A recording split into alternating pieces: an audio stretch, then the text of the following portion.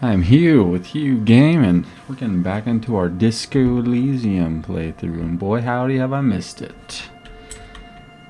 The main feature of the channel lately has been playing Halo all week, but last Sunday I got to play a bunch of Disco Elysium to start my Let's Play, and it's Sunday again, which means it's time to play more Disco Elysium. Oh gosh, sorry, I used my words.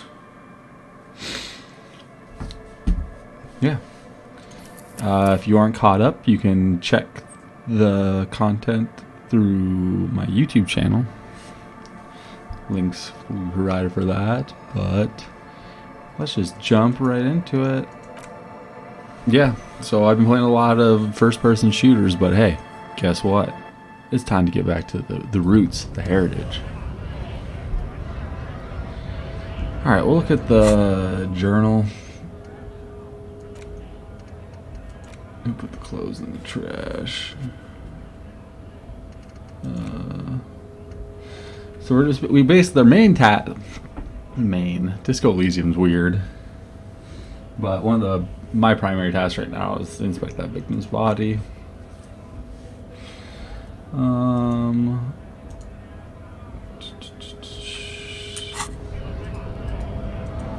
We talked to the scabs.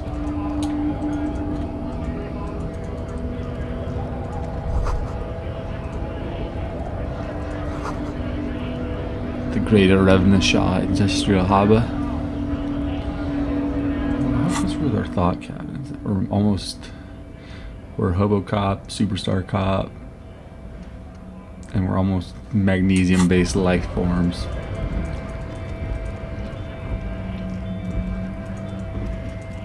I'm in the store already.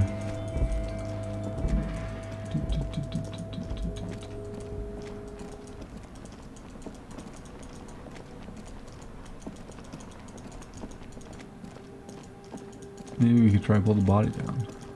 Let's try it. Let's start off with a bang. We'll try to pull the body down. Oh, first my alarm clock will go off. Oh. That was about as unprofessional as it gets, but that's okay.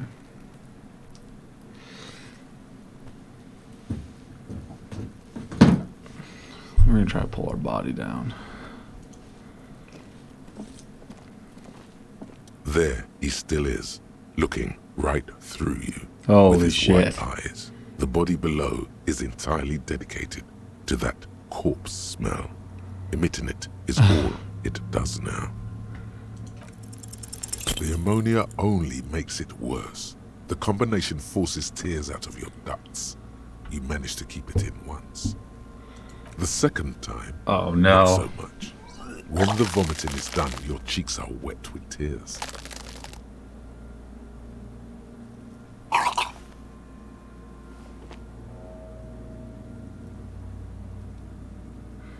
Spit and say nothing. Are you okay, officer? You're facing tough odds here. It's aggravated further by alcohol withdrawal.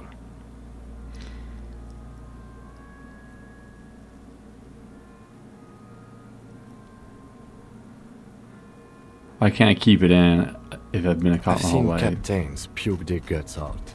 It never gets easier. You never get used to the smell. Every Monday is cadaver day. Throw up, investigate. Throw up, initial autopsy. Throw up, bag it. Then drive to the station. Maybe throw up on the way there if you didn't bag the thing tight enough. I think I've lost my sense of smell. A white lie.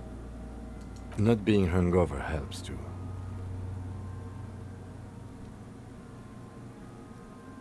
Can we do something else? I think I want to solve something else. That's probably a good idea.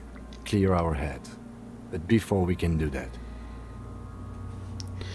He withdraws his hand from your back and looks you in the you eye. need to get your shit together.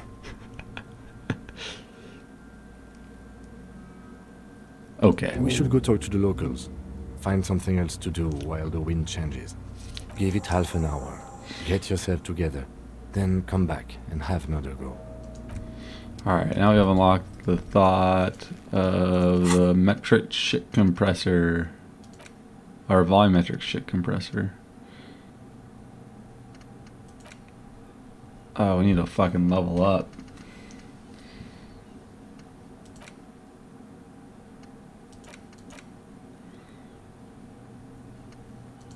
Stop that.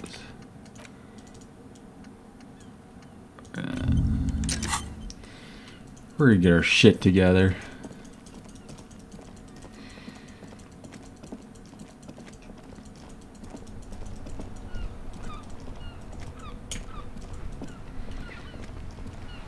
What do we got down here? There's something down here.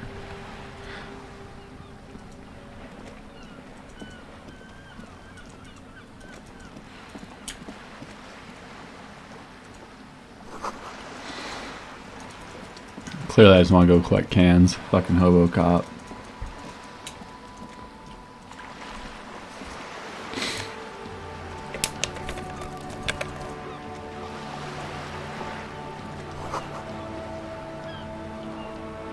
The splatter bowls line the wall.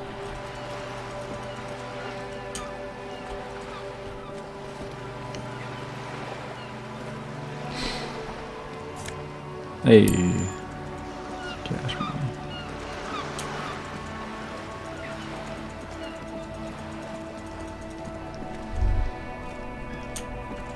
Oh, what do I see? The musty smell of the potato speller in spring emanates from an air vent. Go talk to these dudes. Life doesn't need to be a struggle. He covers his mouth to hide a burp. I'll be with you in a moment, officer. Let me just finish my sandwich. Talk to angry old René first.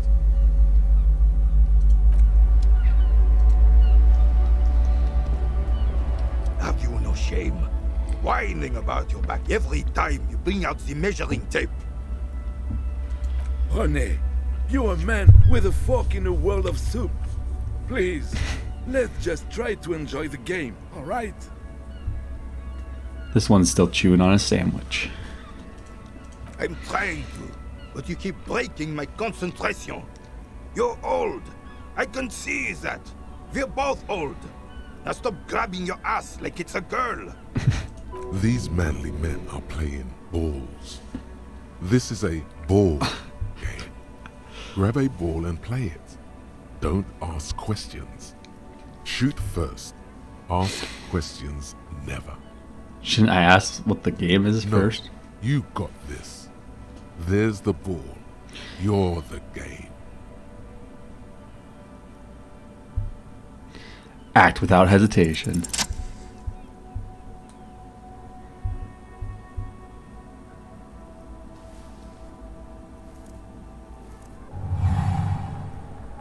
You are immediately surprised by the ball's lack of weight.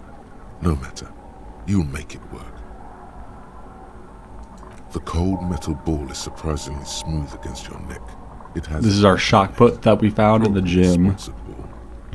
Yours would only be covered with bumps of learning and scars of victory.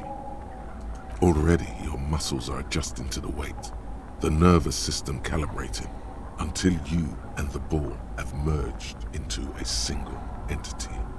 The man ball is ready. A chilly breeze ruffles your hair as you stand there, feet firmly planted. All sounds, smells, even the wind, everything fades until the only thing left is the union of man and ball. There is time for a last glance inward. Who am I? An embodiment of pure motion, a fine-tuned locomotor running at maximum efficiency. The inertia can be tamed no more than a bullet leaving a gun. Let it go. Be the bullet.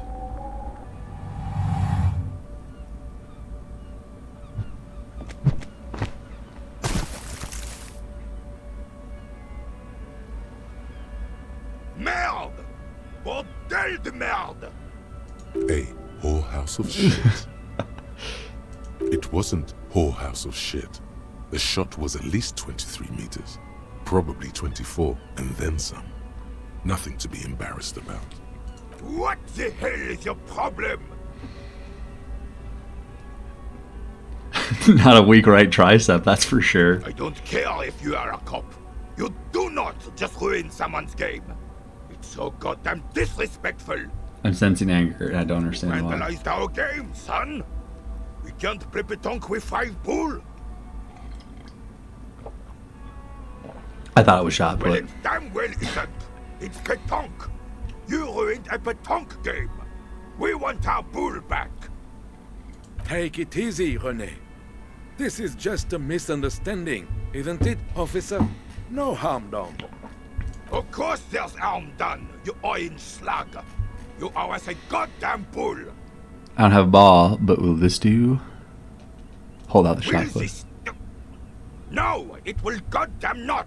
Thank you, officer. This is really something. Honestly, I think it's better than our old bull, even. Mon Dieu. All right, fine. What do you want, officer? Yes. Why did you come here? It's unlikely they know anything about the murder. I saw a statue of Philippe III near a roundabout. Yes. King Philip III on his steed. A reminder of what Revachol I need to stop being such a little centralist Nancy as this game puts it and make a political leading choice here soon. Oh, absolutely. At the mercy of a cocaine-snorting tyrant who emptied the treasury so he could sleep on a bed of gold. A superpower, feared and respected. A testament to what this country can be under the leadership of a true king. Someone who knows how to rule.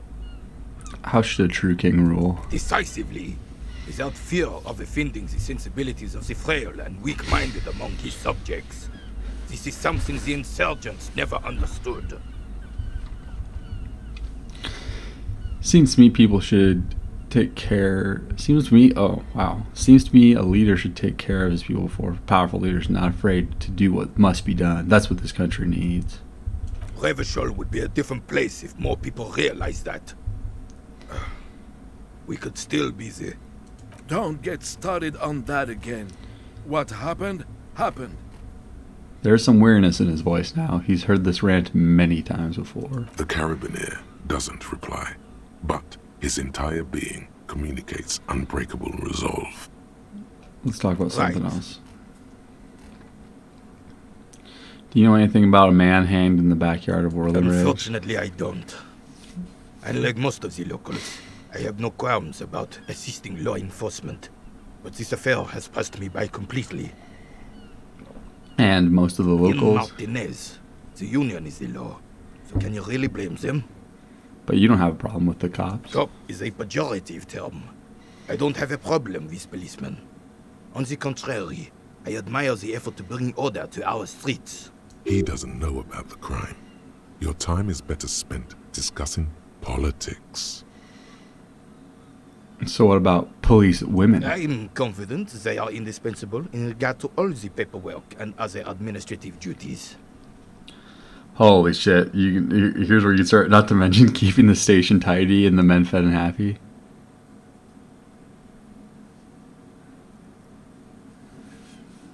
I don't know if I want to be misogynist this playthrough. There are no duties RCM women couldn't carry But out. you must agree that nature, in her infinite wisdom, has made men more fit to perform certain, more challenging tasks. Don't you, officer? Or do I want to be a chauvinist? Chauvinist Hobocop superstar?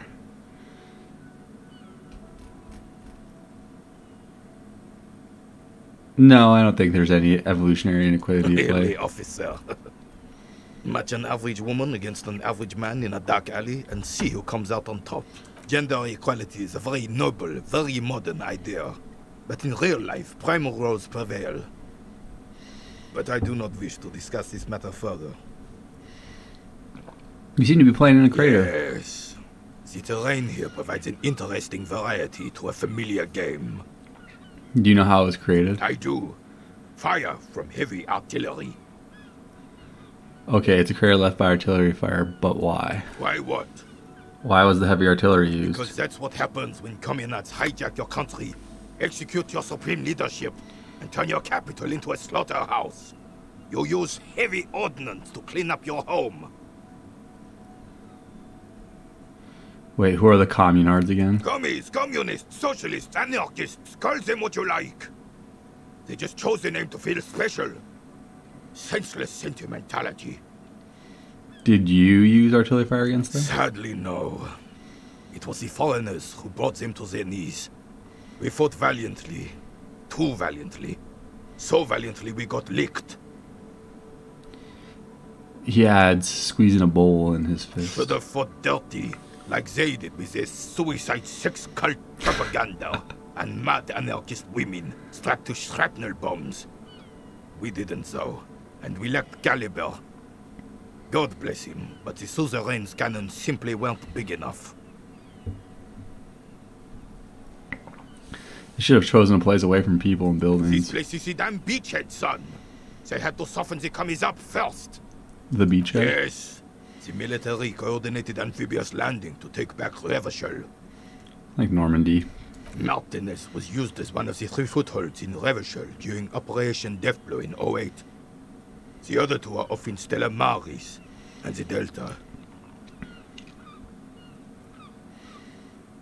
Not thoughtfully, and turned to look to the northeast. This here is Blood Ground, where Coalition boots first made landfall and cleaned those rabid dogs out. Most likely, we're playing pétanque on their mangled corpses. Blood ground. You got old René going there. Like he isn't hungry enough already. Is that why everything is so bombed out? Damn right, son. They laid the fire of hell on the city before they stormed it.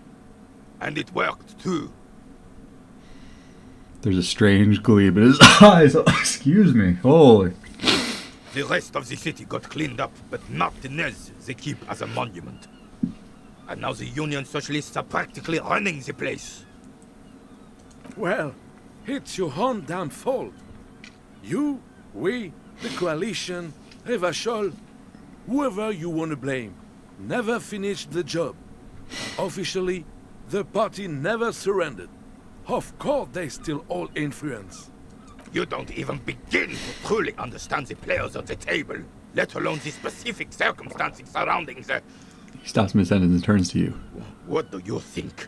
Thinking men have opinions on these things. Present one.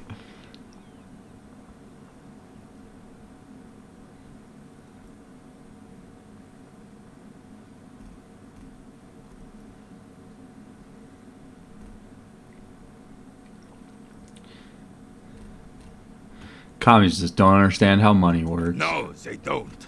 But I'm sorry it had to be the coalition. After 8 years of fighting rabid commies, boiling cats for food and drinking piss in the mountains, I would have preferred if the Right Honorable King Guillaume returned through Revachol, or even if that damn clan Frisel had risen from the grave and led us. Sadly, that was not the case. Instead, all that is just, holy, and beautiful in the world was wiped away, and now it's neon signs with toothpaste ads everywhere. Foreign influence peddling garbage and stupid music on the radio. This is just what the commies wanted. This was their plan all along. This is what they wanted to replace the role of the suzerain with. The suzerain is the king! Has everyone forgotten already? They've forgotten already. It's no use talking to you. You were still in Daddy's balls when it happened. When we took our last stand against the filth and rode the cavalry straight into gunfire. Is there anything you can tell me about this rifle? Hold out the antique firearm. It's a Bell McGrave. 4.46 caliber. Breech loading. Revachol made. Good weapon. Accurate and reliable. His moves are quick and precise as he first checks the weapon, then aims it at the sea. This man knows firearms intimately. This one's inoperable. The bolt spring is missing and the mechanism is jammed shut. Still a beauty. Where did you find her? In a basement there, point to the bookshop. I'm not surprised. There are probably lots of forgotten wartime weapons lying around here. Back in the day, everyone had something stashed away. As for the rifle, I don't know what else to tell you. These BM-446s are an antique. No one uses them anymore. The ammunition is impossible to find. Composure legendary. What is it about an old soldier that makes him stand so proud? Let's try it. 28%. All you observe is a veteran refusing to let go of the past and his old uniform. This is not uncommon. This is the uniform of the Royal Carabineers in service of Frissel I, Guillaume le Lion, and the valiant King Philip V before him. Don't you mean Frissel the Fan? You do not speak his name, Craven, although he was a clown. But he was our clown, ours to ridicule and to mourn. There's something you missed. You will get to it. Don't worry. Thank you for your time. Wow, you work hard. I do. Yes, you hustle. You're a provider. It's tough out there, but you keep it real and provide. I guess I do, yeah. Like a horse, a workhorse, for hard work. What hard work do I do exactly? Look at yourself. You're a human pedometer. You must have walked 200,000 steps down cracked asphalt, mosaic, sand, and linoleum after you re-emerged. That is the sign of a hustler who never gives up. The world is harsh and people are evil. You didn't make it that way, and you won't let it break you. You ride. I fucking ride till I die, bitch. That's just what it's like. Life and death. But you got gills on your side, baby. Got those black papers with the faces of the innocents on them. You bring in the Franco-Negros and the Solas. It ain't easy, but you do it. Day in and day out. You didn't make the rules, but you won't lose. You're a cop and a sprinter and a money printer. Guess I've made some gills, sure. Sure. And has it been easy? Is life easy? Have you not gone into cardiac arrest? Are you not about to have an anxiety attack or shoot yourself in the mouth? But you still hustle 24/7, ride or die. Now, ask yourself, are you rich? Yes, quite. Get out of here. You're a pauper. You work harder than anyone. Almost rode yourself to the grave, and you're still practically a hobo. Why is that? Fucking taxes, man. The system is broken. Boo-hoo. The system is broken. The establishment is keeping me down. That's not the fuck yeah attitude you're used to. What is this? Why are you so poor? Fucking taxes, man. That's right. 100%. Fucking G-Man's got his jam-covered sticky fingers in your pocket, stealing from you every time you buy, sell, walk, talk, fart, so much as sneeze. Aren't taxes almost non-existent in the Gossamer state that is Revachol? Ignore rhetoric. Really? Every time I sneeze? Every time you wipe your ass, they got their direct and their indirect modes of taxation. Sales tax, excise duty, extraction tax, alimony. One tax that doesn't even have a name. Plus there's the stuff people in other countries pay for. That makes them ask for more money from you. Here, total tax duties add up to 98% of all your money. No fucking way. I guess I'm a free market fundamentalist now. Here you go, hustler. Fight the righteous fight. Free the people. Keep it real. Keep it street. Keep foaming at the mouth furiously on the tax issue. Volumetric ship compressor. Bizarre scientific news from Revachol West today, where a police officer's shit has been observed at a pressure of around 495 gigadecimals.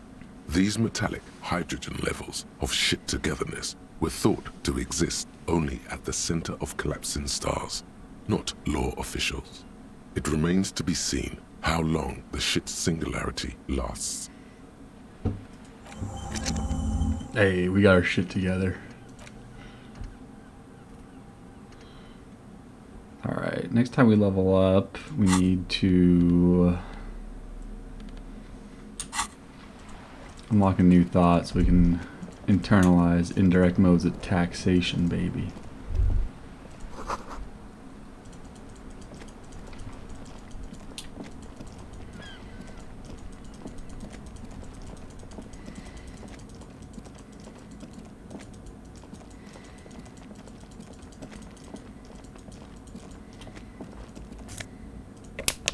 Give me them fucking bottles. We're hustling. We're out here hustling.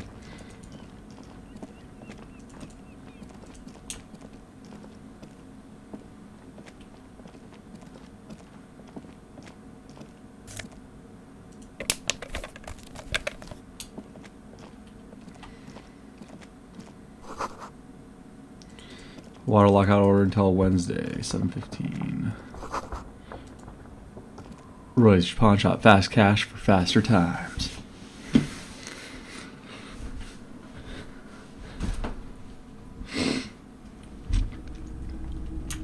Hey.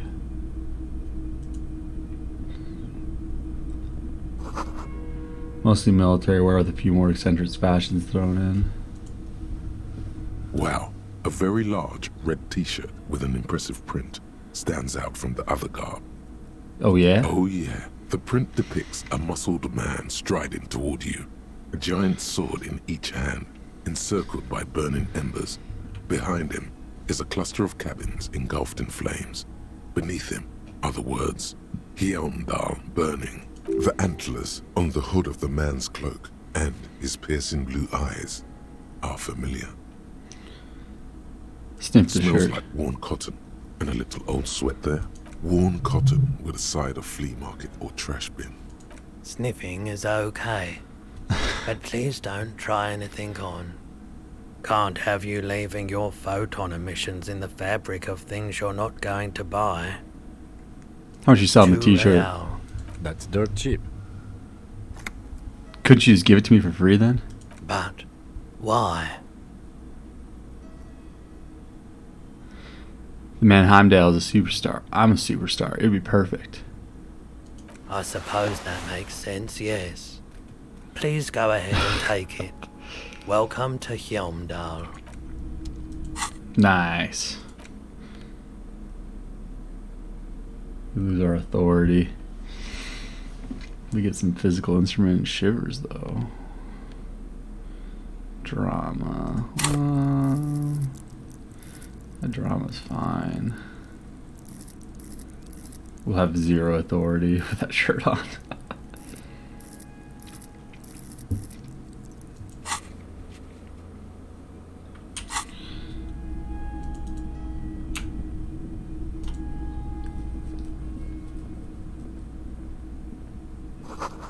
Some kind of machine, an antique cash register.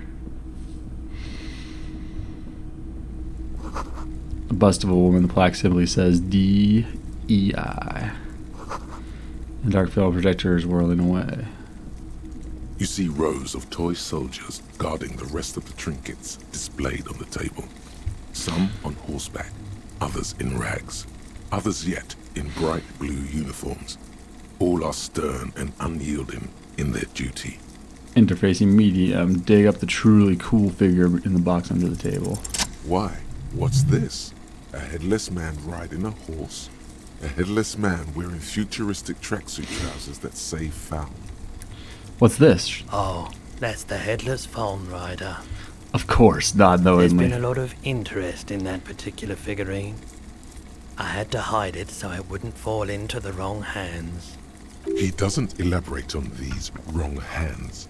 It's unlikely that he ever will. I've heard about it. I've heard the headless phone rider rides a headless bull.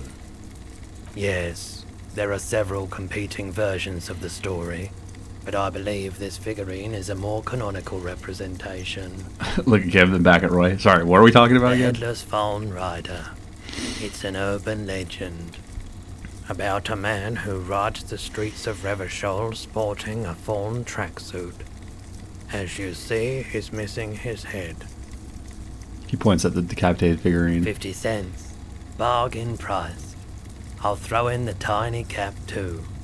I think he's looking for it, or something. That part of the story has many interpretations. He gave us the shirts. We'll buy Did them. I mention that this figurine is supposed to be lucky? Always carry it with you. A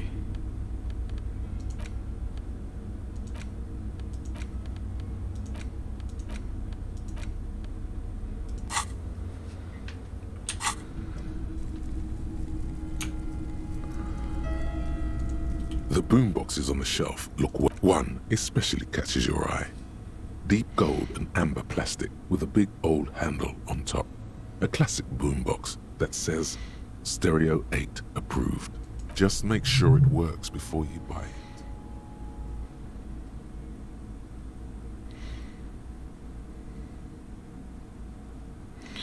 Shopkeep, this Stereo 8 approved machine here. Is the Harman Welshie W2, made in Vespa, designed in Seoul, plays all reel-to-reel formats, 2mm, 8mm, 12mm.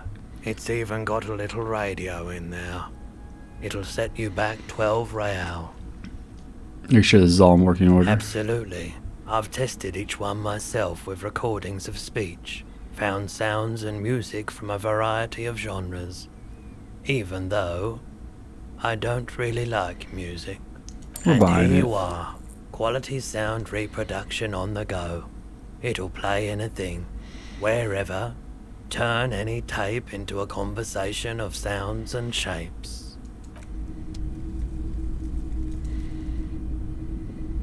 It's not often that I see officers from the RCM in my pawn shop. What can I do for you? His courtesy is not insincere, but he prefers being alone with his projector, just watching the movement of light across the walls of the shop. Now that the RCM is here, tell me, have you had any trouble I lately? haven't had any problems myself. Hugh, though some what's of going my on, man? customers Good have morning. complained about inconsistent law Big enforcement. Ramsey in the chat. Who are your customers usually? All kinds of people come through here. Locals, travelers, people looking for a deal, people looking for a keepsake, people who are terminally bored. Ramsey said, "What up, brother man? Oh, just sipping on that coffee, playing some Disco Elysium. How about you? How's your Sunday morning going?" As you can see, I have a wide selection of goods for everyone to choose from. Honestly, I think some of your selections are press your finger to your lips. More tasteful than It others. keeps me entertained. He responds, unimpressed with your He's snobbery. well composed, but underneath it you sense psychedelic processes bubbling. Some kind of drug, maybe. Uh-oh. Well, got off work yesterday. I would take a 12-hour nap. Ended up sleeping for 12 hours. Oh, the sleeper OP nap. That's why I don't even try, man. If I try to nap anytime afternoon, either I'm going to sleep way too late or I'm going to be up all night. Electrochemistry. Electrochemistry challenging 12. Is Roy high? And if yes, then what is he on? Feeling warm Hey. and enthralled by the movement of light. My while drug the senses mind were continues tingling. To race forward. Lucky bastard. He's probably on Parolidon. It's tough to come by on the street. A drug developed by the military to treat and prevent radiation sickness. It has psychedelic side effects, and it makes your eyes turn yellow. I think this is, yeah, Ramsey says, I've been thinking about getting this game when it goes on sale, but I never do, lol. So before they added, they just updated it and put voice acting to the whole thing and added a couple new quests. And for me, before, it was like a 9.5 game. The only downside is you had to read a book, basically. But now that there's voice acting, this probably is as close to a 10 out of 10 game that I've played in the last 10 years. That's super high opinion. Don't buy it on the consoles, though. The console versions are broken if you're going to buy it. The PS5 version specifically is broken. But I've had no bugs with the PC one so far. Get straight to the point. So where does a man get Fire Deli in these streets? How would I know? No judgment, just curious. Probably loads of hydrogen before I lost my memory. I didn't mean to offend you. Drop the subject. You don't want to do I'm drugs. not offended, officer. The boombox I bought, it should play this tape, right? Of course. It's in working order still, isn't it? Just pick your tape and set it spinning. It all starts with the tape.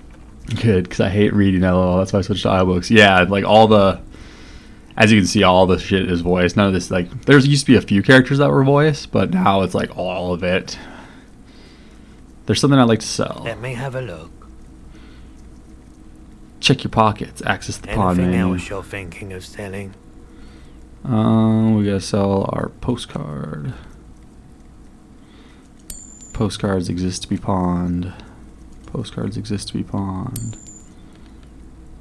We could probably sell the...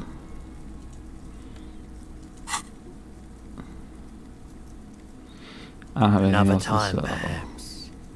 You might be able to aid our I investigation. doubt it, but I can try and answer any questions you may have. Nino Kuni, I stopped playing because it's so much reading. It says on the back of the game you had to have basic reading skills, LOL, which I have. I wanted to play Nino Kuni, but for some reason it just kind of slipped through the cracks. That's when I had time to play video games too. Know anything about the recent hanging? I do my best to keep my distance from all manner of butchery. Bad for business. Bad for everyone. It's the White Witch, right? That's like the Studio Ghibli RPG, Nino Kuni, I'm thinking, right? The White Witch. Not getting it mixed up with something else. Okay, yep. He doesn't know anything. Actually, that's The all poor I've brother's got. gaze is already fixed on the dancing colors. Dude's just tripping, running a pawn shop, fucking watching the projector make pretty colors. A typical Martinez streetlight sits among assorted floor and table lamps. Let your gaze run over the The light street light. bulb has been carefully cut, and the wiring has been redone and attached to a standard indoor plug. The light buzzes faintly, but persistently. This would make quite a statement in your living room. We don't need no street light. It's me metagaming a little bit, but that street light costs $700, which you can never possibly... Well, I never afforded it in my first playthrough, but... Our 700 real.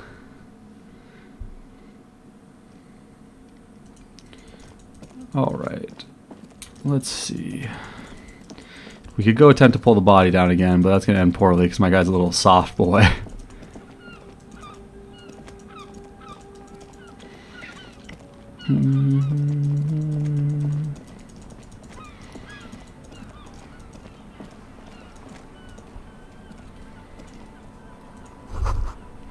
Some great tectonic forces cracked the pavement like an eggshell.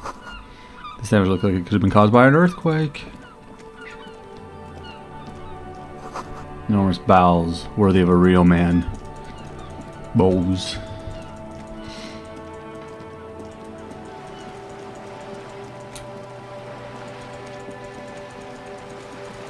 Let's walk on up here. Oh. Whoa, what have we here? A bridge. A bridge with loose nails and rot-infested wood that creaks in the wind. A construction code violation if there ever was one. Whatever, let death come. I'm a Revenishalian badass. How long is this game? Phew, I think your first playthrough, maybe 25 hours? Maybe? This is my second, what I'm going for my second full playthrough. And I'm trying not to metagame it, so I'm trying to do a bunch of stuff. Yeah, it's not bad. Like, I could theoretically like run through this game, and if I click through all the dialogue, I could probably do it in like 15, but that'd be no fun. Gotta appreciate all the voice acting. What do we have here? This is a wall on the side of an apartment building. Go for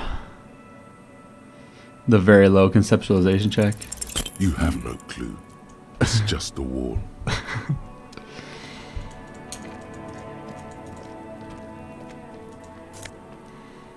A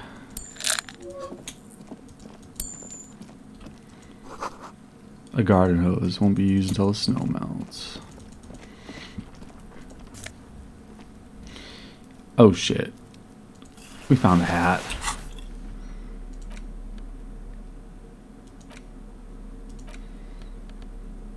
Reaction speed rhetoric. Oh yeah, we're wearing that hat. I got my so I got my orange bum hat, my dynamic windbreaker surf, got my insane mesh tank top, my flare cut trousers, the horrific net tie, the yellow gardening gloves, and the green snakeskin shoes. I need some green snakeskin shoes IRL is what I need. Another splattering bolt holes in this wall. Chairs and tables eaten by rain and rot. Just a closed door, but you look at it suspiciously.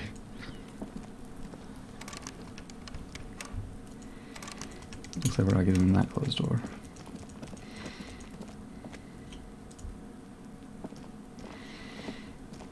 You see a young man on a balcony nursing a cigarette. His eyes have been following you for a while. Not looking for any trouble, officer. He says in a quiet voice, despite the cold. His shirt hangs unbuttoned on his frame. It's the voice of someone who has something to hide, my liege.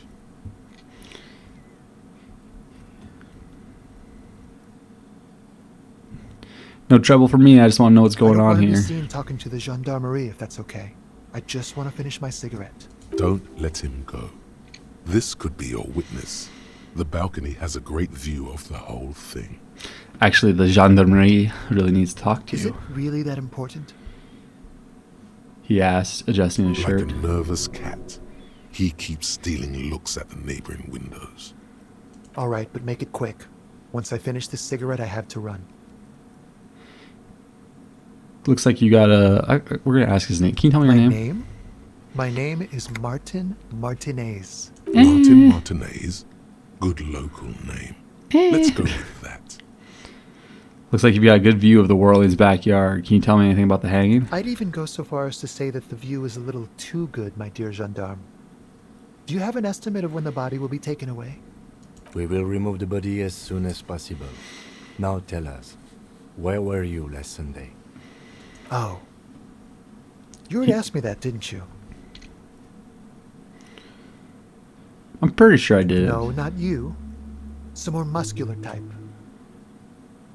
And when did you speak to this more muscular gentleman? Lieutenant takes out his little blue notebook and writes something Last down. week? I don't know. Look. He looks around the courtyard again. Snow blankets, the old patio chairs, and dead house plants, and all the neighboring windows are black. A downy blanket of white to cover up the miserable poverty of the scene. You didn't answer the question.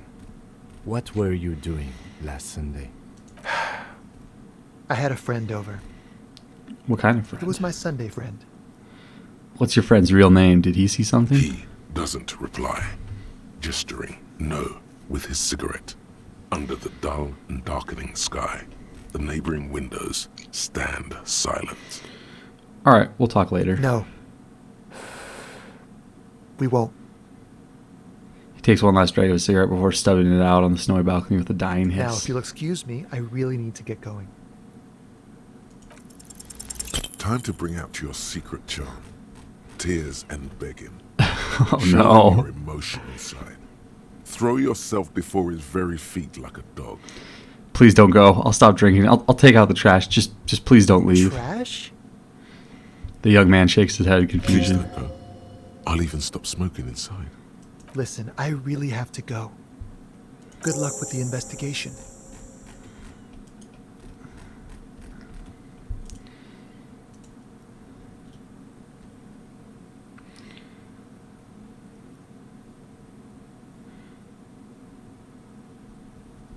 He's gone. We should run after him and see where he went. No point in running. Tenements like these often have multiple exits. If he doesn't want to talk to us, then he'll know how to hide himself. So you're right. You probably didn't have anything important to say. He could be a witness. Him or his Sunday friend. Either way, we need to look into that muscular type who's asking about our case. There has to be a way of getting inside the building. Once we've found the way in, we can ask around for his apartment. Great, let's do that. Alright, we leveled up. We can unlock that, and we can do indirect modes of taxation.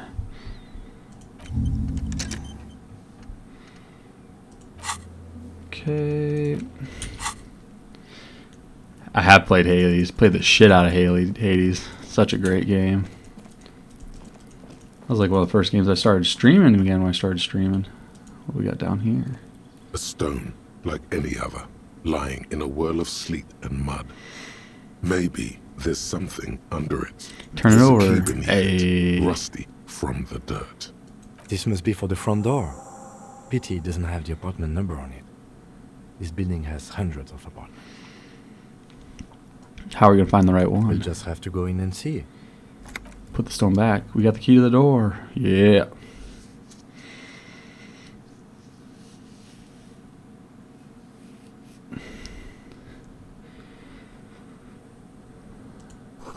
Eviction notice, missing pets are plastered on top of each other.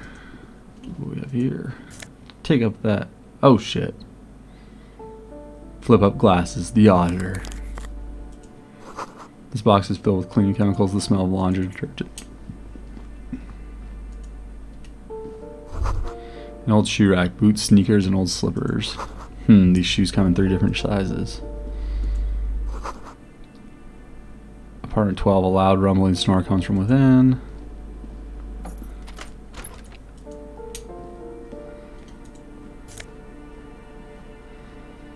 Oh baby, some alcohol and some pills. Moss crawls on those bathroom tiles, actual moss. These shower curtains are covered in some sort of slime. Nope, something to loot over there. Yeah, no, we all got the Hades bug really bad when it came out.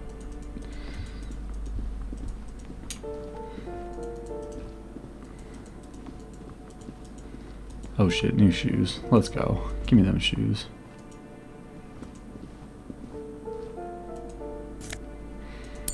Oh, I didn't get shoes, but I got money. Someone has drawn a 5-pointed star on the wall. This door has been closed with a padlock. A chalk-drawn number on the board says, number 11. Excuse me. Examine the It's a padlock. solid lump of metal, but the shackle is deeply corroded. A solid pair of chain cutters would make sure. Better whip out those cutters. You won't get very far. Let's get the cutters on. Thank you, thank you. This door has been closed with a padlock. The shackle snaps like a twig, and the lock falls to the floor with a little thud. It should be possible to enter now. After you, detective. Kim's totally chill with me, just a 9mm bullet. Sumerians. Oh man, I can't say that. Lounge jacket. Is it better than my windbreaker? It is. Hey.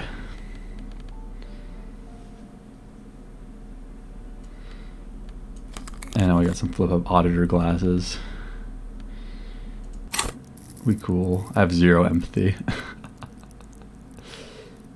Oh.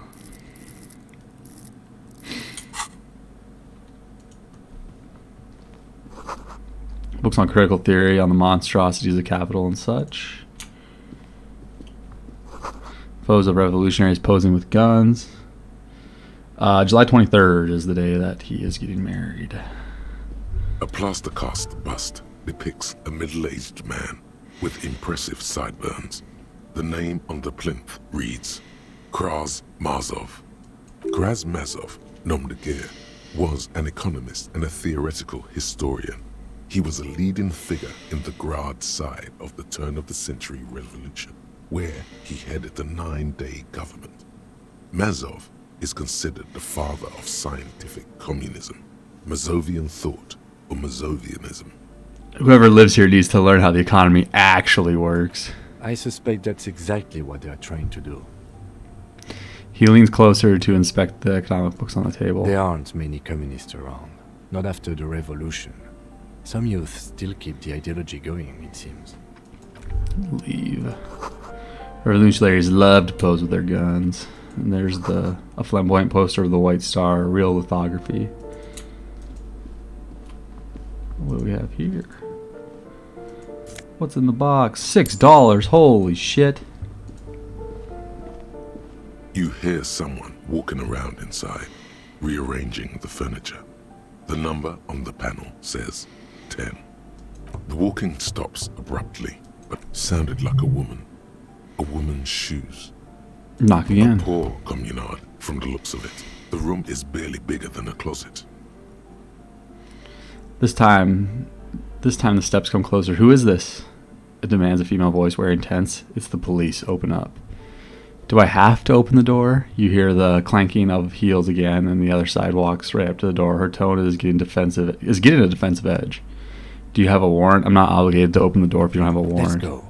We don't have a reason to get inside that apartment. It's generally easier to do things if you have literally any reason. Freaking logic busting my balls.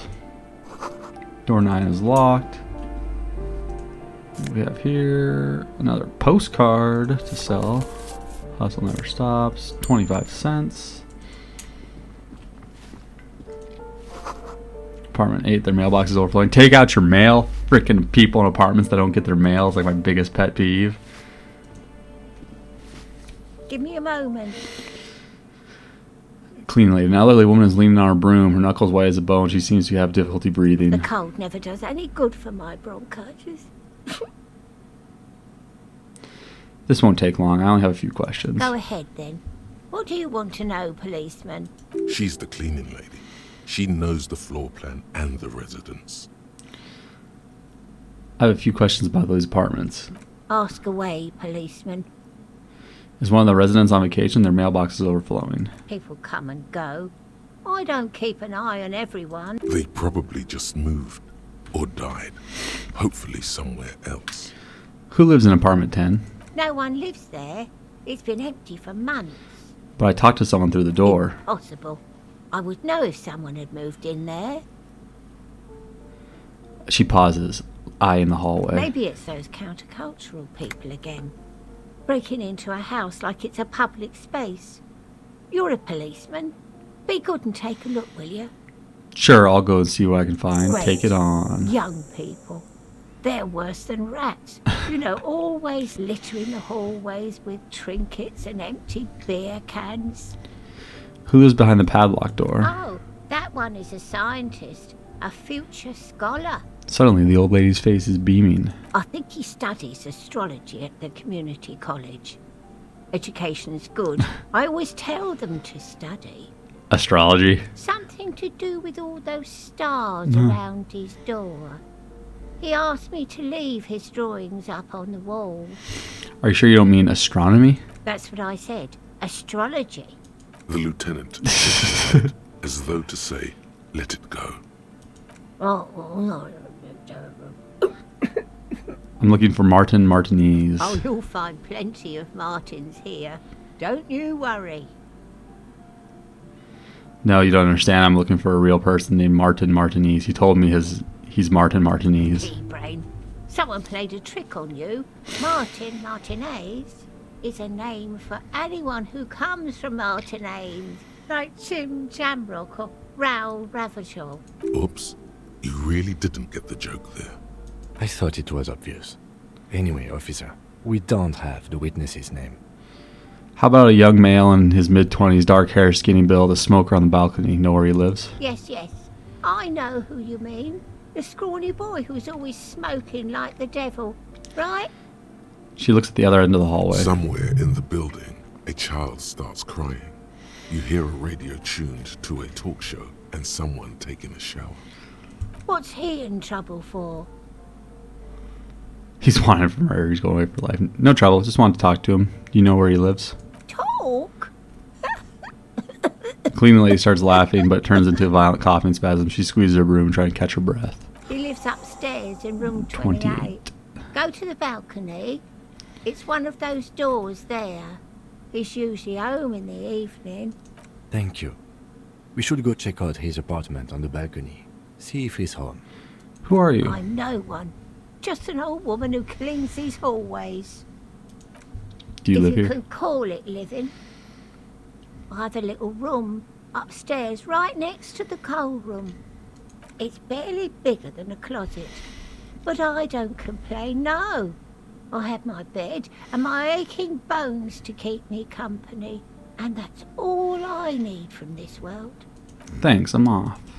Now we can go get these youths out of here. You hear someone walking around inside, rearranging the furniture. This apartment is The supposed to be... number on the panel says 10. This apartment's supposed to be empty. Did you break in here? Excuse me, of course not. You have plenty of reason to enter. Are you cooking morphine in there? No, I don't need a warrant if I suspect there's been a break-in. Oh, come on. There's a pause before you hear the door being That was unlocked. smart.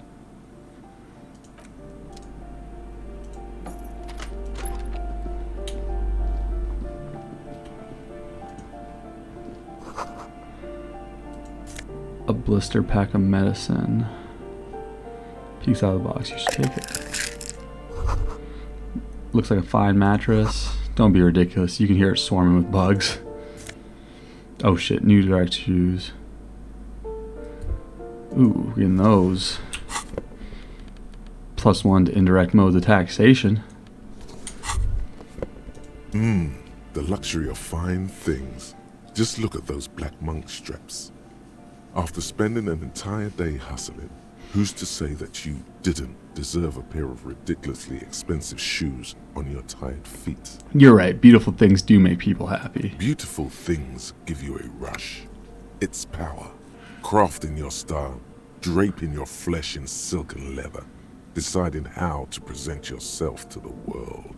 Remember, when they come to take it away from you, you worked for those shoes.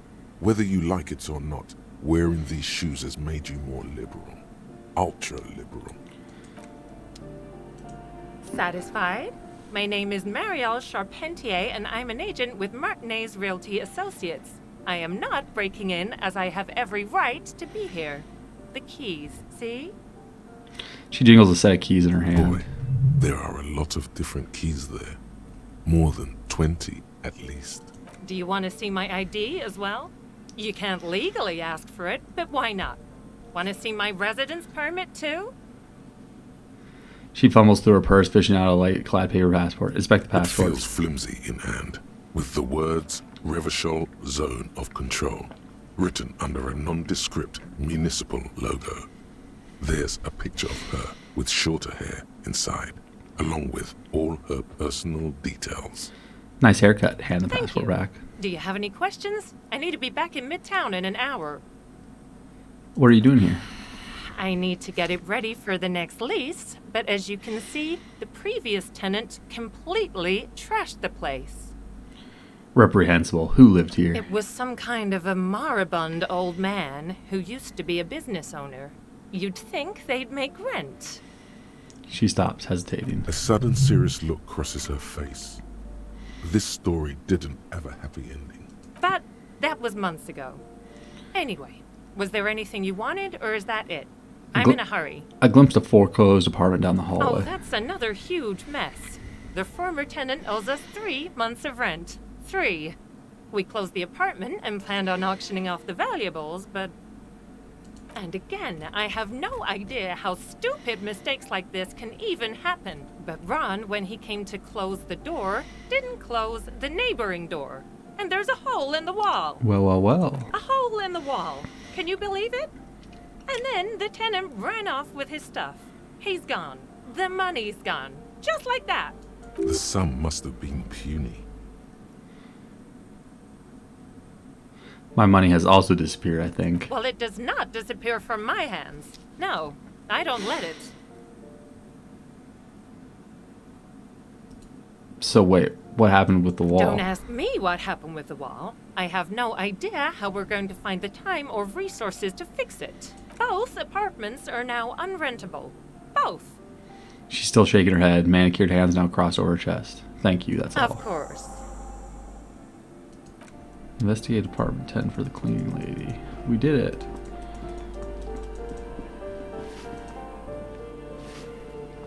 Give me a moment. I didn't find any counterculture people in apartment 10. It's just a real estate agent setting up the room for new tenants. I see.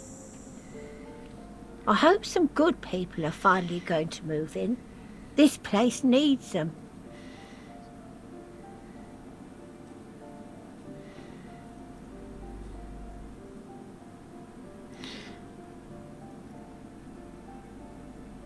No one is coming. There's nothing but squalor unless we start killing real estate agents. Holy. Lax women and sexual deviants. That's who will come. Spit. I know those types, yes. There have been some here, but they never make their rent, so they have to move out. I know their type. Thanks, I'm off. Graffiti that says firing squad for the rich.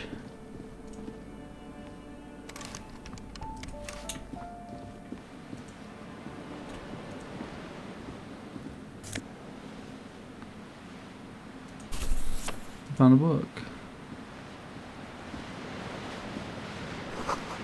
Waves crashing in the darkness. Here's the hole in our wall. Someone has torn into the wall. What's in the fridge? Healing item and 20 cents. I'll grocery list on the table. Checks. Alright, we can go to the balcony now.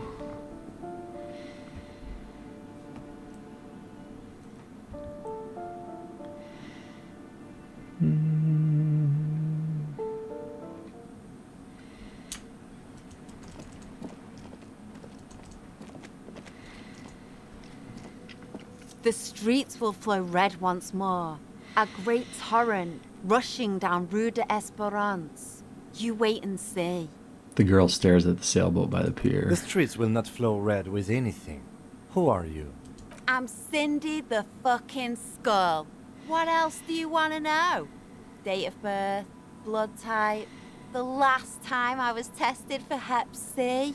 Hep, yeah, when were you last tested? Had a battery of tests just last week. I'm practically a patchwork of interesting critters. Kinda like a man-o'-war.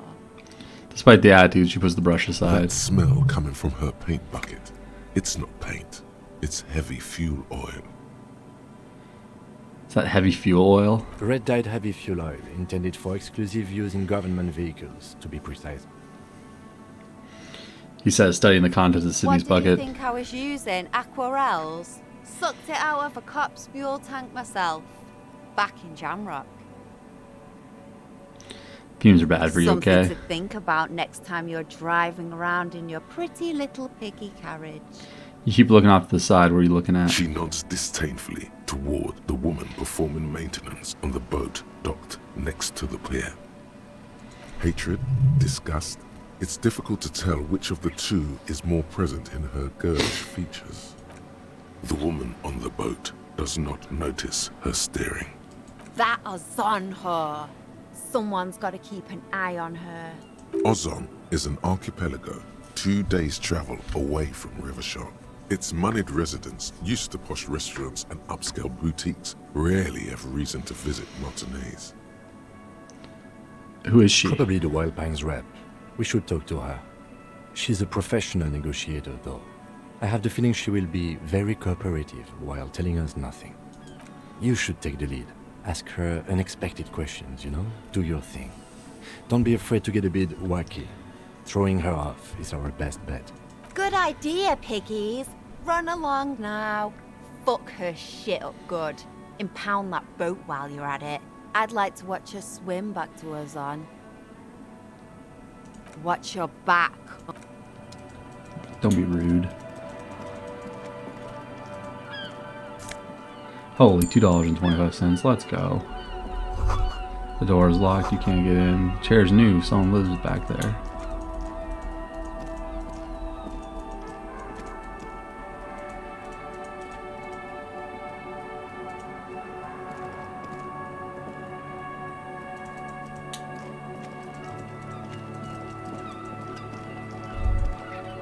Ruination has come. The broken arches betray the once grand history of this building. It towered over the harbor, until it happened. Form a guess about what A happened. great force from the northeast fired into the city. Heavy artillery shelled the coastline. Fired from the water. A straight shot into Revachol. So all these voices that are talking about Ramsey, they're all voices in your head. Like all these characters like Visual Calculus The and... tenement acted as a defensive wall against the worst of the shelling until it was destroyed, and they had a direct firing line. Taking the waves ocean. of the Martinez Inlet rolled over Yeah. the fallen remains of the building. The dark waters obscured the better part of the remains. What didn't fall into the ocean was used as scrap. What wasn't used as scrap was thrown into the ocean. Look at the runes in the water. Those arches acted as support for something greater than what you see now. Only 3 stories stand where 9 to 12 once did. Restoration has failed. What the shelling took out was never rebuilt. Who did this, the A damage? fleet, the combined armies of Occident and Grad, with Mesk volunteers, a 5-nation army, hundreds of vessels. They massed airships further down in the Bay of Revachol. The artillery was so powerful. The ships not only required gyroscopic stabilization, they were anchored into the ocean floor as well. Many are still there to this day. If you squint, you can just barely see the shadow on the water, far in the northeast. Cannons still ready to placate Revachol. Hey Kim, do you know who's Sheller City? The Coalition. But that was a long time ago. I think we should move on. It's chilly up here. Time to go finish the thought. Alright, let's go try to pull the body down one more time.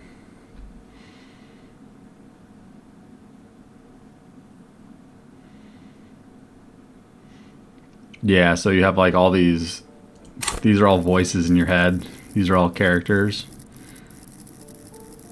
And your character's a colossal fuck up, basically. And you can only be good at certain things. But it punishes you for being too good at stuff. It like punishes you for min-maxing. Like failure, this game's very failure forward. So like if you fail something, the game doesn't stop. You can just keep rolling with it and keep rolling with it.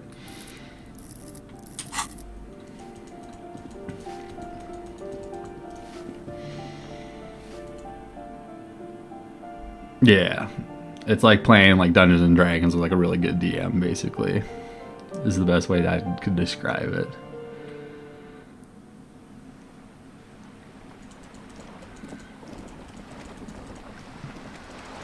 Okay, we're gonna try to pull the body down.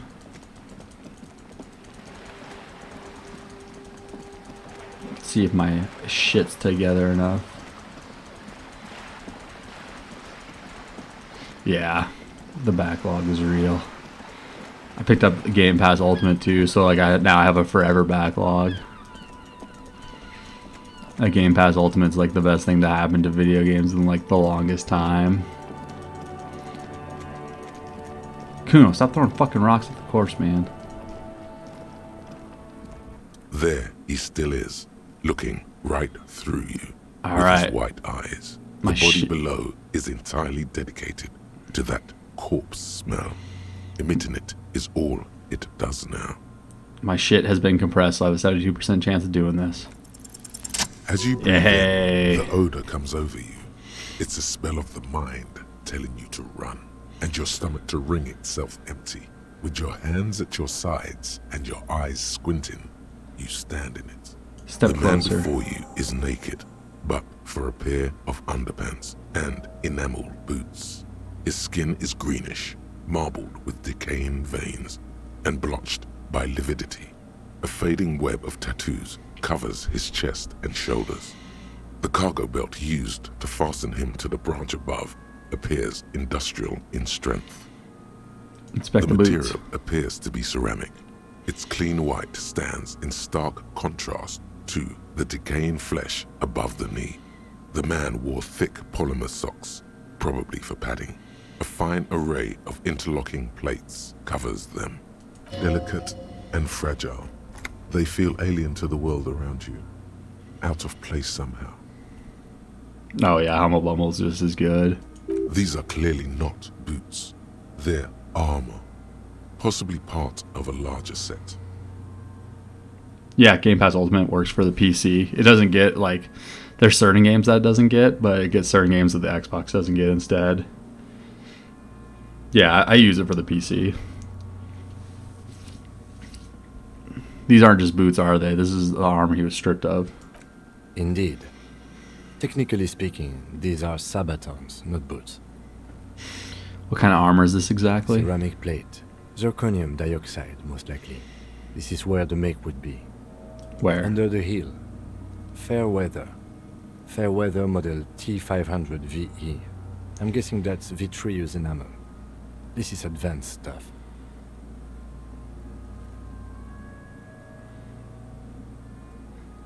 Where's the rest of it? Scavenged by the locals? Piece by piece.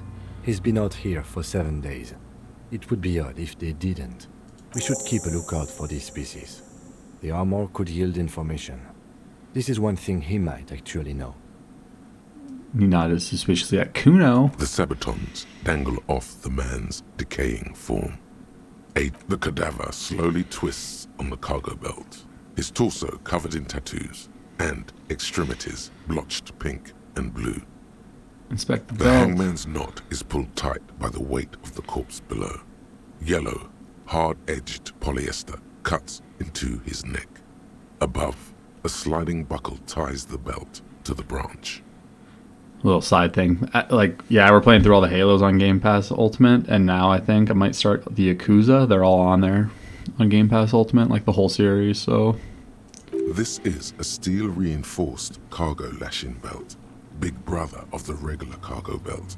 It's used for tying cargo under 6-rotor airships. Yeah, we're almost done. We just have Halo 4 left. Don't ask me how I know, but this is a lashing belt used for airlifting cargo. Airlifting? I thought it was used on lorries for strapping cargo to them. Apparently this is the reinforced kind for air transport. My brain tells me so. The local harbor uses 6 rotors to shuffle containers around. I get the sense they use whatever was on hand, without paying much attention to not incriminating themselves. They sure wanted him to stay up there. The rope was reinforced with steel wiring. It was a must-buy for Halo 3, but for some reason it wouldn't let me log back on after the first day. Yeah, that's like the one thing about the Master Chief Collection. If I hadn't got it with Game Pass, I'd be pissed with how fucking buggy it was. They sure wanted him to stay up there. The rope was reinforced with steel I was wiring. afraid it would be. Thin steel wiring, parallel strands. This makes getting him down more problematic than I had assumed. We're assuming the dock workers from the harbor did I'm it? still approaching this as a lynching, yes. Motivated by the ongoing strike. You? I feel like it was something else. Yes. It often is. This bell worries me. The cadaver hangs from the cargo belt, limbs limp and torso covered in tattoos. Inspect the An intricate tattoos. web of blue lines stretches across the torso, from the right shoulder to the solar plexus. Each time they intersect, a small white star is formed in their crossing. Hundreds of fading asterisks riddle his skin. Their concentration is highest around his heart. Is this a map of the night sky? Map of the stars. I do see some similarity to astronomical charts. Great Century Messinian, maybe. But this seems more particular. Customized somehow. As if someone left out most of the night sky, filtering it through personal choice.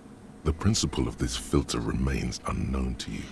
The thought dissipates, and you feel as though you were only half right. I'm missing something here. So am I.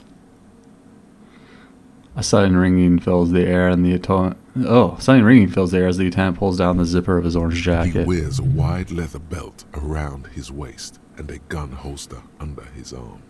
He takes a thin piece of milled aluminium from his coat pocket and pulls it open. Sounds like a sword being unsheathed. A small lens appears, some sort of camera. Let the lieutenant work. Shit, Kuno! What the fuck is that? These fucking kids. An instant color camera.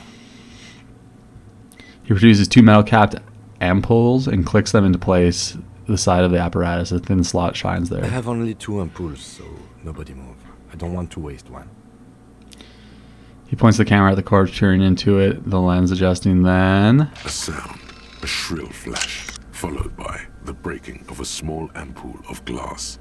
You see streams of color pour onto the thick, glossy piece of paper, rolling out. Alright. In case we need it. Cool machine. Yes. It is pretty cool, isn't it? There is only one ampoule left. Use it wisely. What do we need for this photo? It What do we need contains this for? insight to the victim's Ugh. person. By his build, I'd say this was a man of physical violence. The story he wanted his Practice body makes to tell perfect, was man. important to him. It is his letter to us. Someone should decipher it. We'll need to show it around. Can I have it? I should look at it later without the corpse smell. Sure. Just don't lose it. Oh.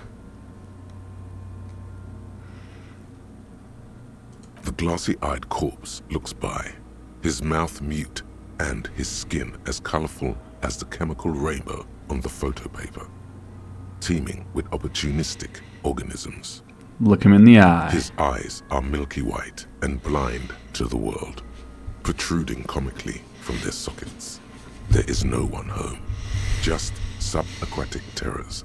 These eyes used to be blue, baby blue. Dark brown hair grows on his head. His face is ready to explode from the organic processes inside. The death's head grin has passed.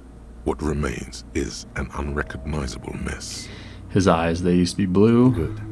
The victim is of Occidental descent. Light brown hair, blue eyes. When he says Occidental, he means white. Originally from the Occidental subcontinent on Muindi.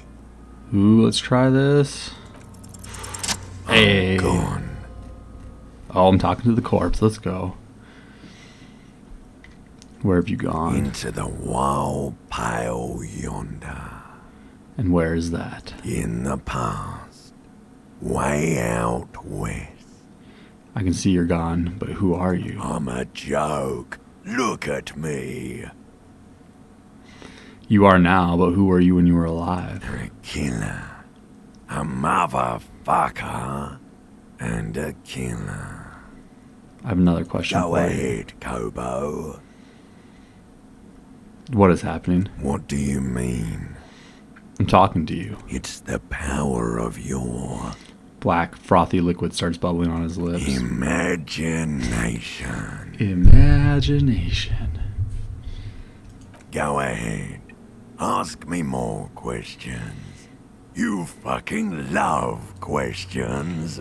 Why do I love questions so Because much? you're a copperoony. Look at all of them go. Do you want more questions? Give me a comical amount of Coming questions. right up, copperoony Rooney. This is getting upbeat now. Is my name Rooney? Fuck no. You're no Rooney. Rooney is obviously not who I am. Between you and me, your name is probably Harry.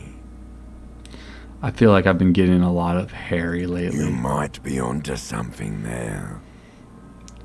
Why do I feel like I've forgotten something terrible? Because you have. Who killed you? Love did me in, brother Copo. It was love all along. Can you ask me a question? Sure, Lobo. I can ask you a question. Why are you doing this? What? Looking at my face. Motionless. Looking into my eyes. Standing here. Why are you investigating my murder? Maybe this will lead to something undescribable, unforeseen, miraculous. The clown lips on the corpse appear to smile. The face rotates before you slowly. Something is on its way. Something hidden. It's coming. A miracle from the northwest, and it's almost here. You can feel it in the air, on your hands. The cold spring air smoothing them over. You know, Come back later, Copo. Amuse yourself with my frank manners and my memento mori features. If possible, also see me in your dreams. Squint and take a step back. As you narrow your eyes, the monster before you blurs into a violent mess of green and pink. This is a trick. You've done it before.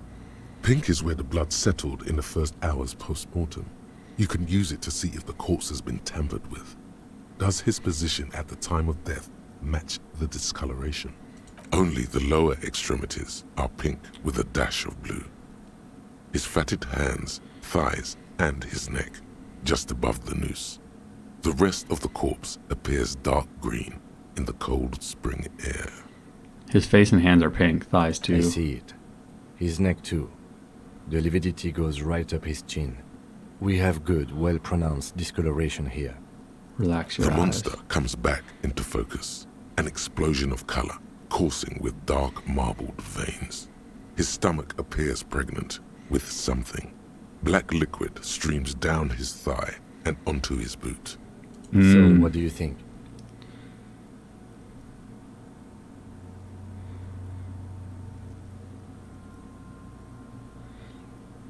I think he was upright after the death. His hands, feet, and neck are discolored.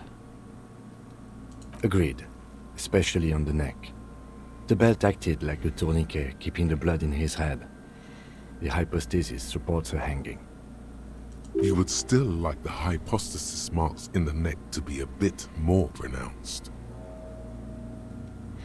For some reason, my brain would like the pink to be more pronounced, especially in the neck. Maybe it looks faint to you? It could be more pronounced, actually. Dumont noté. It could still be he was moved after the There's death. always a chance. We should check for ligament marks on his neck to see if they're in tune with the belt. We'll have to get him down first. He's beaten up. See the I bruises? do. Most of them are post-mortem. Maybe even all of them. The delinquents have made our jobs harder with their little sport. Fucking Kuno. Stop talking in riddles, coin slot. He means you fucked him up good, Kuno. Fucked him up brutal like. Cover your nose. Something is coming out of The him. pool of blood and feces has eaten into the frozen mud below the man's feet. Purge liquid is dripping into it, drop by drop. The victim appears to have contained no more than half a kilogram of digestion at the time of death. The fuck he saying? Talking about shit.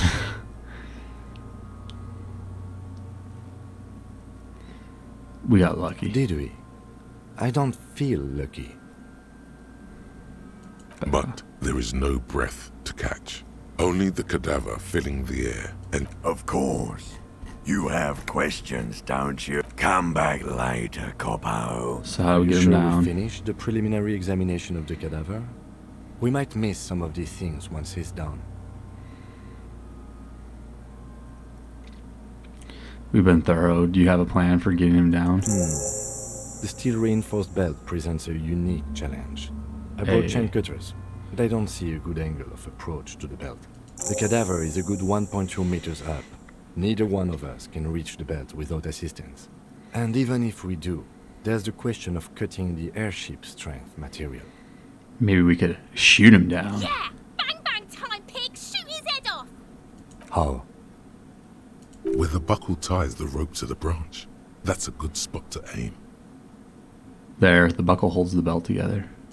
Where? Ah, yes, I see. If the shot hits that, there might be a chance to release the belt. Yeah, now we're talking. Entertain the Kuno with some shit. They'll miss! The pigs will miss Kuno! Wait, let me try. The lieutenant's brow is furrowed. He appears too deep in concentration to even notice what you said. Say nothing and let him choose. Silence.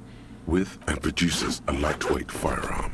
He drops a paper cartridge in the barrel, separates the scouring stick, and gives the cartridge 5 tucks, securing it in place. That's a Kiel A9090 Armistice, mass-produced muzzleloader, ascetic, frugal, one of the most common firearms in the world. He then steps back and assumes the fellow's desk position, taking aim. The corner of his eye twitches. His finger is on the trigger. Easy does it, partner. He's gonna fucking miss! The kid's voice is drowned in a shrill blast that echoes off the walls of the surrounding tenements. A cloud of smoke slowly parts in the air as the lieutenant steps back and says to himself, God damn it. a lot of things were wrong with that shot. The Phalostes was the wrong choice. His shoulders were raised, but above all, he cannot trust his eyesight. Fucking idiot! Mookaba asshole! Kuno could have hit it easy, but then Kuno's not fucking handicapped, is he? It's okay, man. Kuno's sorry too. Kuno feels sorry for the Beano Cloud. The lieutenant doesn't say a word, just looks at the gun in his hand. Try again, No, maybe. we are lucky as it is. We didn't break anything, and the victim remains uncompromised. He looks around at the windows overlooking the yard. Any more mistakes could put us in an unfortunate position with the locals. We have eyes on us. I didn't do us any favors with that. What now? I have to say, it's beginning to look unlikely. You know, you don't feel like too bad of a shot yourself. I can try to shoot him down myself. It's bad as it is, us shooting firearms like punks here. Go ahead, I'm not stopping you. Just don't hit the victim. I'm gonna need your gun for this. They only have one gun! Oops. This is the sorriest pair of pigs Kuno's ever seen. Officer, why do we only have one gun?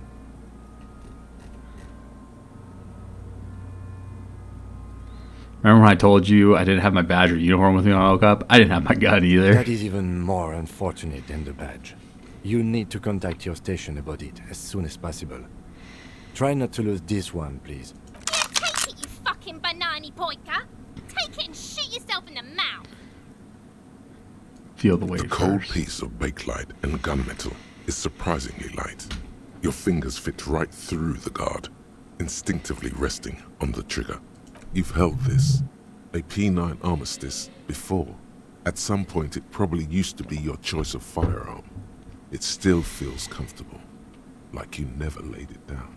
The fuck are you waiting for, Kuno? Tell him to shoot himself in the mouth! Point the The gun at the buckle belt. comes into focus in your sights. You stand with your feet planted firmly in the ground and your left hand supporting your gun arm. Why don't you just shoot yourself in your mouth? At least you won't miss. Close your Your left eye field of first. view narrows. The branch slowly moves, becoming entirely two-dimensional. The metal buckle glimmers, catching the evening light as the corpse slowly rotates. The slow movement of the branch in the wind and your shoulders directing the gun sink up, dancing hypnotically. Look, he's crying! You gonna cry now, fucking faggoty? I'm gonna put a point into hand-eye coordination.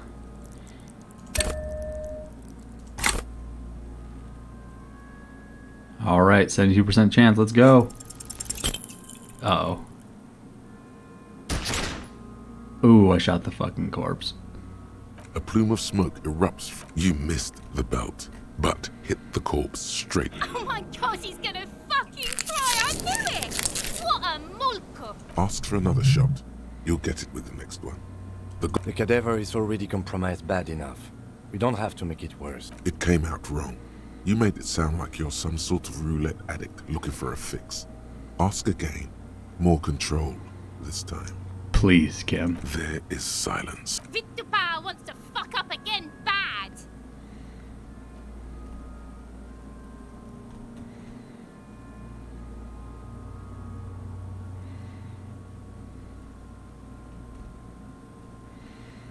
It's the song of my people, asshole! Don't provoke her. Shot him in the chest! It's not the gun's fault you can't shoot. It's your pig hands. Pigs don't have hands, they have like fucking hooves or something. Kuno has hands. Kuno can shoot that shit down for you. Lieutenant, we shouldn't trust Kuno with your service weapon. He says he can shoot it The down. lieutenant does not dignify that with an answer. We still need to get him down somehow. But The how? bad way. The way I didn't want us to. By asking the harbor for help. They have the tools and the men. If they put him up there, they can take him down too.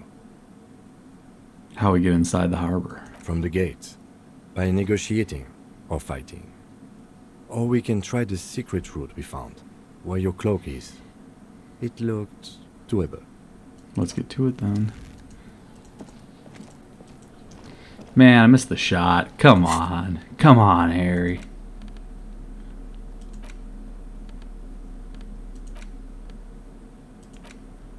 An intricate web of blue lines stretches across the torso of the hanged man, from the right shoulder to the solar plexus. Each time the lines intersect, a small white star is formed in their crossing. Hundreds of fading asterisks riddle his skin. Welcome back. Their concentration is highest around his heart. It still kind of looks like a map of the stars in the night sky, but something's not right. What is the meaning of this For tattoo? you to discover. You've gotten as far as you will without assistance. Someone who knows about history could tell you. Gone.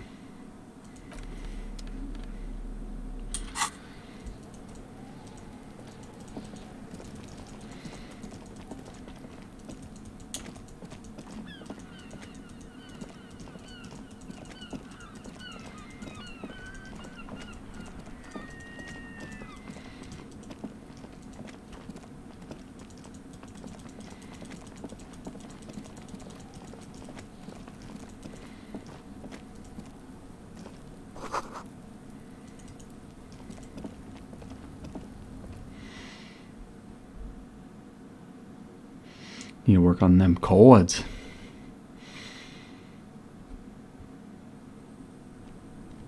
My detective needs to work on that. Means such a fuck up is what my detective needs to work on. Missing the shot. Come on.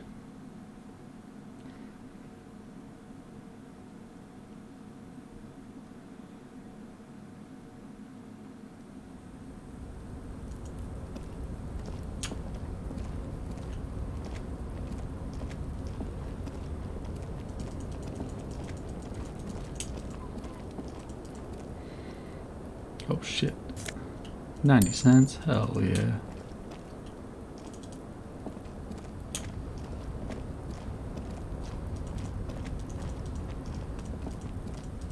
How do we get up there again? Kim, get out of my way, man. You know I love you, but I'm in a hurry. Not really.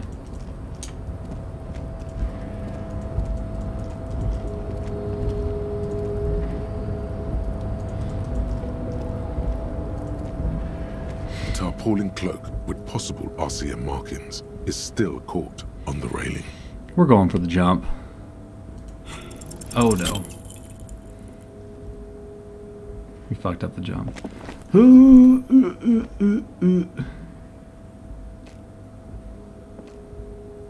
Nope, no.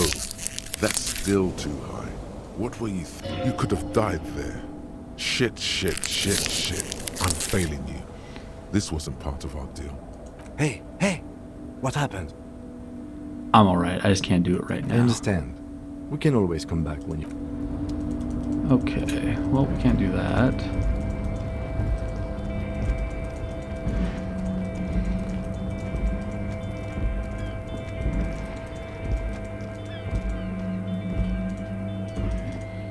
Oh, we can go back into here.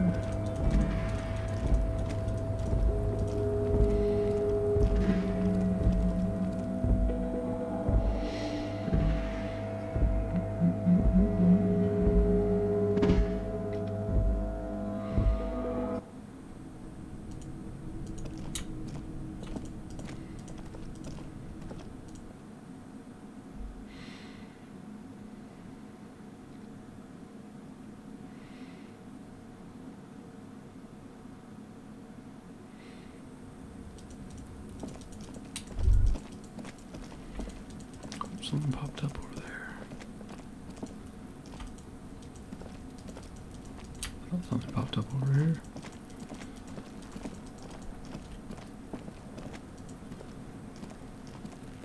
Fuck, does Kuno care? The fuck about it? Where's the rest of his armor? Kuno doesn't give a shit about the armor. How come? Kuno's fuck gimp's got one big thing wrong with him. He's a fucking mutant. A mutant? Look at him. Fucking growth hormone shit. He's a giant. The armor's too big for any man. Kuno doesn't give a shit about that freak armor. Kuno threw that shit away. What do you mean, threw it away? Kuno tried to get the helmet on. It was too big. He performs a kickoff with the imaginary Kuno helmet. kicked that shit in the sea, rugby style. That shit means nothing to Kuno. You threw it in the sea? That shit means nothing to Kuno. Kuno doesn't give a shit about material shit. Kuno's a fucking monk. You wanna fuck on someone about that armor? Go fuck the mustached union fuck. The jolly troubadour shit at the gate. What do you mean, troubadour? Yeah, cock and boot. You know that jolly union cow fucker? Came around talking about cows or some shit? Came around pretending like he cares about cows? So yeah, he's the one you wanna talk to. He's fucking crazy about that armor shit. Coming here pretending like he likes cows. Trying to catch a peep at Kuno's armor. Go to the gate. Ask him yourself. Curious, my liege. Why did Kuno feed you this information? Let it be. Yes, pray pardon, sire. Better to let it be. I did not mean to make you paranoid. There are contusions all over his body. Did you do What that? are you talking about? What is this contusion shit? He grabs his head like it's suddenly hurting. Says you're stupid, Kuno. They want to make you stupid again. I hate words too. Words are fucking shit. Make you stupid. Kuno's got his own words now. Kuno words. Has Kuno been to some kind of school? Probably a school for children with behavioral difficulties. I have behavioral difficulties too. Watch out, Kuno. He's trying to relate to you. Kuno doesn't give a shit about your handicap. Get a wheelchair or something. Kuno doesn't care. You're testing Get lost. I have more questions about the crime scene. The kingdom of Kuno. The fuck do you want with it? Yeah, whatever. Kuno doesn't give a shit. Kuno doesn't... Kuno doesn't fucking care. Oh, we can... Indirect modes of taxation. Turns out, those Financial Oversight Committee gangsters stuffed millions of hard-earned dividends away in the last place anyone thought to look. The hearts and minds of everyday Rivasholians. You need to spread that deregulation gospel to the people. Tell them about that foreign fair tax. Preach that 98% gross burden. Preach it, preacher man. Set the brothers free. Taxes are racist. Taxes are racist.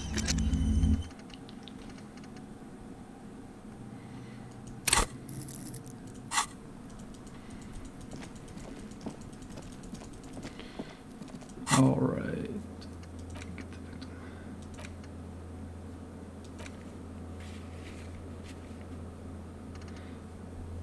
Ask the Jolly Mesk about the harbor.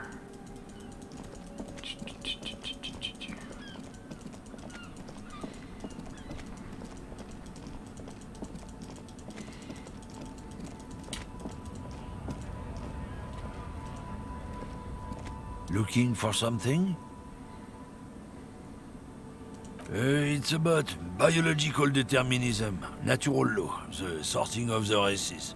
Not the most popular topic nowadays, with the coalition in charge and all. You might want to change. You might want to change the topic. That is, bury your head under the sand like common sheep. Not sheep, ostriches. Actually, neither ostriches or sheep bury their heads in the sand. It's just a saying.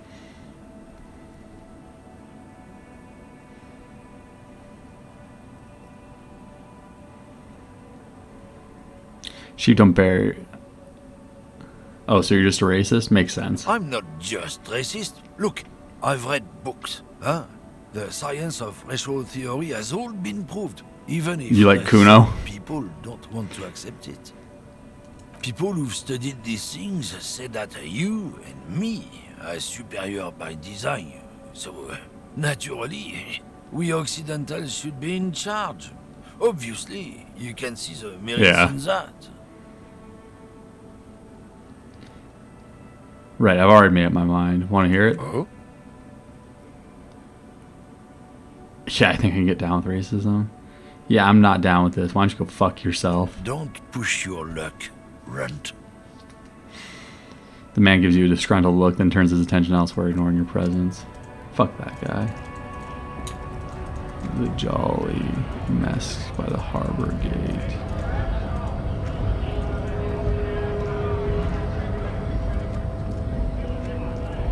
Right to work! Right to work! Shame on you! Scab?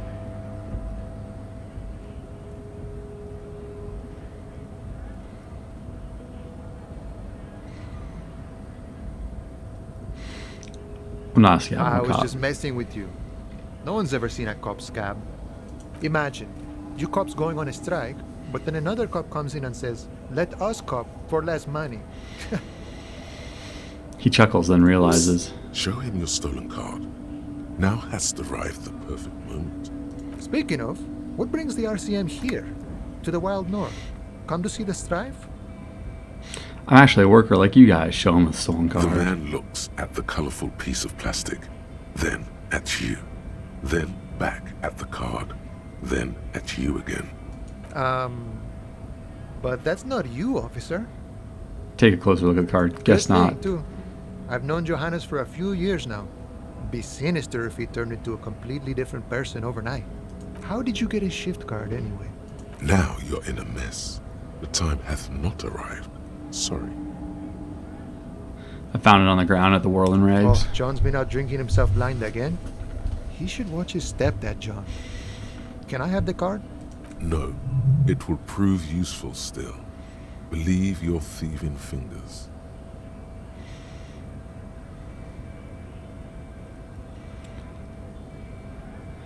No, I need to continue my undercover infiltration of this compound. Otherwise, it's just as if I stole the card for no reason. Okay. Good luck with that. So, what do you need? Hey, you're the man in the boots at the gates. Kuno said you knew about the armor. The little boy had the good on his promise. His To promise? get me into trouble. To sick the pigs on me. Pardon the choice of words. Not mine. What happened? I was asked to look into that armor situation. Official Union probe, you know. Track it down, see who took it. Did you? At first I thought, why not? Maybe the pieces can feed the strike. Buy us a few more days under the sun, you know? So I went to this boy. He said he'll make me his prison bitch. He's got eyes everywhere, the cops in his pocket, and he's the king of Jamrock.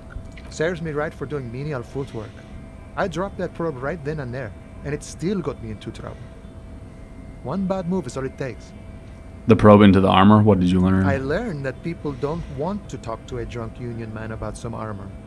What else? Not much. Technical stuff mostly. That was the interesting part. What sort of technical I stuff? did some research into this armadura. Let's say I have friends at the library. I didn't get into the material science, just how it comes off. How does it come off? In parts. 4 in total. The helmet was the first to go. The kid says he tore it off and kicked it into the sea. I believe him. The boots were still on the guy last I saw. Too hard to remove. So, as I count, there are 2 parts missing. The gauntlets and the cuirass. This is where I left off. Too much hassle. More like a job for some militia.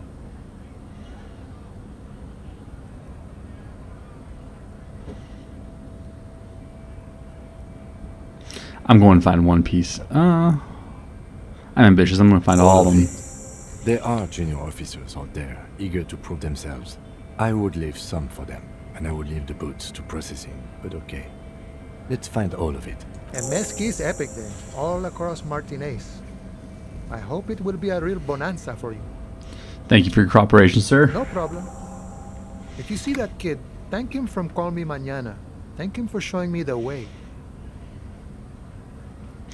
I'm a bit short on money right now. Can you give me some of it? Sure thing, my friend. I can help you out. Hey, we caught it. Lands into your hand as if it has always belonged there. The swallow returns. Always glad to help out the RCM. Shame I can't do more.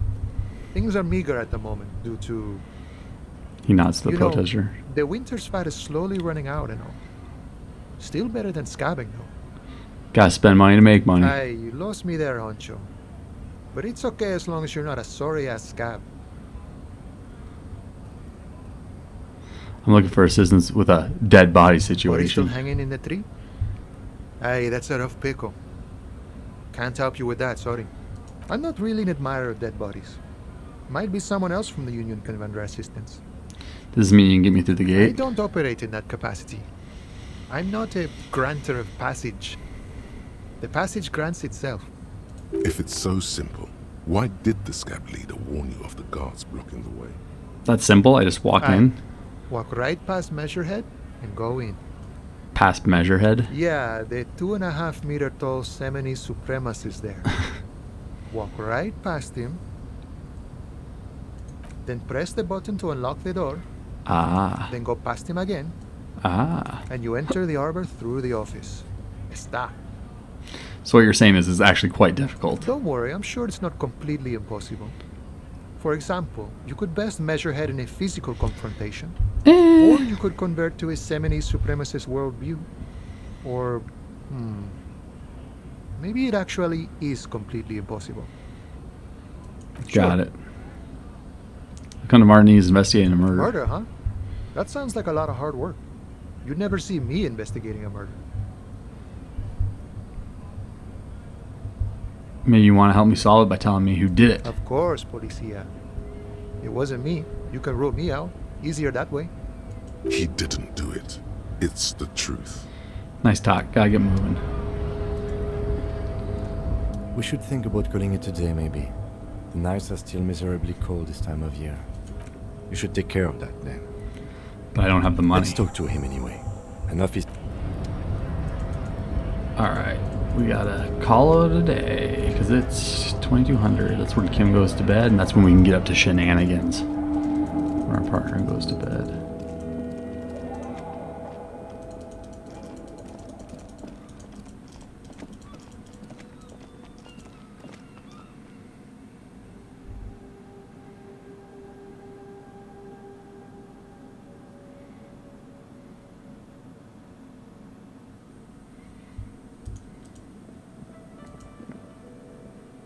Hello again, sweetie.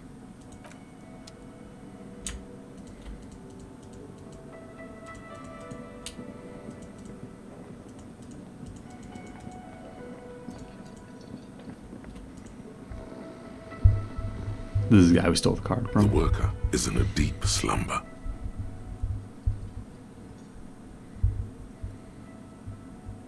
The man does not mind. Taking his pills. Can I help you? It's about the money Yes. I owe. Have you got it? I was wondering if we could come to some sort of arrangement for Does tonight. that arrangement include you paying me what we already agreed you owe me? Come on, after everything I've been through. Kim is about to say something. Let him say something. I understand your predicament as the manager. However, I feel I must remind you that we are here to conduct an important investigation that also affects your business. Forgive me for saying this, but your colleague seems more committed to drinking, and I mean no offense. It's really nothing personal. I just have to protect the interests of this establishment. This conversation isn't going where, is Not it? until you bring me the money. Okay, I might have something in my motor carriage we can use when you're done here. Oh, Lieutenant, we're done here.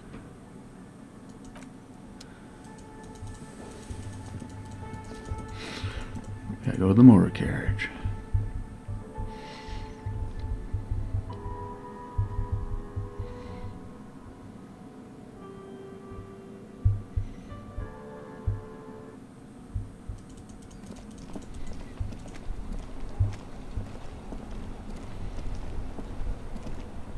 Inside, you see a set of steering levers, a radio mic. I have something here we could sell. Look in the back. Transport enclosure. Regular people just call it the cage. Look in the The suspect cage transporter. at the back of the motor carriage looks rather uncomfortable. 4 shiny hubcaps are stacked against the seat. Their silver edges sparkle in the dark. I confiscated these 4 a little while back. We can take them to the pawn shop down by the Martinez Canal.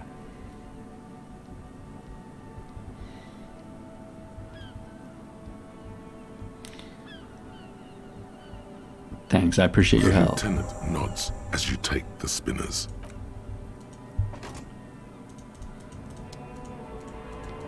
Oh man, we gotta sell Kim spinners.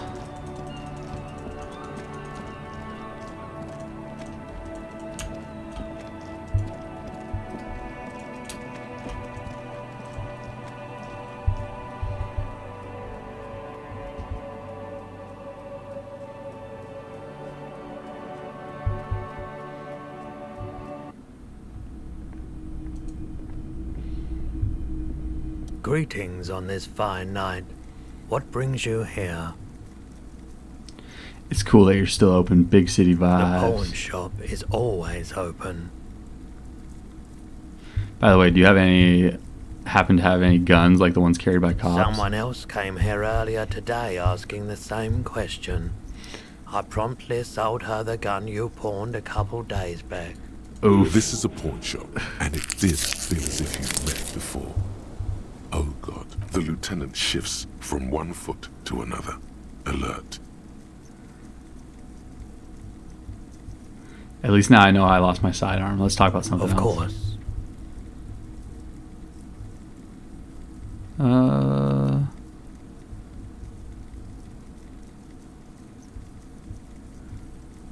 Where the fuck is... Oh, there's something Yes, else. we'd like to... Roy takes the hubcaps from the lieutenant and inspects them. The spinners appear iridescent in the dancing light of his pawn shop.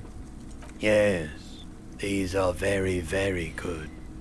Did you defraud some foreign prince for them? Jump a mesk banger? No matter. I'll give you 200 real. No one was defrauded or jumped, I assure you. Lieutenant explains the pawnbroker opens the cash register and counts the cash. Of course. I meant no offense. 200 real for you, officer. Delightful doing business with you. Do come again. Thank you. Here's the 130 real you need for your bill. Do not waste it. The rest goes in Anything his else you're pocket. thinking of selling? I have a fascinating photo of a corpse to show you. Show him the photo. Oh, no. I don't like those kinds of objects. No sale. Do you know what the tattoos mean? Photic paths, counter-radiance network, anti-magnetism. It's darkness. That's all I know. Sell me something lighter. I'll check my pockets. Anything else you're thinking of That's the selling? postcard we can pawn. I don't have anything else to sell Another at the time, moment. perhaps. Actually, we better talk about my missing guy. Greetings on the sure thing. Wait, I sold you my guide. You were adamant about getting rid of it, officer. Said you were undeserving of a service weapon of the Revachol Citizens Militia. And I don't like keeping guns around the shop for long. Off the charts photon emissions. The What? unhealthy kind. Was the buyer a policeman too? She didn't seem like a policeman. Although she kept referring to herself as a pig. Which was odd. I found her interest in the gun a bit obsessive. But I was just happy to get rid of it. And of her. Truth be told, she was terrifying. Right, so let me get this right. You sold your sidearm, issued by the Citizens Militia, and now a civilian is running around the streets of Martinez with it? Maybe she's a vigilante, wants to prove that she can do our jobs better than us. It's possible in these parts of town. We ought to find her and discourage her from taking justice into her own hands. Any idea where I can find this buyer? My apologies, officer, but I have no idea where she was coming from or where she went. A needle in a haystack. There is nothing you can do about it now. You'll just have to hope you luck upon her somehow. Thanks for the review. Let's talk Sure, about something man. else. Alright. We have enough money now to go sleep in the room.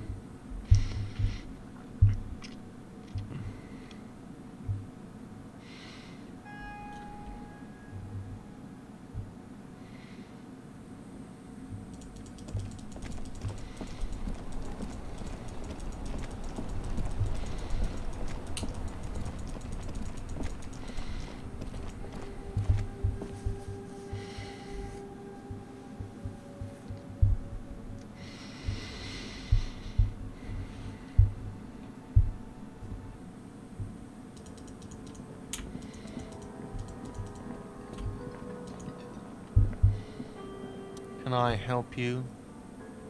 Yes. Have you got it? I have your money.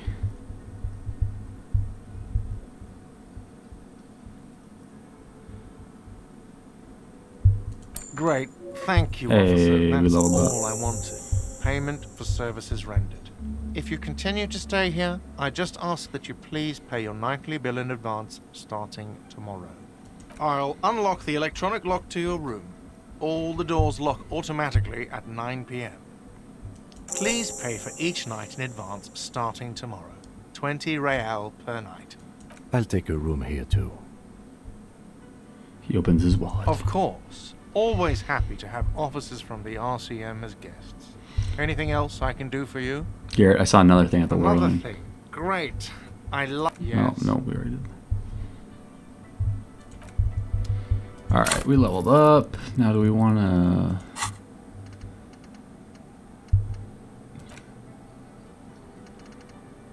I think we want to... We gotta look... So...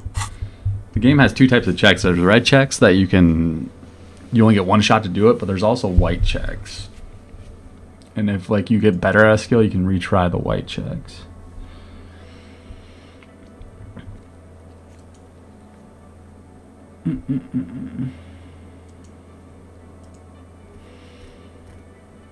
Oh yeah, we're gonna level up Save Fair so we can try to jump across the...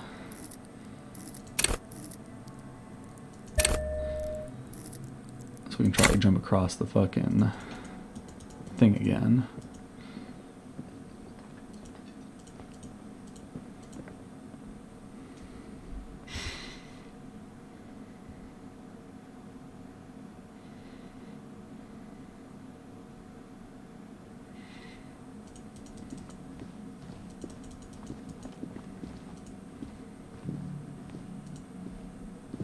This is the door to the room you redecorated. Just a moment. We should talk about our progress on the investigation. Let's go out to the balcony.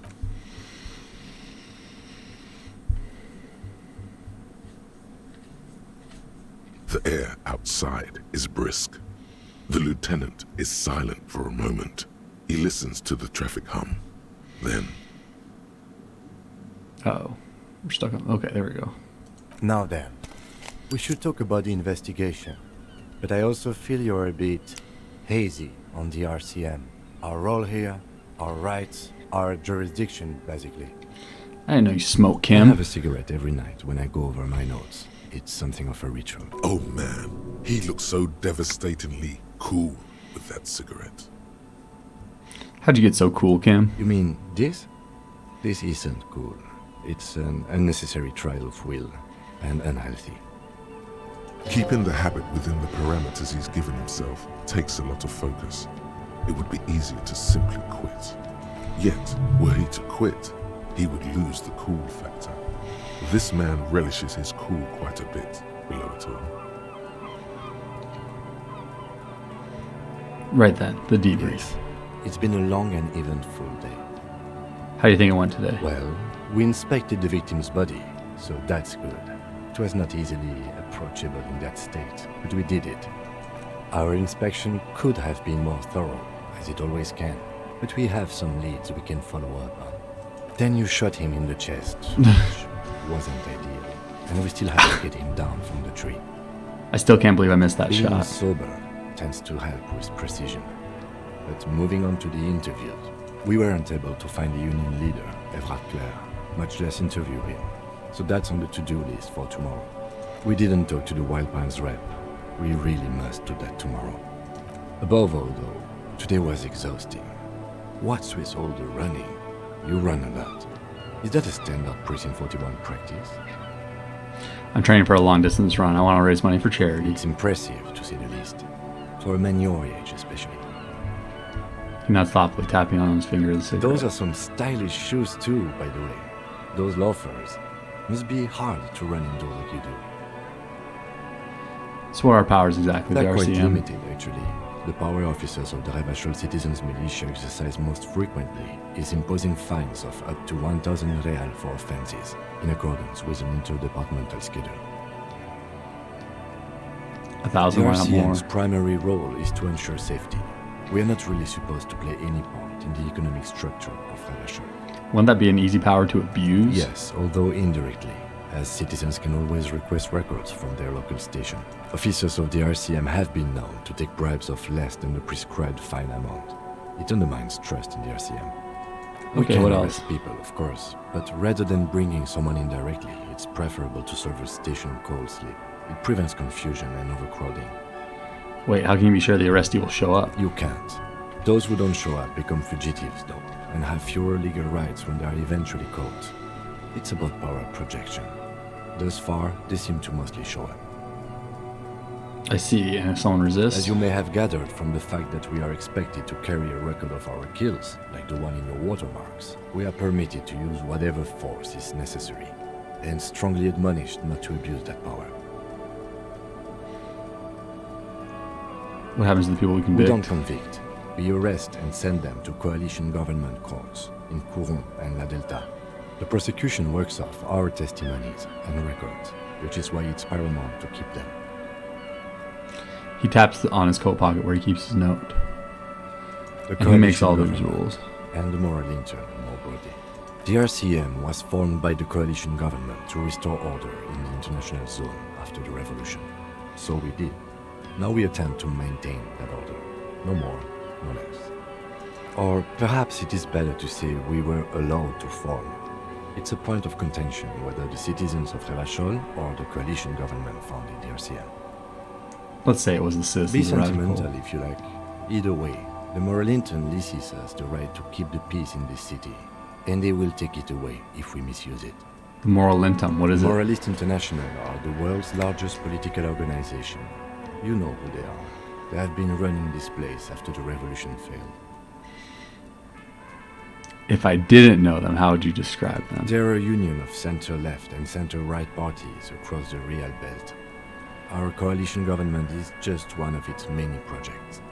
They also run the ICP, EPIS, most intergovernmental organizations in the world. What do they believe What do in? they believe in? They are Dolorians. They believe they continue the humanist project set forth by Her Innocence Dolores Day 4 centuries ago. Others say they are just technocrats. What's their symbol? Interesting question. It's a blue forget-me-not. Their motto is love, compassion, self-discipline. I think you can gauge what they want you to think of them from that. Something kind and usual. Something almost self-explanatory. Something like the dark blue, serious color of the early night sky above. Who was Dolores A Day? historic figure? The author of the modern age? You will have to look elsewhere for opinions. The subject of humanism is too abstract for me. What do you think of The them? moral intern are a fact. I try not to have opinions on facts until they change. And it doesn't look like that's about to happen. I have an opinion on the Moral Intern. Do you? Things are bad out there. We need them here, giving us the right to police Ravashol. They've done an awful job here. Have you seen this place? This is Inhumanism. We are stooges of the world's biggest bourgeois organization. Protecting bourgeois right, mutter silently. Immigrants, liberal kips, fucking men are turning into women.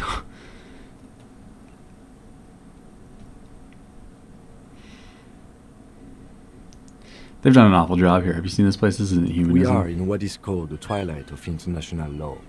The laws we claim to enforce come from the MI. Without them, we are simply vigilantes. Yeah, vigilante sounds Sadly, bad. it is what we already are to the people of Martinez.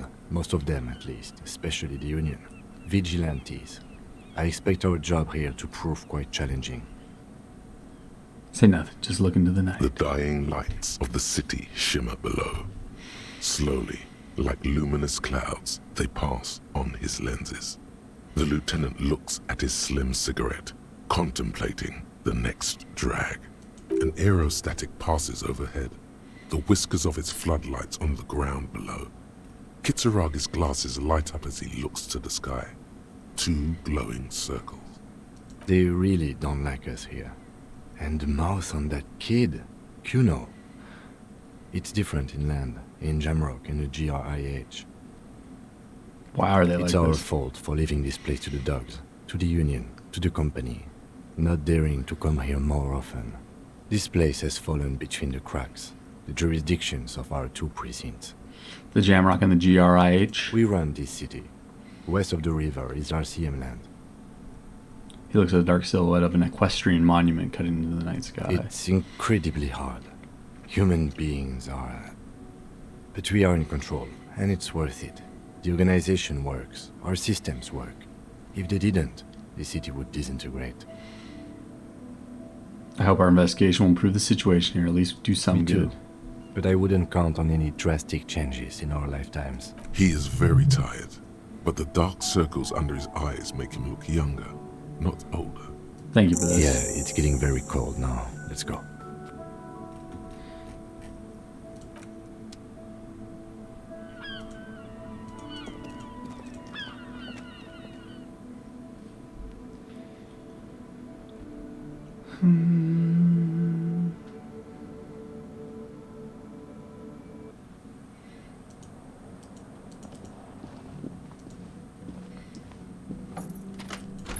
Good night, Lieutenant. The window stands broken in its frame. Cold wind blows in. The shards face outward. Whatever broke this window came from the inside. A fine web of scarring covers the back of your right hand, but none of it is recent. What did this More then? likely a projectile than a held object. There are no fragments on the floor from pulling a tool back in after impact. Assess It the is size too and large back. for a bullet, yet too small for a piece of furniture. You're looking for something heavy and larger than your fist. The shoe you found on the balcony fits the hold almost as well as your foot. It would have also been heavy enough if thrown with force. Congratulations, you smashed the window with your own shoe. What a stupid thing to do. But hey, at least you found your shoe. Not that it will keep you warm at night. Brr.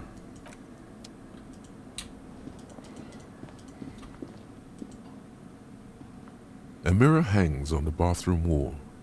In it, your face, adorned with the expression. Let's try to fix this. The faucet is quite Hey. terribly mangled, but you just might be able to twist it. You handle the chain cutters deftly, applying just enough pressure. The faucet regains a recognizable shape. The steam stops. We fixed the Told you sink. that you needed those chain cutters. Everything is connected. Everything has a purpose. The mirror begins to clear slowly without you having to wipe it. Form will dig deep into your mind and locate the source of the expression. Like the rest of you, it comes from a bad place somewhere in the past. That's all you know for now.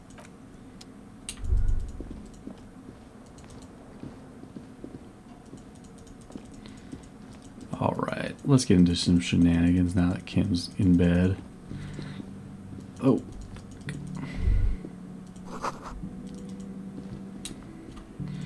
First thing we're going to do actually is run an ad break and I'm going to refill my coffee. I'll be right back.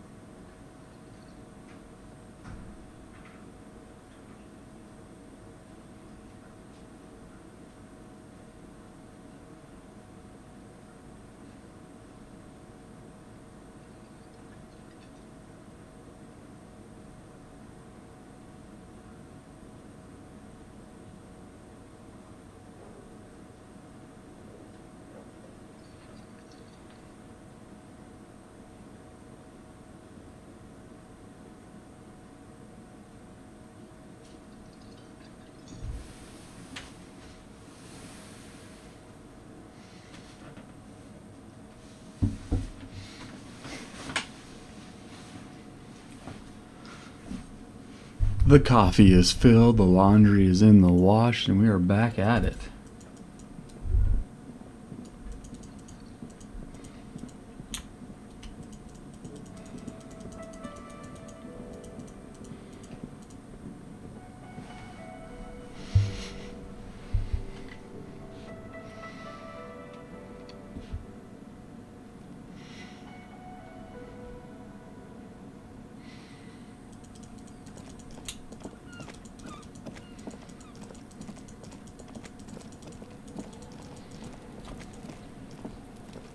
The man before you is naked, but the hangman's knot is pulled tight by the This is a steel. The man before you, the material appears to be ceramic, delicate and fragile. These are clearly not boots. There, the cadaver slowly twists on the cargo belt, his torso covered in tattoos. Okay. Let's see if I can make the jump.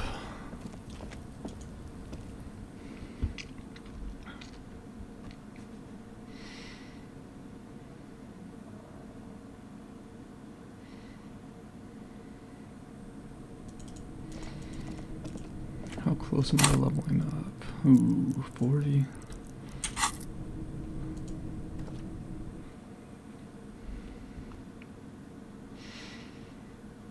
Do.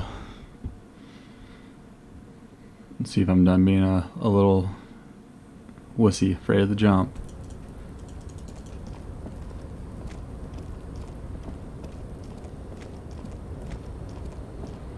Up. A tarpaulin cloak with possible RCM markings is still caught on the railing. Oh, we did it. As you leap in the air, a chilly breeze engulfs you, sharpening your senses.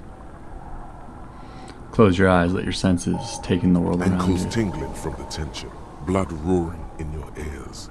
You are ready for your rendezvous with the concrete pavement below. Continue the voyage through the salty air. Hoo-ah. As the concrete floor welcomes you, you realize it's been a while since you felt so alive. Tar. No one hears your shouts, but it makes you feel powerful inside. Now, with your feet firmly planted on the concrete, the noise of the harbor rushes back in. Give me my jacket.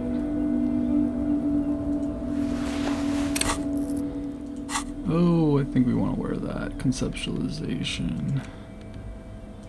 Spirit decor and shivers. Yeah.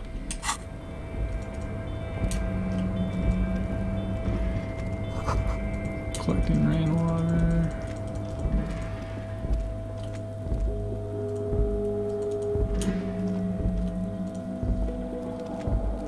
This is the night watchman's booth. The name on the door reads, René Arnaud. Listen, it's okay to take a few minutes to yourself. Sit down and have a breather. Maybe Renee is hiding something interesting here. Nothing incriminating catches your eye. The cabinets are clean and their sparse contents meticulously organized. There's a framed photograph on the table. Looks like the inhabitant is rather pedantic when it comes to order. It's a black and white photo of a young couple out in a street fair. The man, René, is dressed in a Royal Carabinier uniform. The girl is young and very pretty. She is smiling playfully at the camera.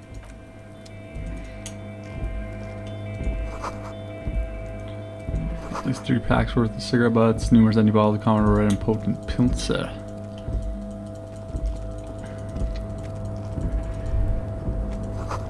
All around you, great machines in quiescence.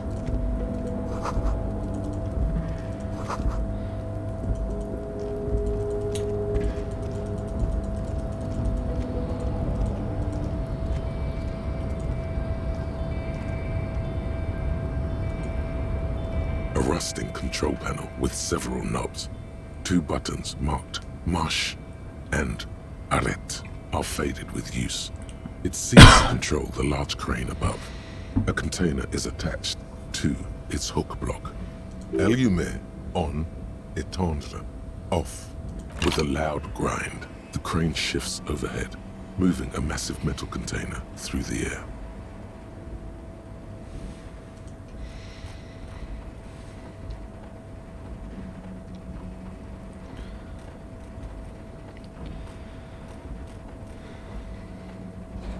Perfect. Certified crane operator.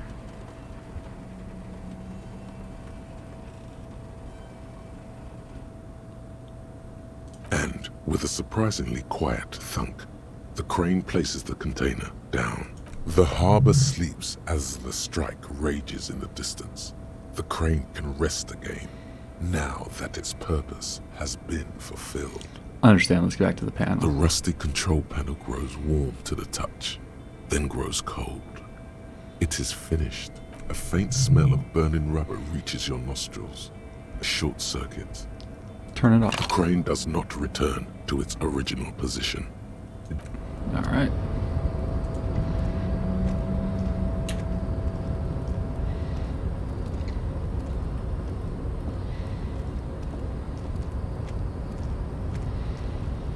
What do we have here? Money.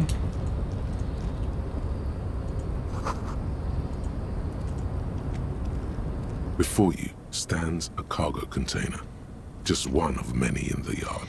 Hey there, The sugar. container door appears unmoved by your attempt at flattery. You're a fine piece of engineering, don't you know The that? door does not respond to your advances. Is it possible that it seems somehow more closed than before? No Knock on the reply. door. The knock produces a hollow ring of metal. Doesn't sound like there's anything inside the container. Open You the door. attempt to turn the handle, to no avail. The doors seem to be mechanically locked. Well, well, well, what the shit?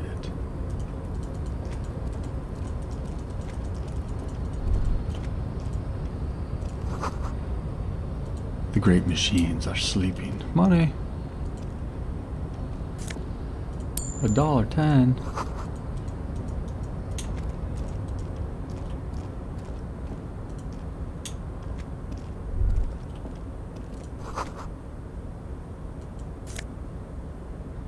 Oh shit, we got some fan ultralight series gloves. Let's go. Interfacing halfway, we don't need those. Keep our garden gloves. More money. Industrial sized thermos smell like burnt coffee. Hey man. Container, I'll turn you nice and red. Container, put the The logos on. lyrics to this container song are being made up as he goes along. The accent is so thick, it's impossible not to notice he's Ubi, from the vanishing peninsula of Ubisunt on Muindi.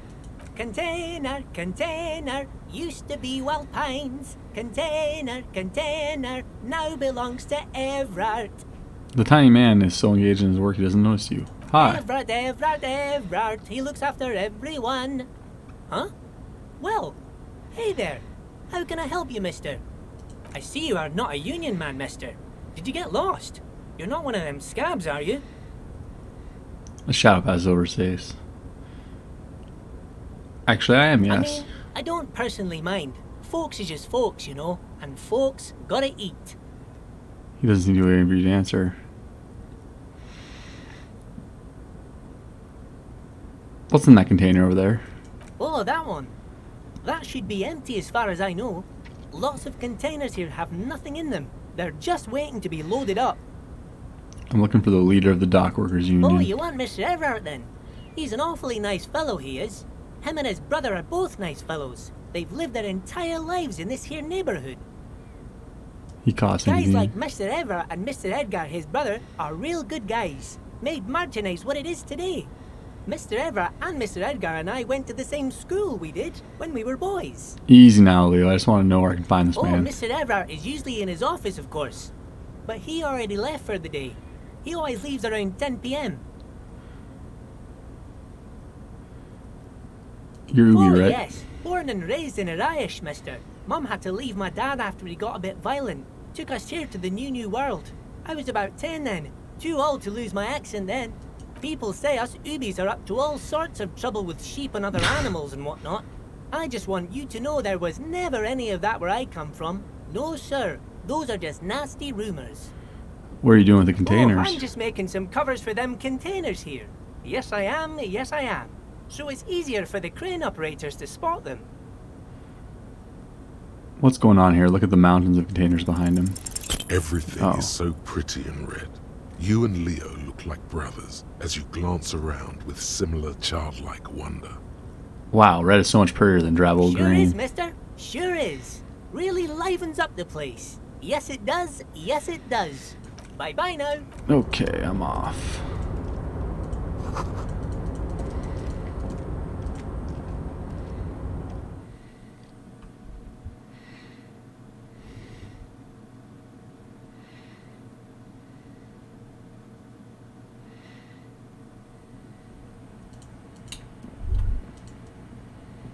A large table with 2 huge vacuum-insulated thermal coffee dispensers. Someone has forgotten a small plastic card next to the stacks of cups. Pick up You the card. snatch up the red plastic card. It features a black contour of a crane lifting a container. The name, Etienne Ogart, is written in the middle. Below it, in smaller text, member of the board. It comes with a magnetic strip meant to open electronic doors. Good.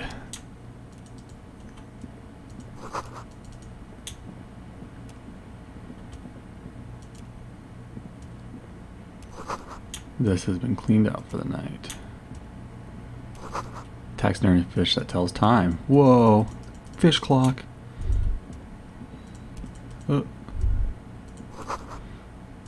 Smart man doesn't leave any incriminating documents behind.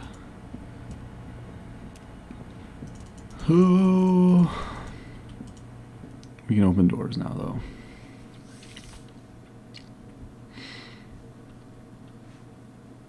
Oh, I forgot to have my bag equipped. I could be missing all these fucking bottles. Missing the Hobocop cream. Tools. Bag. Yep. Oh my lord. Oh, that wasn't.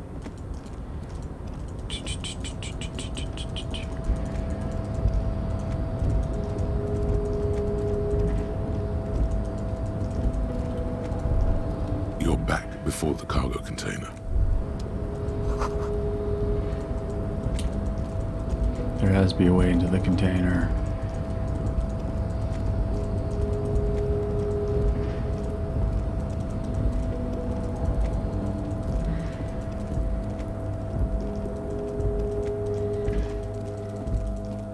Gotta pick up these bottles.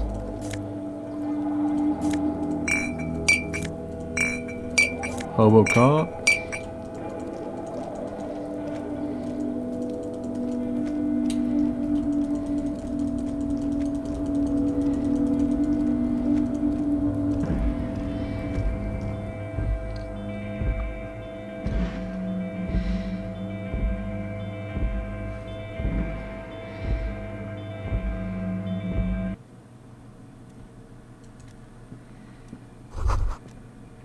A giant aspirin on the pillow and a pattern of coffee rings on the armrest. Someone's habitually chilling next to the radio. The radio is making strange buzzing noises. An imposing combination of a punch clock and a payphone is looking down at you from the wall. A note on the side says, "Tokens unavailable due to strike. Use change." The machine swallows your coin and seems to be waiting for your next move. Use muscle memory to dial a random number. Ooh, ouch. It's unclear whether you actually have muscle memory. Right now, your finger is just drawing vaguely. Undoubtedly, no. Sure, why not?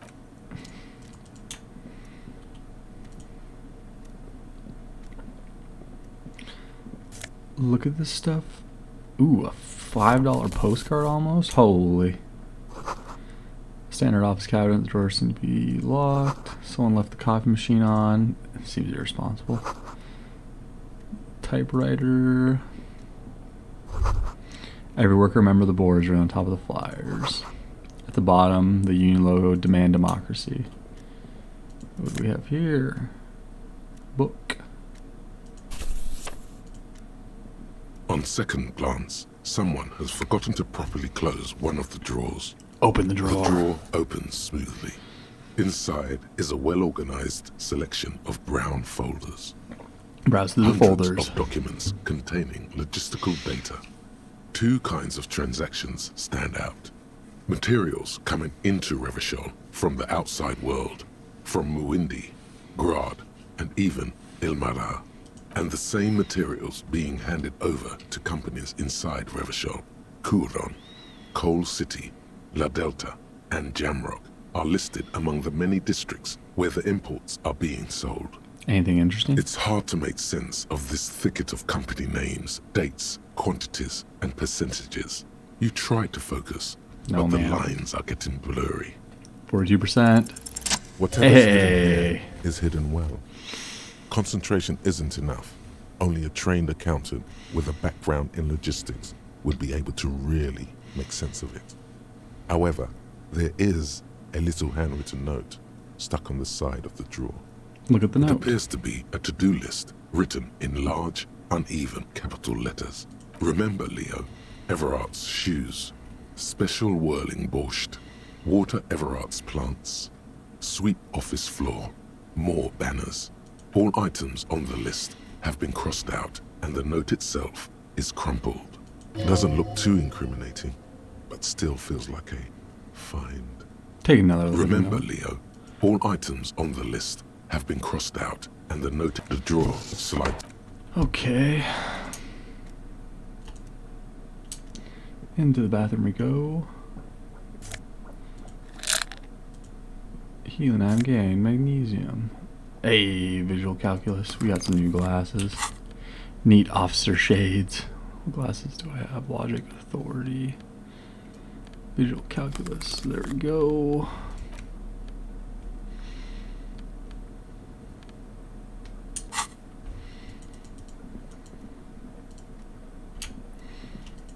Clothes are really OP in this. Gives you the skills when you need to pay the bills.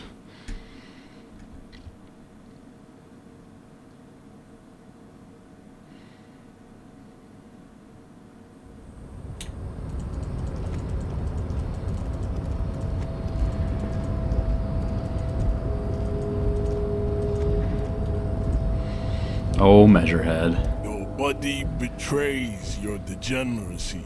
Yeah, Measurehead. His body totally betrays his degeneracy. Are you admiring my morphophysiology?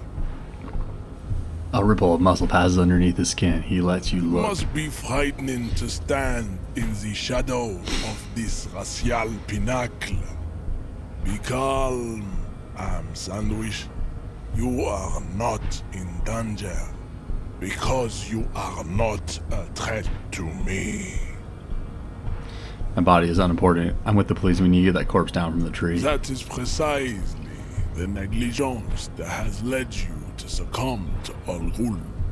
His face contorts in disgust as if it were smelling a dead rat. You reek of it. An invisible sword of Al-Ghul emerges from your throat. You cannot see it, but others can. It is making the woman in my company sick. You're right. I'm an alcoholic and I need that dead body to no longer be in the tree. No, you don't. You need to get another drink. Occidental Haplogroup B4 is done giving orders around here. The influence of the Am Sandwich race is waning. The race stuff is unimportant here. I just need you to help me do my job, please. Begging for help. Attempting to pass fear for cooperation. How far the Occidental Haplogroup has fallen. You were once a noble and powerful race. You gave the world eugenics, electricity, and powerful weapons of war like missiles and aerostatic aircraft. You made great gains in metallurgy, race theory, and statecraft. You dominated lesser cultures, like the deformed Hemians and the inexplicably potato-obsessed Kroikos. But now your ascent to the genetic summit has halted. You are obsessed with sadness, and with frivolous pop culture. You will be superseded. Isn't that right, babe? It is, baby, yeah. You know it.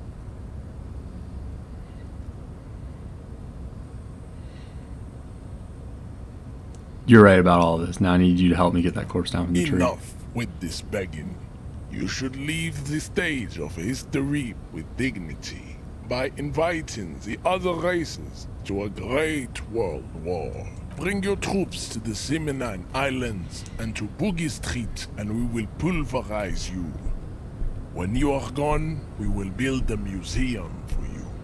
The walls will be lined with bottles of Al Ghul, your beloved beverage. Inside, we will store the odes to homosexuality you call art, and your microcephalic skulls. Don't be such an asshole to your fellow dock worker. The man looks at you, silent and unmoving. His eyes burrow into the remnants of your soul. You are not Santiago. Santiago is not you. Even the phrenically impaired can see this. You serve the Union, don't you? Aren't they white? Oh, don't be vulgar. White or not has got little to do with this. The race enigma runs much deeper than that.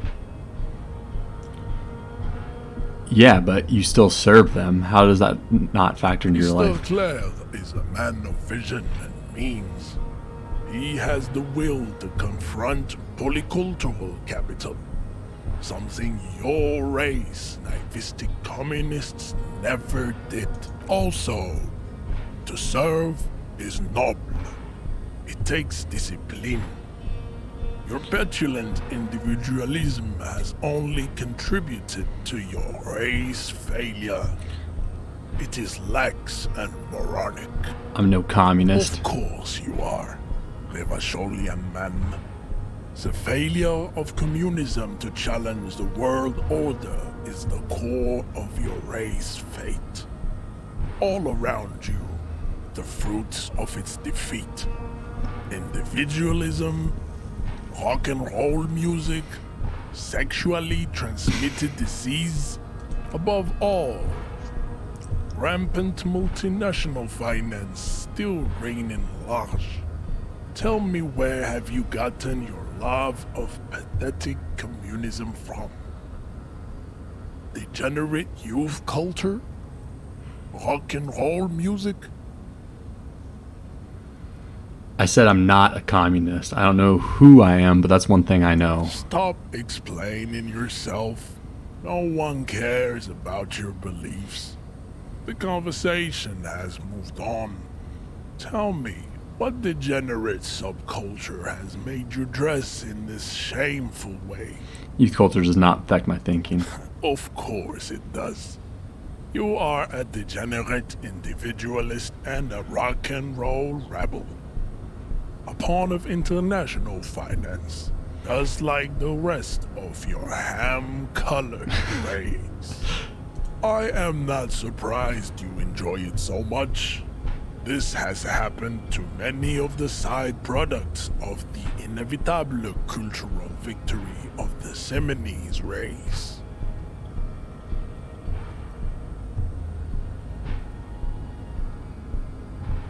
Wonderful. I need to enter the harbor now, or can you take the body down yourself? What you need is to come to terms with extinction and never getting that dead body down from the tree. You know anything about this mug? He does not so much as glance at the object. You know anything about it? Stop showing me your pathetic cup. Hey, no you see this mug? interest Hey, in it. hey, this mug. You've seen it? He had nothing to do with it. Okay. What are those tattoos of yours mean? Racists are generally not very good examples of their race. He gestures toward the white men down the street. Welcome to Revachol. You hear him yell at a redhead woman visiting the fritter nearby. I am not like them. I am craniometric perfection. I have taken the trouble to permanently draw a phrenologic grid on my skull and features. This should dispel any doubt. The drawings are precise and look true to their pseudo-scientific ambitions. One thing, however, it is not entirely free of throwbacks in the phylogenetic Oh, tree. man.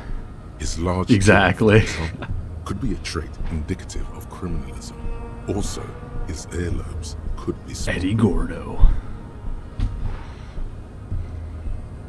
Your earlobes are too big. The size of the earlobes is not a real craniometric criteria. Everyone knows this. Your earlobes are flawless, Jean-Luc. Yes. I mean, are you sure? I mean, that jaw is clearly an atavistic stigmata. That atavistic stigmata makes pussy say yes, plenty.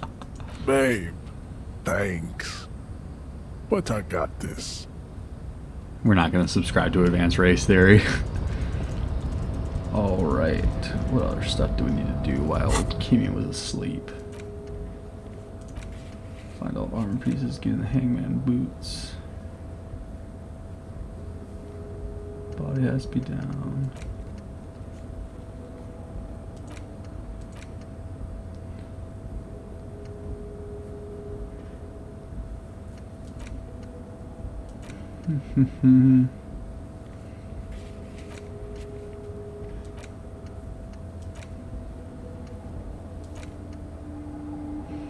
Oh yeah, we can ask him about the reported badge missing and karaoke. Electrochemistry. Okay, we can try the horseback monument again.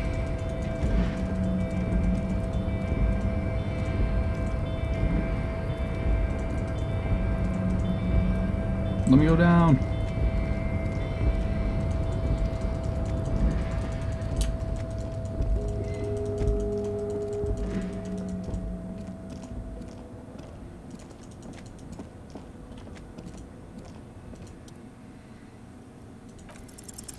Even by the standards of the Philippian kings, old sumptuous Philip was known for his profligacy. Well, what way? He blew through the whole national treasury, starting the decline of one of the penultimate century's greatest superpowers, the suzerain of Revachol.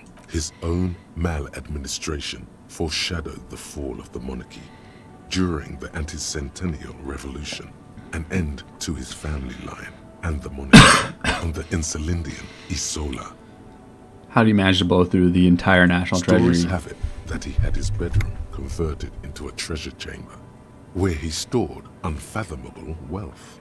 Krugerrands, bars of gold, ornate weaponry, armor, and various chalices. There were whispers he slept on a huge pile of gold-dipped feathers, like some obese dragon, instead of a bed, like a normal person. I'd like to sleep on gold, hustler But style. wait, you haven't even heard about his fabled cocaine addiction. The what now? You see, old Philippe wasn't just good at squandering the national treasury on gold and ceremonial weaponry, he was also a prodigious snorter of nose candy.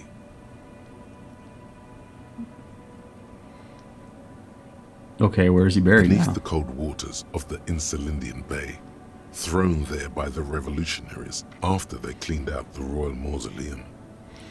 What happened to the statue? original was blown apart by communards, then further damaged during the landing of the coalition's airships during the turn of the century revolution, when Martinez was leveled. Most historians think the coalition's hasty landing may have ultimately saved the statue. If the communards had more time, they would have reduced it up to even finer pieces. Who restored the monument? Some years ago, a group of liberal, artistically inclined individuals, designers mostly, thought it would be ironic to restore the statue of the most wasteful ruler of Revachol in the poorest part of the city. The statue is supposed to capture the moment it was blown apart, like an instant frozen in time, a rare butterfly trapped in amber, floating on a sea of shit. That's brilliant. So funny and People nihilistic. in Martinez tend to disagree, as do many prominent art critics and thought leaders. with more nuanced social awareness than the young ironists. Philip III, the squanderer, however, with his bronze face up in the air, doesn't seem concerned about what the hoi polloi think of him in death. It has been a long time since I saved. Oof.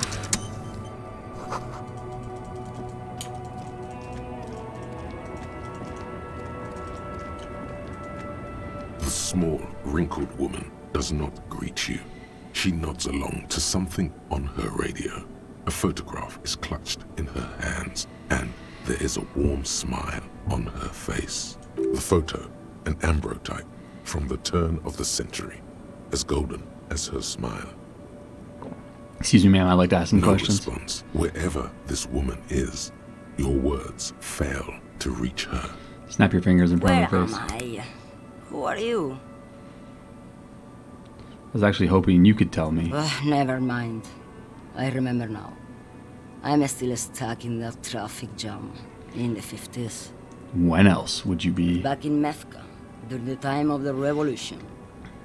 The sidewalks and cafes are filled with the young people. I was on my way to see a new Boyadero picture starring Gabriel Buendero. Until you came along, that is. So I take it you were in Minsk when you were young. Someone was. Sorry to I interrupt your wasn't dream, dreaming. man. I was there, Loman. It was early spring, and the man behind the black sun had just come out. The posters were 20 meters tall. Everything was golden. Her eyes narrow and she prepares to take a While measure. you, people, were tearing each other apart over your petty little revolution, in Methk, it was a golden age. The Republic of Mesk is a massive confederation on the Isola of Muindi, the world's largest state by territory. It's a petrostate, a constitutional monarchy, and, as of recently, an outcast due to its tilt to the far right. Right, I have some other questions for you. Police Why not, questions. Khalifa? It's not like I have anything better to do in this hellhole.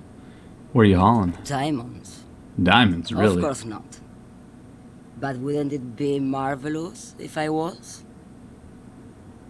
Okay, but what are you really Whatever hauling? stupid things they put in the lorry, I imagine.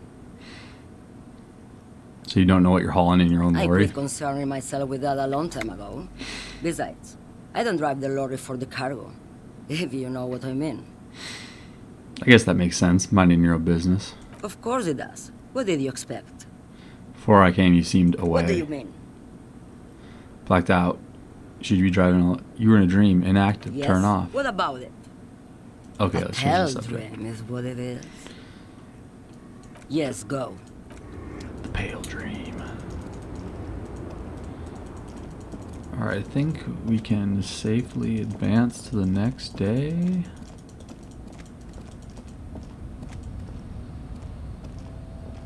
A lorry stuck in the traffic jam.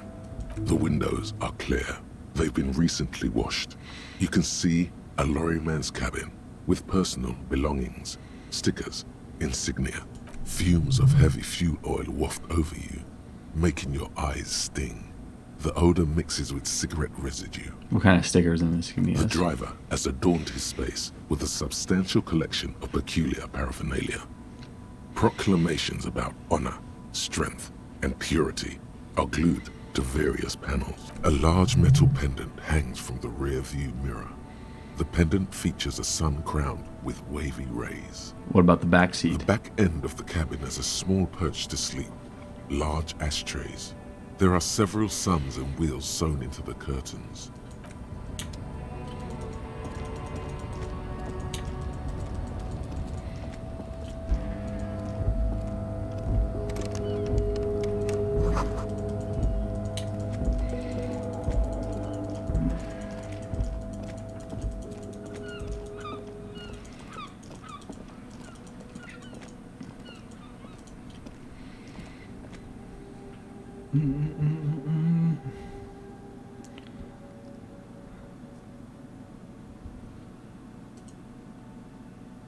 Oh shit, I just realized the emote got approved.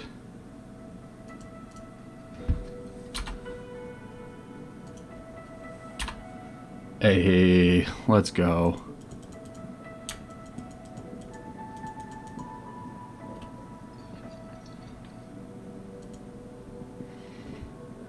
Can I help you? No, you can't help me, Evart. I wonder if that means it's carried over to my Discord as well.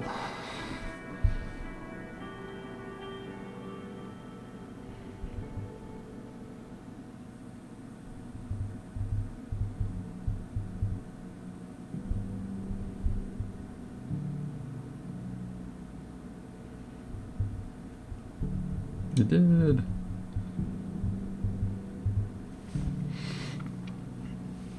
I do have a Switch. It does not get very much use at all. I also have a capture card. That doesn't get very much use at all either. Are you saying I should be, I saw you playing Monster Hunter Rise on a past stream. I knew that was coming. I don't have it. Should I be picking it up? Is it the cat's pajamas? Stands broken. I played a little bit of World, but I was playing it by The myself. bed is cold and not particularly inviting. Bro, get But it. it's Okay, yours. I'll get it today. The sheets look awful. When I go shopping. The sheets feel at once coarse and clammy against your skin. The bed sags beneath your weight as you stretch out and finally close your eyes. Maybe that'll be the next And game I then play sleep after we finish Halo. We'll probably finish Halo in 3 days, so.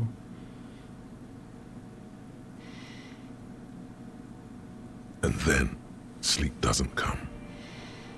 Why? Maybe it's the bed's fault. Check the pillow. Its synthetic filling has separated into hard lumps. The pillowcase smells oddly. Smells of alcohol and sweat and grease. Check the blanket. It barely covers your toes, stretching over your soft belly. This is your body here, intimate and warm, breathing. Yeah, I've heard nothing but good things about Monster Hunter Rise. It's a little better. Colors, scenes, and half-formed phrases still litter your mind. Part of you is still trying to solve the case, isn't it? Who killed him? Who? Something to do with, what was it that the lieutenant said? Union? And it's gone again. Your thoughts lost between the slowing brain waves. No more thoughts. Fall asleep Your now. breathing steadies. A great silence washes over you until your eyelids twitch in your sleep and images start forming.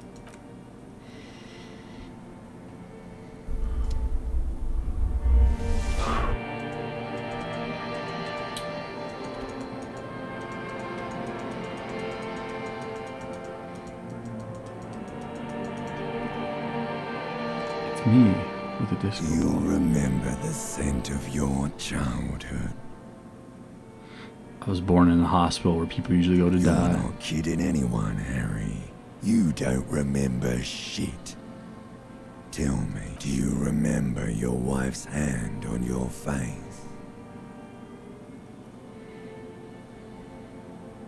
I was left. That's right, funky baby. And you just stood there. One hand on the bottle, and the other on your dick. Watching her go. Let it all be dragged away from you. Tell me, where are your friends? Human beings have friends, Harry boy. Where the hell are yours? I can get it all back. It's gone. 3 times gone, and never coming back. You failed. You failed me. You failed Elysium. What is Elysium? Everything. The Pale and the Isolas on the surface. The outer magnetosphere. Burning, furious truth. 8,000 years of written history. You really dropped the ball, Harry. 4.6 billion people, and you failed every single one of them. You really fucked up. I've talked to you before. No, Harry. You were just talking to yourself.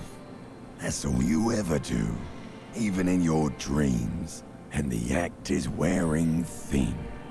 The spots on the disco ball fade around you. You'll be back in those cold snakeskins in no time, sweating up the bed. Stinky boy. I can come back from this. You're not coming back from shit.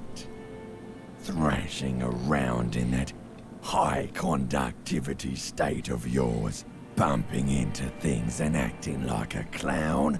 Who are you kidding? I'm trying to solve this You're case. trying to what? I can't hear you. This is just a word dream now. Jumbled up garbage. The pictures are gone. The bed rises to meet you. A thin, sleep-like state. More glass than velvet, grinding in your head. So something is wrong. Sleep shouldn't be this bad, this dry, this unnourishing. There's something wrong with your thoughts. Some kind of new type of hangover. God, there's another type. Oh yes, party boy. And it's worse than the one before. Just think of the shit you saw. Here it comes too. So soon already.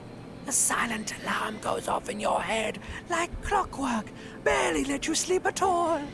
Time to get those clothes on, Harry. Time to go to work in the shit factory. What a fun dream.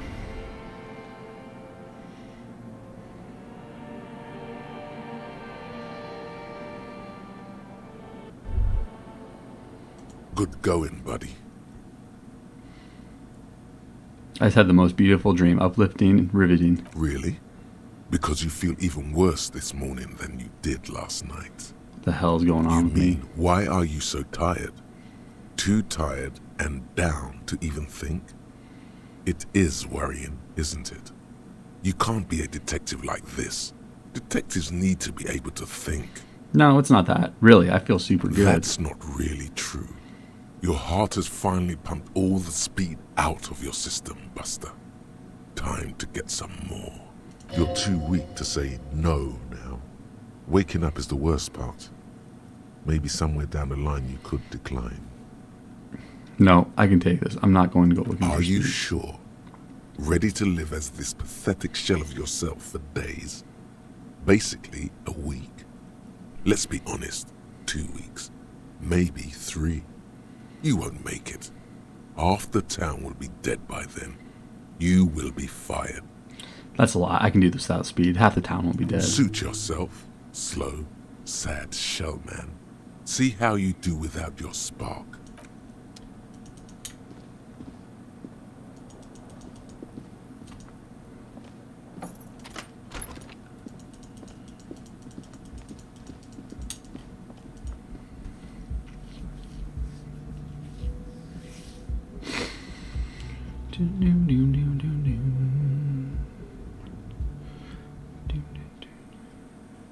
Hey, it's the Union lads.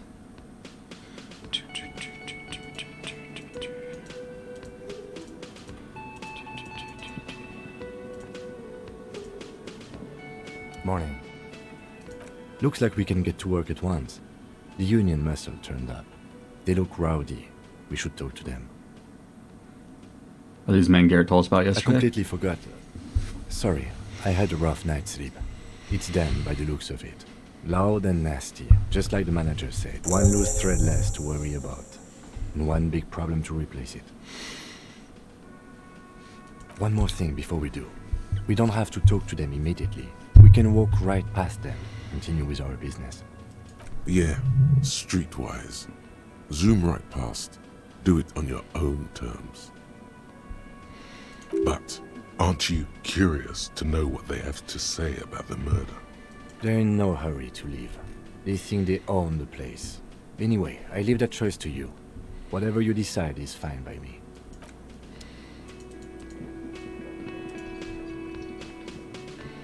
Just a moment. She's agitated, judging from the way she keeps pulling at the frayed edge of her blanket. And there's no public phones nearby? The closest phone booth is down the coast. Sorry for the inconvenience, ma'am.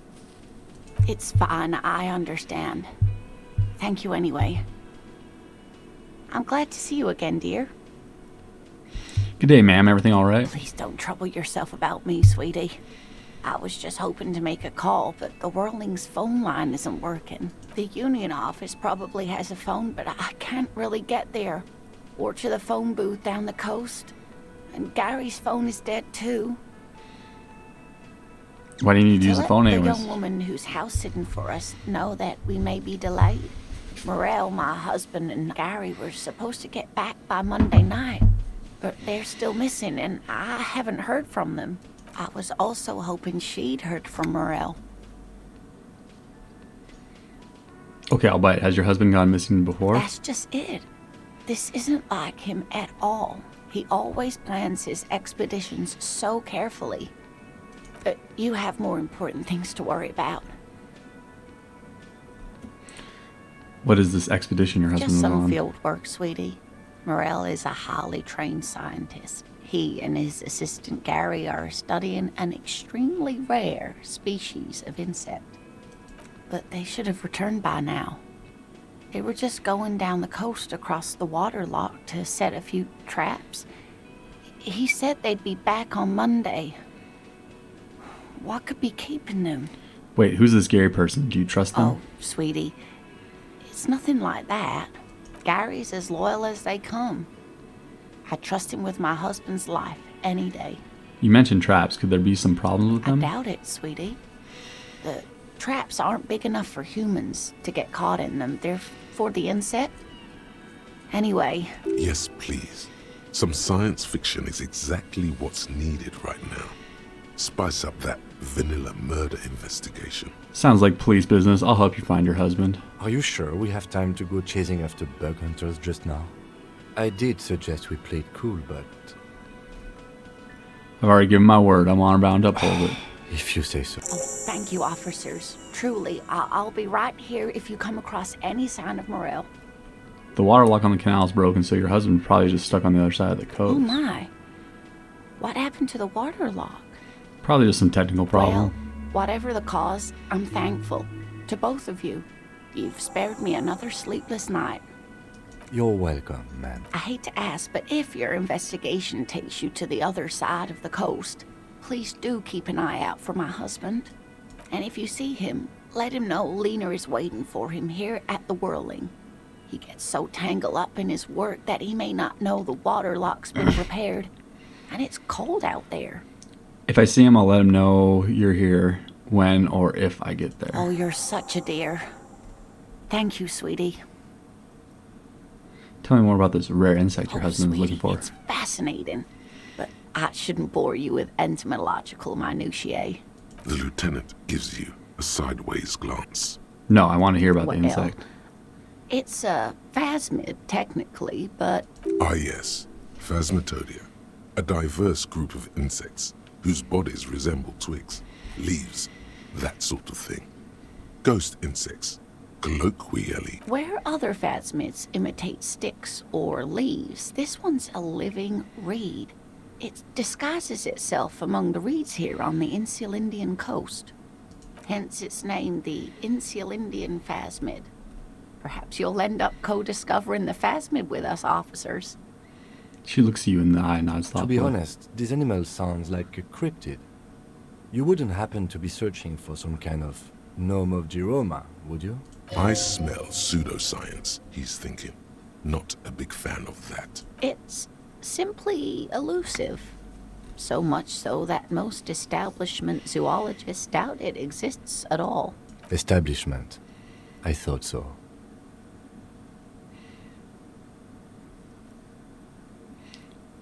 Does it have cool powers? It can blend in almost perfectly among the reeds. It's how it's stayed hidden all these years. Centuries even. That's not special at all. Of course it blends in. Most insects do.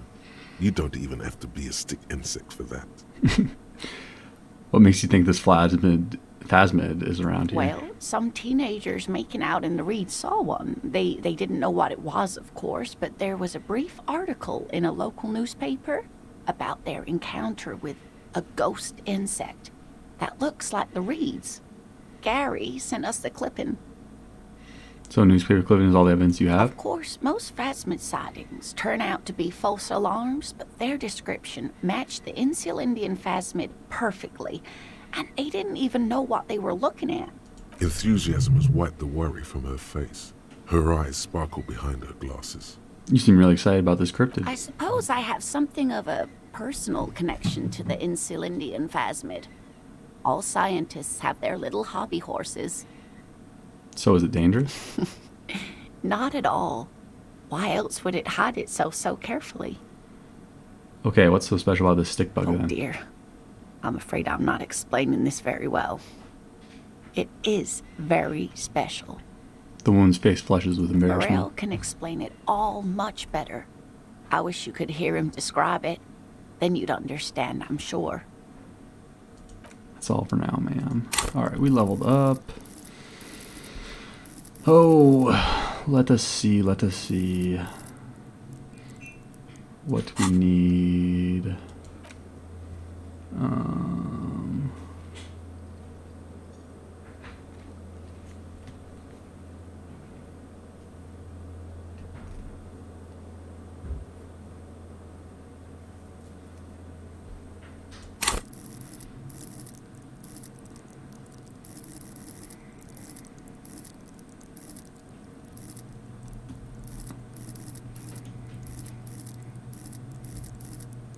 I think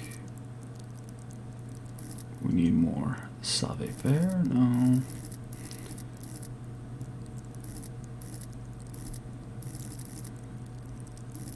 More composure. No, let's hold on to it actually. Magnesium-based life form. Yeah, we're gonna hold on to that level up. Let's see what we're gonna need it for next. Now we do the power move of not talking to him. We'll talk to them when we're ready to talk to him.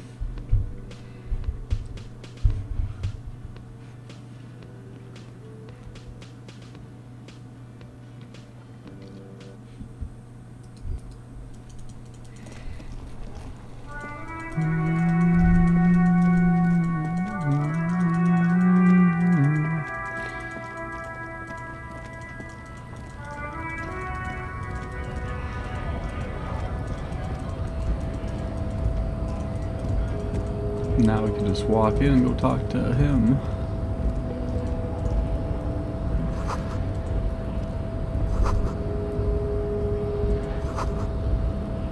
There's no lock that can kick this one. Oh, how the fuck do we get back in there? We gotta go all the way around.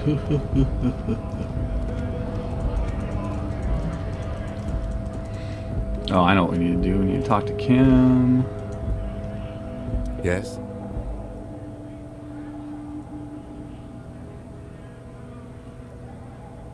What do you want to know? What's there to say? It's just stupidity. What kind of stupidity? The cop kind. Our precincts can't decide if Martinez is part of Jamrock or the industrial harbor. Yours or mine, as if we somehow own parts of the city. Typical street gang mentality. So we've let the Union make a mockery of law enforcement here. And now it's come to its natural conclusion. Ah, so the struggle is over who runs Martinez. Well, sort of. It's less a matter of who gets to police Martinez than who has to. It's an orphan district, in other words. I think the dispatch desk just told both our stations about the hanging.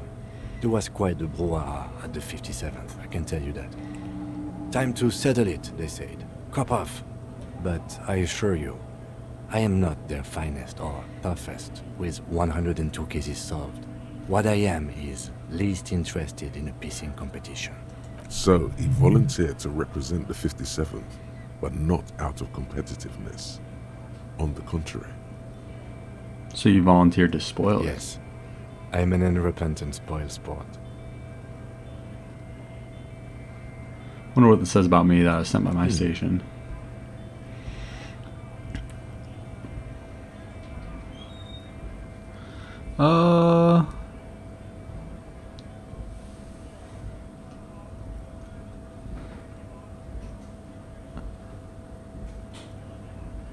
I sent to teach you a lesson in style. Okay. Style me.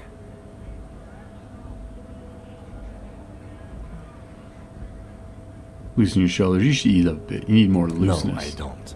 I used to. Plain clothes did the trick. For both of us, it seems. Now, was there anything else you wanted to ask about the competition? What's so special about Martinez? Nothing. It's just a puddle at the end of some drain pipe. No one cares about this place. They care about sports.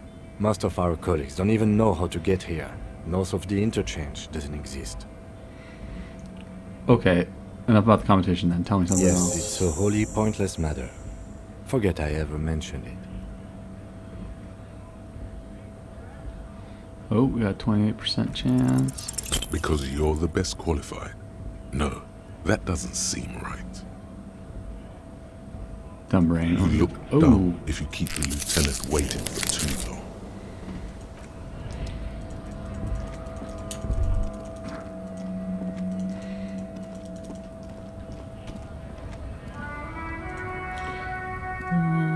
We can sell our bottles, hobo cop style. Reuse, reuse, recycle.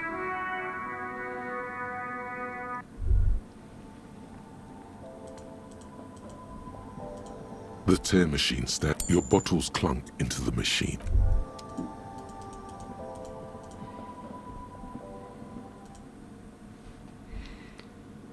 Alright, let's go get Everard's help.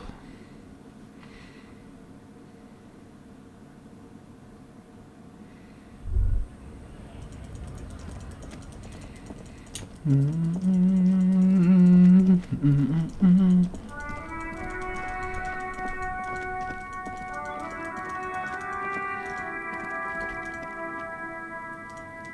gonna talk to her to Lazy Disco Dancer.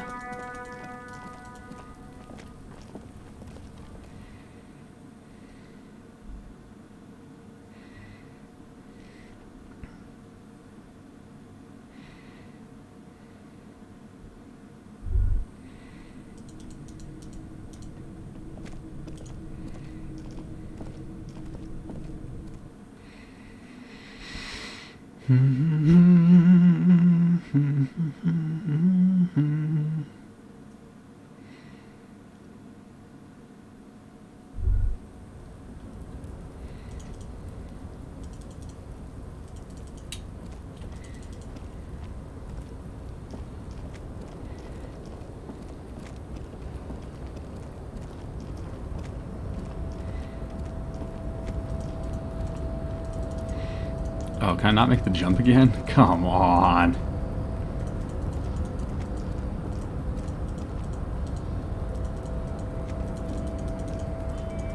Oh, I fucked that up. How did I fuck that up so badly? I guess you only make the jump once? Question mark?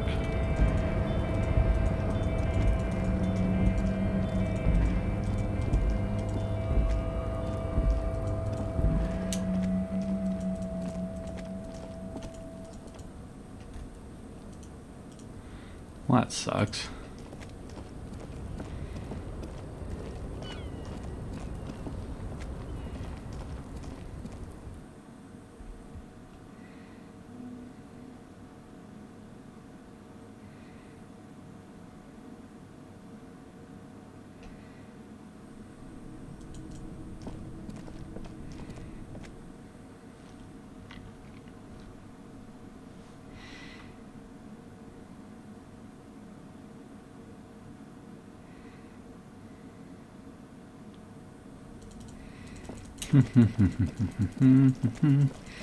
Kuno, stop throwing fucking rocks at that fucking corpse. Well, we can go talk to Joyce.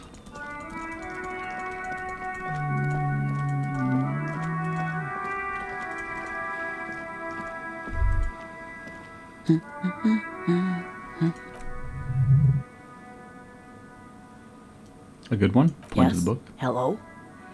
Who are you? No one. I'm just a working class woman.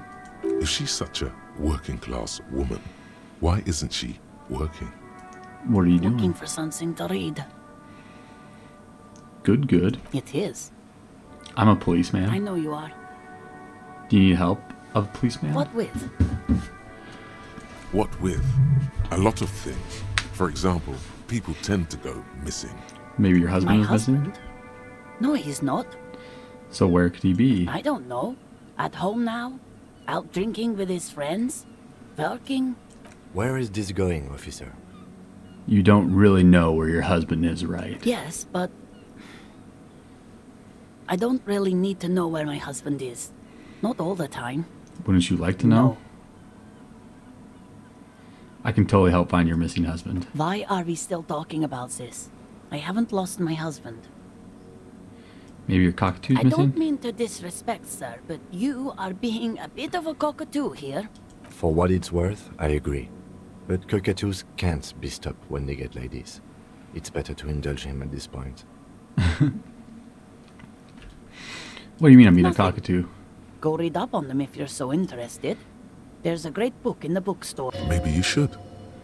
What if the cockatoo is your astral captain? Or your heraldic bird? Actually, that's exactly what I'm going to do. Thanks for the tip. Wonderful. The store is open. Her hands move over the book covers. The woman before you. Remember the title, Lose 87 Radio City seems important. Oh, does that let me talk to her again or something? Maybe your children are No, missing? absolutely not. Okay, so where are Are they? you a policeman or a nanny? Nanny, where are They they? are not missing, sir. You know where they are. They're at home, smoking, giving the ladder of vices a chance. No, they're at a disco, getting down. Stupid disco dancing teenagers. I know where they are. They're at the disco, dancing What? nasty. That's just...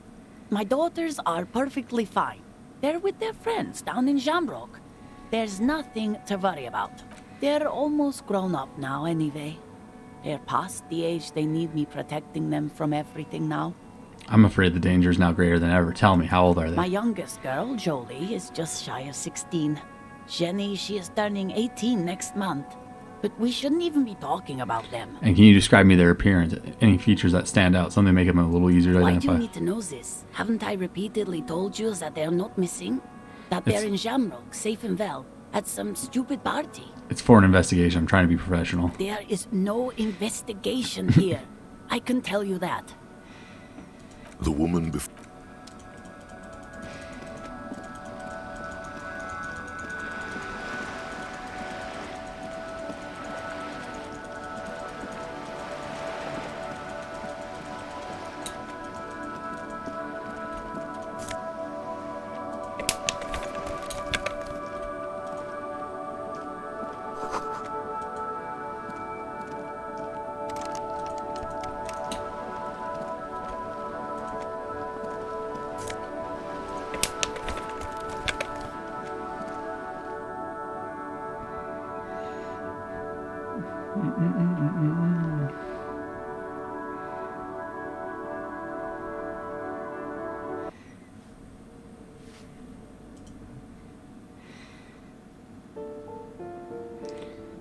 Damn, I was kind of banking on my whole being able to jump back down and get to Everett that way. Now I gotta figure out a way to get to Everett.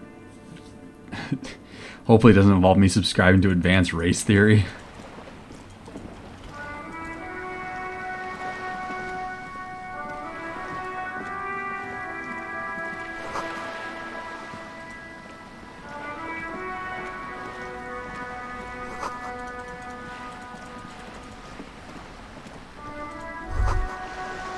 The room in the whirling is much bigger than this slope. This is worth more than you'll ever earn in your entire life. A striking woman leans against the cabin top of her sailing boat, smiling as you approach. Her green raincoat glistens with droplets. A silk scarf is tied around her throat. Good morning, officers. I'm Joyce. She extends her hand in greeting. Joyce L. Messier. I represent the board of Wild Pines, the owners of the harbour. You gentlemen must be from the RCM. Shake her hand. I'm glad to see you here. Her grip is tight and cold. Like steel. There is strength there. If she wanted, she could sink her nails deep into your skin. I was dispatched to handle a strike, not a lynching. Anything I can do to assist the RCM in this matter, I will. Gladly. That is good to hear, madame. My colleague will take the lead on this interview. I should let you know that he is recovering from an unusual medical episode. Very unusual. But I can assure you of his ultimate competency. It happens quicker than a shooting star. But did the lieutenant just wink at you? How interesting. I wish you a swift recovery. In the meanwhile, you have my full cooperation, and the full cooperation of the Wild Pines group. Do you know something about these tattoos? Show her That's the the photo. man who was killed. I'm afraid this is a discussion for once we've cleared the lynching question. So you know something about the tattoos. Better not tie the forestay to the backstay on this. I hope there is something else I can help you with. You're on a Why, boat. yes I am. Does she have a name? The boat? No. It is called Cordelati 19 because that's the type of sloop it is. Okay, but what kind of boat It's is a it? pleasure craft. A 19 pacer. It also happens to be rated for Category 1 racing. Though these days I mainly use it for business. How do you like it? My sloop? I like it a lot. It's the eel's hips, baby. I'm enjoying this part of the interview. It has so little to do with the murder we're investigating. Not a lot of people on boats, are there? Of course there are. We're on an archipelago. How else are you supposed to get around? Wait, we're on an archipelago? Yes, we are. We are on Le Caillou. Still haven't seen anyone else stay a boat I around haven't here. seen anyone else drive a souped-up Capri Canema motor carriage either. Actually, that motor carriage has been specially issued to serve as a patrol and pursuit vehicle. It's for crossing long distances in the greater Revachol industrial harbor. It's not a toy. Neither is this. A toy, I mean. It's a machine for crossing long distances in the Bay of Revachol, between the city and the islands. I think I have a handle on the boat thing. So what can you tell me about this Everything. strike? Right up to, but not including, trade secrets. Wait, what if I want to hear about trade First, you'd secrets? have to repeal the Emergencies Act of Trade in Aliments. That gives me the right to silence. It's quite the octopus. An octopus? I will Good slay luck. it. It's only kept in place by the vested interests of half the civilized world, including your own. What the ma'am means is that the Emergencies Act and the RCM both get their authority from the coalition government. But I am derailing us. You wanted to know about the strike. What is your role in this I precisely? believe the official title is Senior Labor Negotiator. In practice, I'm a grocery clerk. I relay the union's demands to Wild Pines and return with Wild Pines' counteroffer. And how are the talks going? They're not. That's the problem. The union stopped all negotiations a week ago, after that awful lynching took place.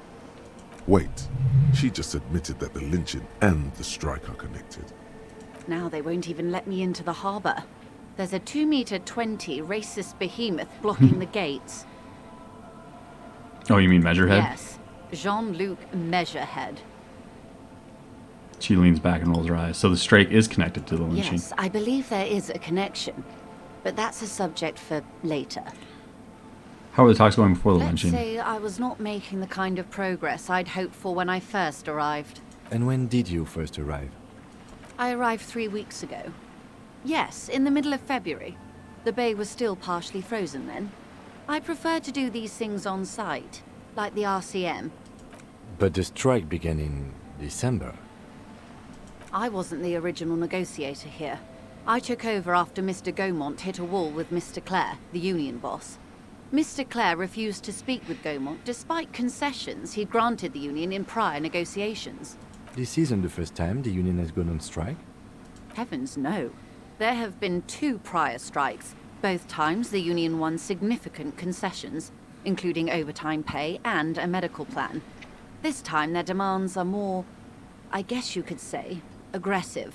What are their There are demands? leaflets everywhere, and banners. What did they say again? Oh yes, every worker, a member of the board. Over aggressive commie posturing. In its defense, another said, demand democracy. Pretty tame stuff compared to every worker, a member of the board.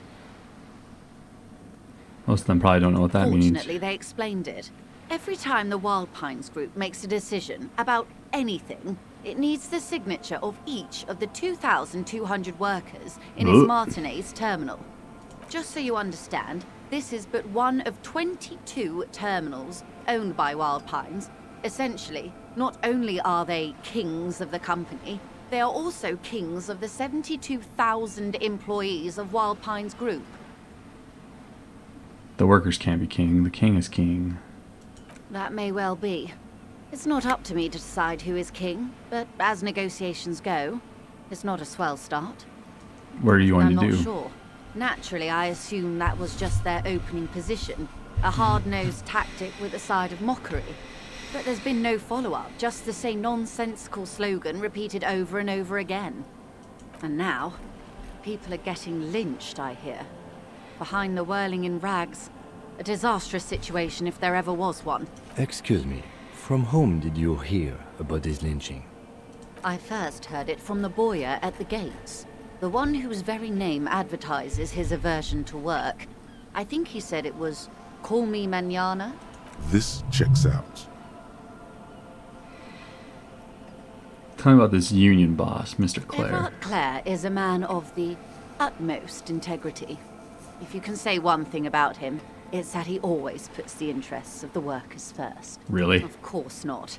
Everard is fantastically corrupt. I imagine he has a thick, viscous goo where you and I have blood. If you were to prick him with something sharp, you could see it oozing out. A knife, maybe? No, a rapier. You sound like you're about to take a rapier to him. Oh, heavens no. We get along just fine. Yet, now that you mention it, I can't stop imagining that black treacle just dribbling down his double chin. Is he that bad? He's the most corrupt individual I have ever seen, and I deal with men like him for a living. If there is anyone more venal, more irredeemably nepotistic, then it's his twin brother, Edgar. I remember hearing something about this Edgar. Have you seen him? No. Edgar looks exactly like his brother, except for that lazy eye. He also talks exactly like Everard does, and when one's term as foreman is up, the other takes over. It's how they circumvent the term limits, you see, with a funny little switcheroo. While in office, they've embezzled God knows how much of their workers' dues. What about the union itself outside the Brothers Clare? The Debardeurs Union was once a perfectly normal institution. 20 years ago, anyway. It must not have been easy to establish under the Emergency Act, but they did it. I can respect that. Organised labour at its best, as they say. Then something happened in the local chapter elections. The Brothers Clare came and transformed it into a... how do you say? She hesitates, looking for the right expression. A mob. The Debardeurs are a crime syndicate. Sad as it may be, I suspect we'll be forced to cooperate with them. Refreshingly honest, officer. The company has tried appeasing in the past, but I'm afraid our concessions have only emboldened Everard and his brother. She turns to you. And your opinion, detective, if I may ask. I'm a curious and talkative person, you see. Would you say the Debardeurs Union is... basically a socialist mob. Thank you for being candid. Sadly, Wild Pines have cooperated with what amounts to a crime syndicate for 2 decades. However much you feed the wolf always hungers. One more thing you said. Something happened in the I'm elections. glad you asked. There was a woman, the previous forewoman of the union. She disappeared. Disappeared? Yes. On the last day of the local chapter elections, her daughter phoned in and said she wasn't running anymore, or coming to work. Ever. End of story. This forewoman, her name? This forewoman, her name? Sadly, the company records do not even give a name. She's just forewoman in private correspondence, Holly. I don't even know if it's a sir or given name, and I don't have access to the union's files. Some kind of extortion, probably. The company suspects foul play, but there's nothing they could do. It was a union matter. The point of the presentation is, these kinds of things happen around the Clares. Watch out when you're dealing with him. Thank you for your concern, ma'am. We'll be just fine. That's all I need here. Let's change the topic. How else can I help? You seem smart. I need someone to give me a lowdown on this reality we're in. Reality? Yes, reality is your side case. An experimental side case. I'm conducting a personal investigation of the world I find myself in. Truly curious. A sort of philosopher detective. The theory is that... My theory is that this inquiry into the nature of reality will ultimately converge with our murder investigation. They are really one and the same. Are they now? A deep synthesis. I'll assist you however I can then. Go ahead. Ask. All right, we're in. I know these all look good, but begin with the first, okay? Where are we? We're in Martinez, baby. Baby. A casual term of endearment popular among the 50-plus crowd. It's a disco holdover, pay it no heed. I'm a disco holder myself. Aren't we all? Mm-hmm. And what is Martinez Martinez? is a district of Revachol. A very small district tucked away near the industrial harbour. North of the 881 and Jamrock. You would be excused for not knowing about it. Unimportant, they say. Forgotten, even. Shelled to smithereens during the Revolution. It has its charms, just not this time of year. Okay, what's more? Tell me more about another, perhaps even more fundamental aspect of I would reality. be happy to. What is a preposterously expensive education for, if not sharing? What times are these? These are unimportant times, Detective. You and I were born after the dust had settled. 1,000th of a second too late. Too late for what? The big time. Her eyes light up. There's a flash of teeth. The What's the big revolution. time? Ha, and what's this revolution I keep hearing It's about? quite easy. Every 100 years or so, our species gets together to decide what's next, who gets shot in the head, and who gets the mineral rights. It's a real kerfuffle.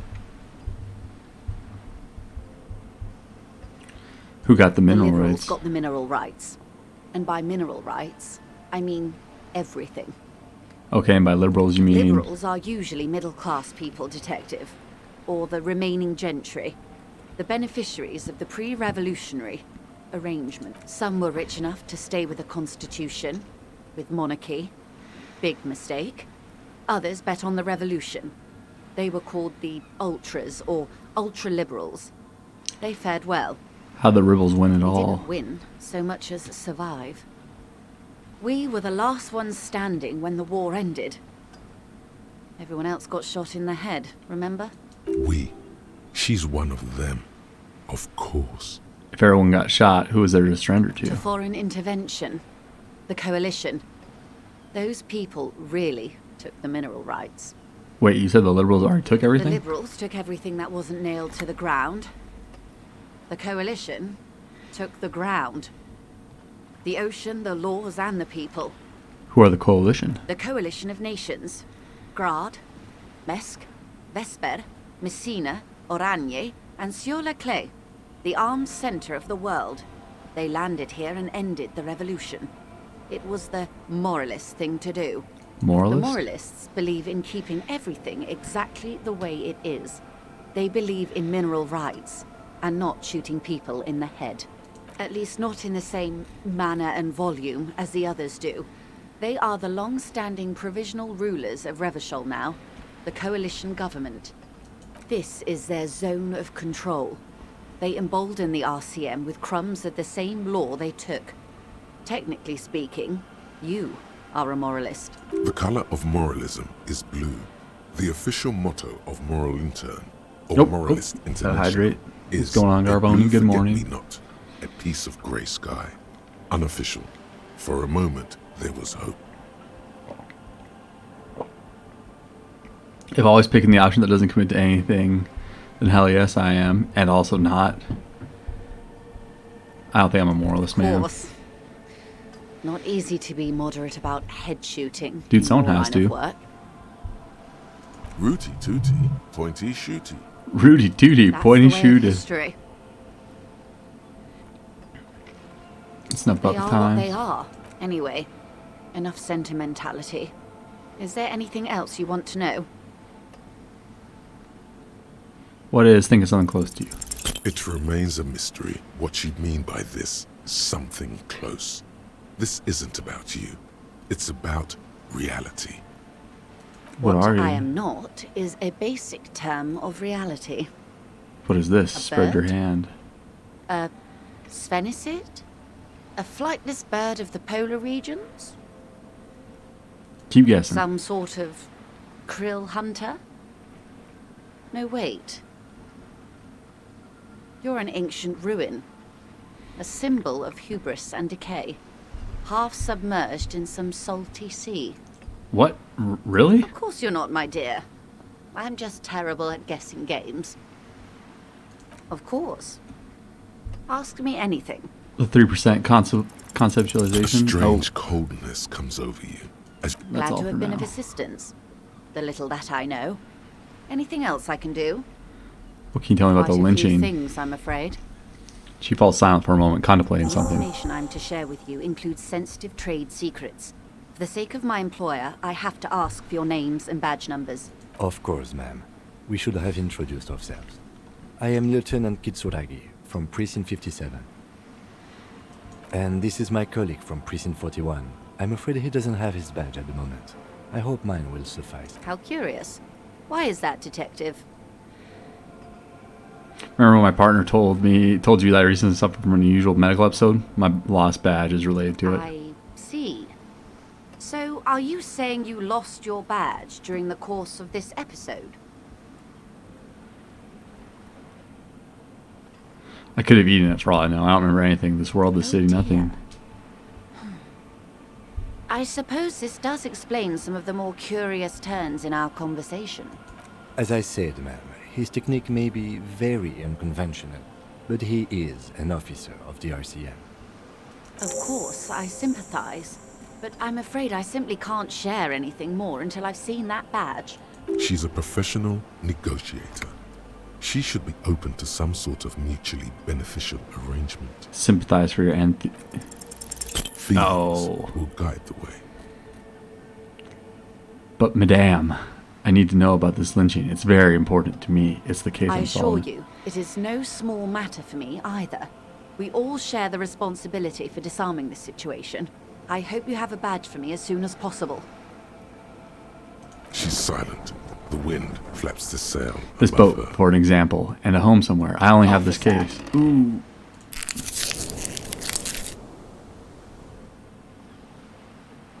You know, I don't mean to sound cold, but if you want something, you have to give something back. More than just guilt. You're doing it. Despite your own best efforts, you're still getting in. I'll be frank with you. If I'm going to break protocol, I need to be able to justify it to my superiors. They're going to want to see something tangible. Ooh. The Union is conducting drug trade out of the harbor. It's an open secret in Martinez. Surely it must not come as a complete surprise to the RCM either. Perhaps it's time to look into it. Or you can find your badge, which honestly seems like a lost cause. Detective, a word in private before we continue. Excuse us for a moment, madame. It's clear you like the hard stuff, Bruta.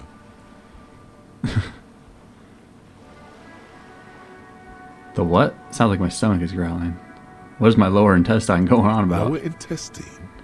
The term is metabolic and circulatory system. Okay, but what is the hard stuff? Fascism, Bruta. Ooh! Okay, stomach, I've made up my mind about You're fascism. going to keep your views, right? Keep your views, Bruta. Absolutely not. I'm not going to be played by my upset stomach. There's a slow, painful growl somewhere. It is one of betrayal. Not going to be a fascist.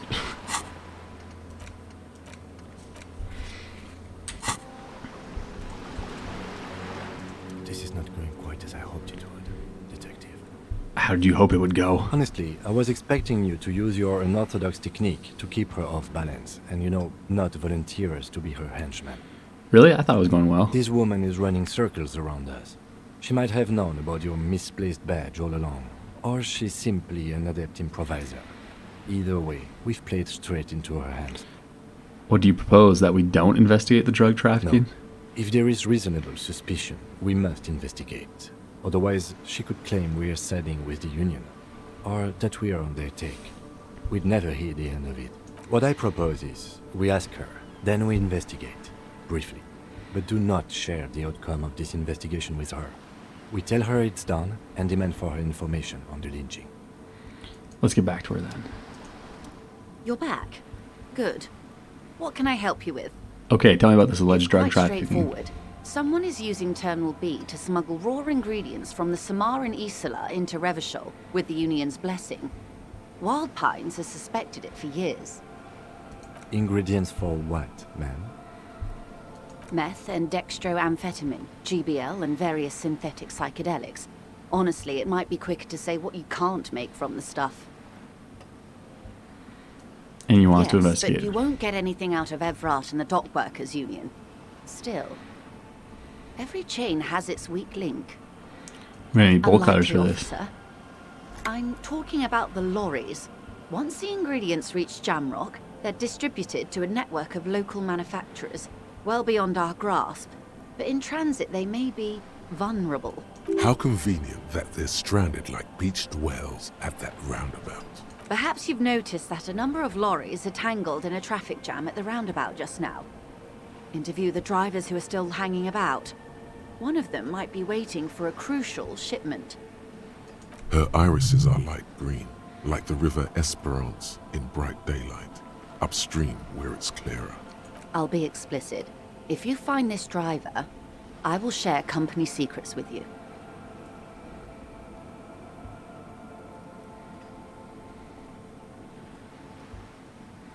Yes? Excellent. The Jamrock mystery. According to my reports, there are at least 3 lorry drivers lingering near the roundabout. Hopefully one of them will know something. It may come to nothing, or it may just blow the case wide open. I suspect the traffic jam won't disperse for a few more days. You should have the time you need. In the meantime, let me know if there's any other way I may be of assistance. Of course, Detective.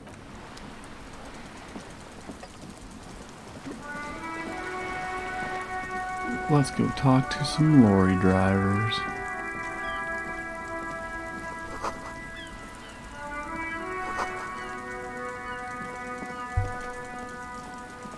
Ooh, actually, I need to run a quick ad break while I go put my clothes in the dryer. I'll be right back shortly.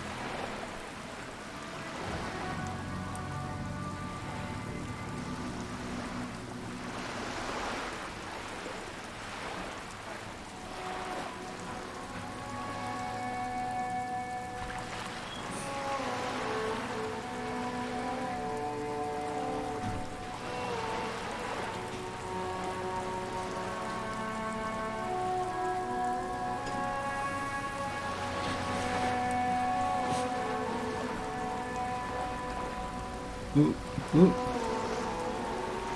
And we are back.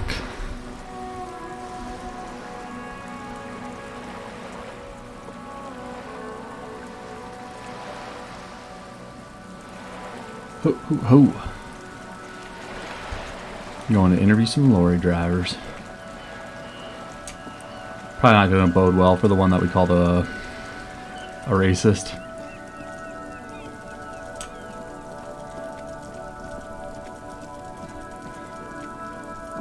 Oh yeah, we gotta find our bird too.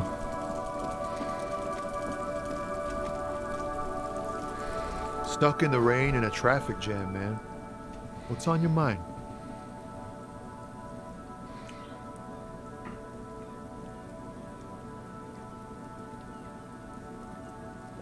What are you hauling anyways? High-grade narcotics, illegal firearms, stuff like that. Wicked. I've always wanted a friend in the underworld. No, I'm joking, my man. Found runs a nice, clean business. This haul of cargo is mostly sporting goods. You know, tracksuits and that kind of thing. They usually get shipped to Grad in the Occident. Though we've been making headway in the Ilmaran market lately. Can I get one of those flan tracksuits We're you're hauling? pals and all, but I can't just freely hand out the merchandise. The bosses won't be happy. So this is your machine then? Sure is. Like a rash you can't get rid of. You interested in heavy-duty cargo machinery? A motor lorry, also called a camion, on Caillou and neighboring islands. This one looks roughed up enough to be some sort of found rust bucket. Maybe the A6. That's a flan A6 you got Good there. eye, my man. Yup, she's an old one, but reliable. Me and her spent a long time together. The man taps his fingers rhythmically against his arm.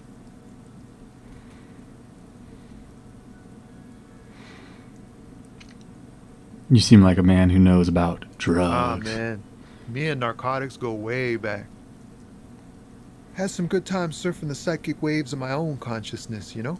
But those days are behind me. There are other addictions in my life now. Why the inquiry, my man? Let me be straight with you. I'm trying to figure out who's smuggling drugs out of Terminal B. We have a credible lead, sir. Someone on this roundabout is waiting for a bulk shipment from the harbor to load it on their lorry and drive it to Jamrock. Not me, man. No way. I don't need any trouble. Shit's bad enough anyway. This jam's got folks up in arms, and I'm afraid it's headed toward a conflagration. Who do you think could be constructing? No. Wait, then why are you still hanging Gotta guard around? the stuff. Bosses don't look kindly on missing cargo, and it gives me time to work on my rhymes. A rhymesmith? This is quite credible. It goes with its cadence and way of speaking. Who do you think could be conducting the drug trade Look, then? man, I try to stay away from the criminal underbelly of Revachol. I'm a guest here. You really need to find another man to probe with those questions. We wouldn't say he's lying, sire. He's a poet. Hit him with your best verse. Your best verse? You don't even have a bad verse in here. Just tumbleweed and liquor stains. Wait, no. What are you doing? She broke me. She That's fucking broke brutal, me. man. But you know, time will... No, stop. He's already mortified. No, Tommy, listen. These are my rhymes. Listen. She fucked me till I bled. Ooh. In the name of God, what are you doing? I'll never be the same again. She's always there. Fuck the case. Fuck everything. Total doom. It's not real, guys. It's not an actual Yeah, thought. I get that, and it's cool, but... Yeah, I get it. These are your rhymes. They're from your life. Doesn't matter if they're robust, they're honest. So, thanks, man. He's not lying. He liked the end. Yes, and I also thank you for stopping. We have a drug investigation to return to. How about we do that?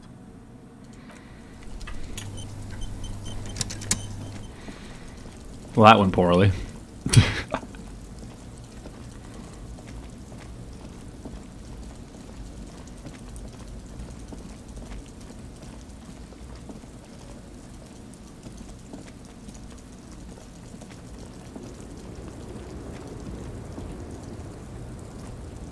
The woman is still hunched over the rail. Huh? What is it? What do you want? What do I need drugs for, Lowman? What I see, what I feel.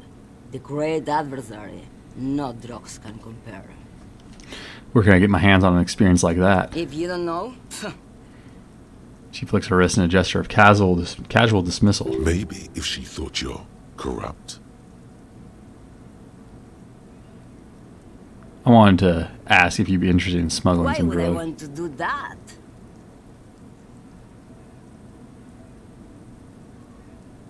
For commerce, the lifeblood of the soul, for the glory of the world republic, liberation of the spirit and body. Loma, what in the name of God are you talking about? Okay, let me put this another way. Are you smuggling drugs through the Terminal B? Maybe. Probably not. Makes no difference to me either way. You said earlier you don't know what cargo you're hauling. Could it be drugs? Just this month, I made half a dozen trips from Saramiriza to Grad on the U41A. What do you think they take from Saramiriza to Grad, Loman? No, Drugs. Loman, diamonds. Easy. He's the skinny man who thinks he's a poet. Never trust a poet. Also, he's the only one I can see from here. That's correct. There is no visibility of any of the others. I didn't ask about the diamonds, did I? I don't care about Diamonds that. are good for you, Loman. You should try them sometime. Make yourself pretty like Eva de Zoras. Okay, if you're not involved with the drug trafficking, then why are you still Where do you here? want me to go? This isn't so bad. I can listen to music, or the seagulls. Look at all the colors and the Oh, filters man. of this world. It's a good palate cleanser, this jamboree. Or I can just relax and let my mind carry me back where it will. I don't know if I solved this my first playthrough. Because I think I got in there with, I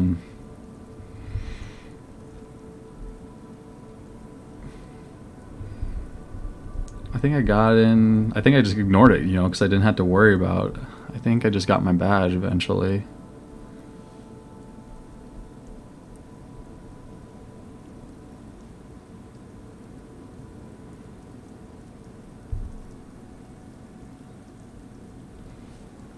I'm trying. Yeah, I don't know if I did this.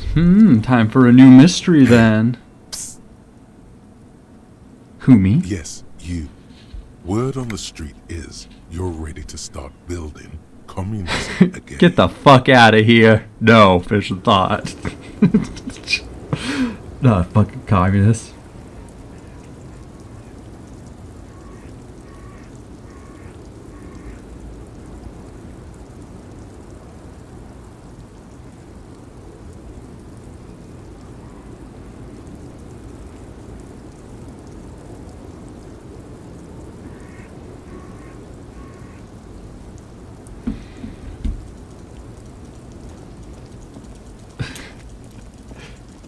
What do we say to communism? Get the fuck out of here with that communism. A lorry stuck in the windows are clear. Fumes of heavy fuel oil waft over you. Likely, yes. This guy's proud of who he is. Drapes it all over his machine. Alright, let's go talk to the guy we just told was a racist and to go fuck himself yesterday. I'm sure he'll love to talk to us. Looking for something, Rod? Come to tell me to fuck off again? Oh yeah, they're a big deal. My great-grandfather was a carter. Had a royal license and everything. We've tried to hold on to our privileges.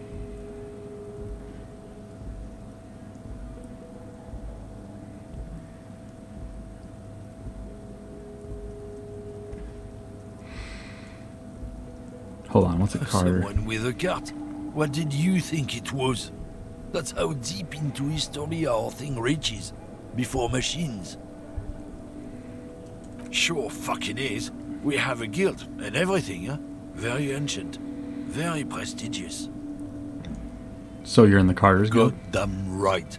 They've been trying to fuck us out of our heritage in the name of profit. But when they try to replace us, they'll regret it. Trusting street thugs with their goods is going to fuck them right up the ass. Mark my words.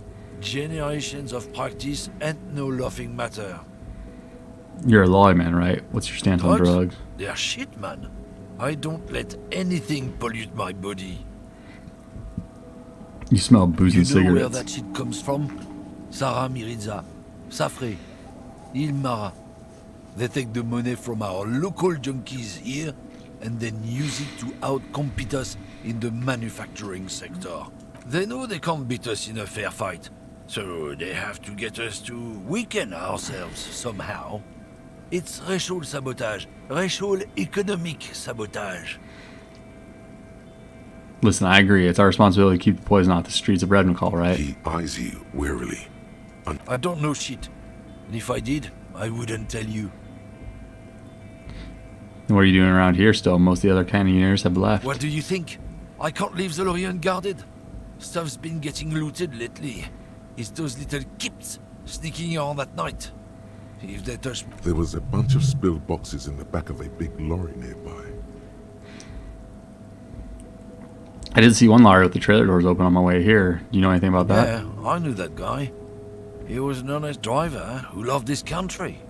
We were having a good debate about genetics at the Wheeling in Rags when some kip boys smashed his luck and took damn near everything. Lost his fucking job over it. Since he left, I haven't had anyone to talk to. Bad for him, I It's a guess. fucking travesty is what it is.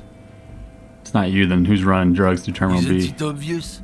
Fucking Sealang, that beady-eyed South Samaran. His little side business is a scam.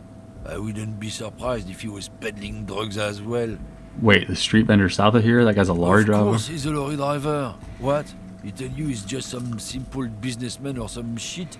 He's selling his employer stuff after he broke the seals on his Humanux lorry. His tribe are natural liars. It's in their blood. He's your man, alright? 100%. I wouldn't be so sure about it. Not until we've heard what Sealang himself has to say. Guess we need to go play Secret Event. A visit.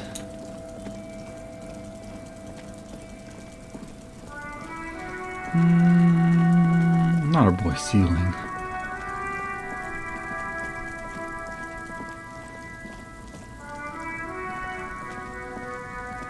You keep coming back.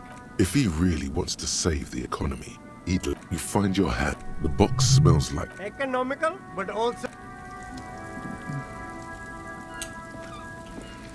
there's a pile of You like sunglasses, officer? stylish shades, huh? They abort. These are hideous. Damn, officer. You look like a... It's going to be. No, you are definitely not buying those. Are you sure? But they look so good on you. You should... Shades of self-destruction. Rummage through These the are box. all boring. Boring third-rate ho-hum sunglasses made of cheap Syrahese plastic. The kind of plastic that melts in the sun. Those UV stickers are almost certainly just there for the show. If anything, these lenses probably direct more UV light into your pupils. A UV magnifier. These are all first-rate sunglasses. Premium design, superb material, very cool. UV resistant. These will definitely keep your eyes safe and... Oh shit, we found it. Oh, very interesting choice, officer. Very high culture. This is how a sea monster sees the world. You've become a sea monster. Giant, hidden, and strangely tender at heart. All is blue. All right. But these actually make your vision worse. It's like literally being underwater. Wow, officer. You look so cool. And they can be yours for a mere 3 real. My regular customers have passed them all up because they've got no taste. But you found them. Kim, what about the these? lieutenant tilts his head and steps back, eyes narrowed in a thorough examination. It's a case to him. You look like a musician. Like a blind musician. But you could do worse. Take them if you want.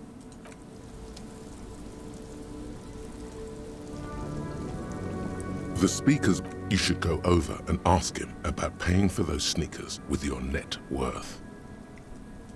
Oh, I'm gonna pay for those sneakers my net worth. Everything's still cool here, officer. Me? This man probably comes from Seaguy, sometimes known as the Apricot. Very sharp, officer. I'm Serais, from the Seaguy province of the Serais Empire. The apricot suzerainty, you know? Man, this apricot business sounds complicated all of a sudden. Oh no! It's very simple actually. Seaguy is a shithole. Not good for independent entrepreneurs like this one here. That's why I came to Revachol. Speaking of, could I convince you to support an independent local entrepreneur right now? Let's see if I could pay for these sneakers with my net The worth. speakers believe you should go over and ask him about paying for those sneakers with these once respectable speakers. A small heat. No, don't look at the speakers, officer. No, don't. Samaran trash. Inspect a the pair sneakers. of Faun Ultras. The design, dedicated, victorious. Those sneakers, mister. Those sneakers are the latest found sneakers. Super air, super fine, super cool. Only 50 real. Only? That's madness.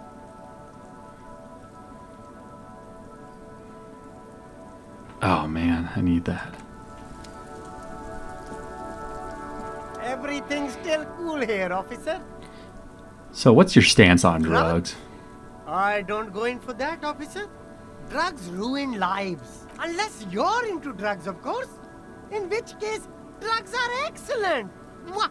Tasty, tasty drugs. I'm super into Very drugs. cool. A lot of the coolest detectives do drugs. Sadly, I don't have any drugs on sale. Or at my home, or on my person.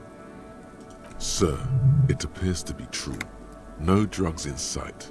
Not in the box of sunglasses or under the speakers. We're looking for a lorry driver who's transporting drugs out of the harbor. He or she is in the traffic jam. Even cooler. You investigating that and all. But I am not a lorry driver. I'm just a street vendor. I don't know anything about that. A blatant lie, sire. Yet he tells it with such conviction. We'd believe him if we didn't know better. But you are a lorry man. Another driver has identified you and your lorry. Who said that? It's the fat racist, right? I bet it's him. He has an agenda against me because I'm an immigrant who works harder than he does.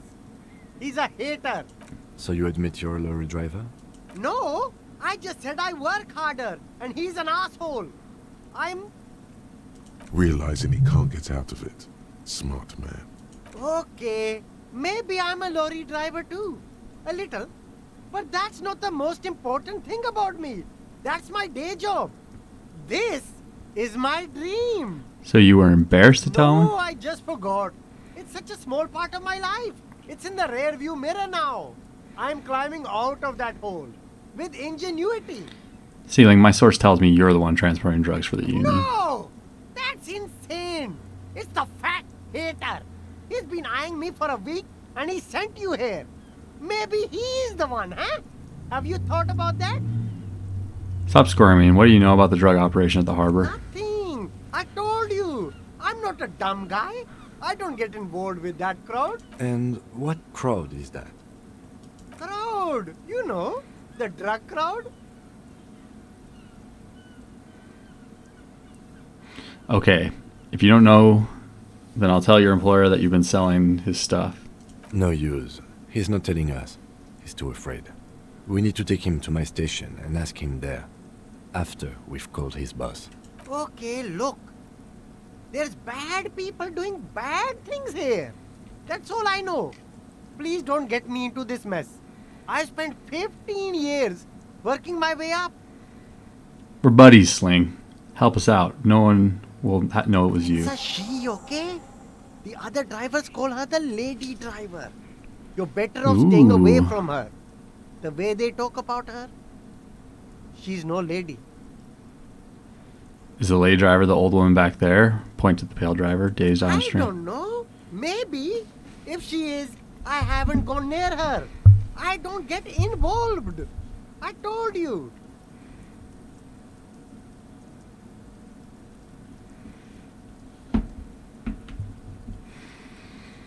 Okay, we're cool now. Right. I scored. Let's cap this off with a purchase. You can walk away from here with funky sunglasses, detectives. Both of you. Alright, now that we know it's a lady driver, we could talk. Let's talk to these guys again. Now it's turning into a kind of a snow limbo, man. What's on your mind? I heard that one of the drivers is a woman, but I don't think she's here. Do you know this lady driver? I don't want to talk about that. I don't mean to pry, but I need your help. She may be involved in the drug business. Man, I was hoping it isn't going to be her. All I can say is, she isn't around here anymore. She isn't some evil drug trafficker. And I don't know where she is. Who is this person? What's her name? Thank God I don't know. People here call her the lady driver. She kept her name a secret. From me too. Now I see why. Who is she to you? A friend? An acquaintance. I don't know. She was the only person in this damn jam I could talk to. She's someone I don't want to rat out to the law, okay? I asked you who's conducted the drug trade. You said you didn't know. Now you're saying that you do. I didn't, man. I told you I was hoping it's not her. That she wouldn't be mixed up in it. It's true. We would of course a lie. But a kind heart is tricky.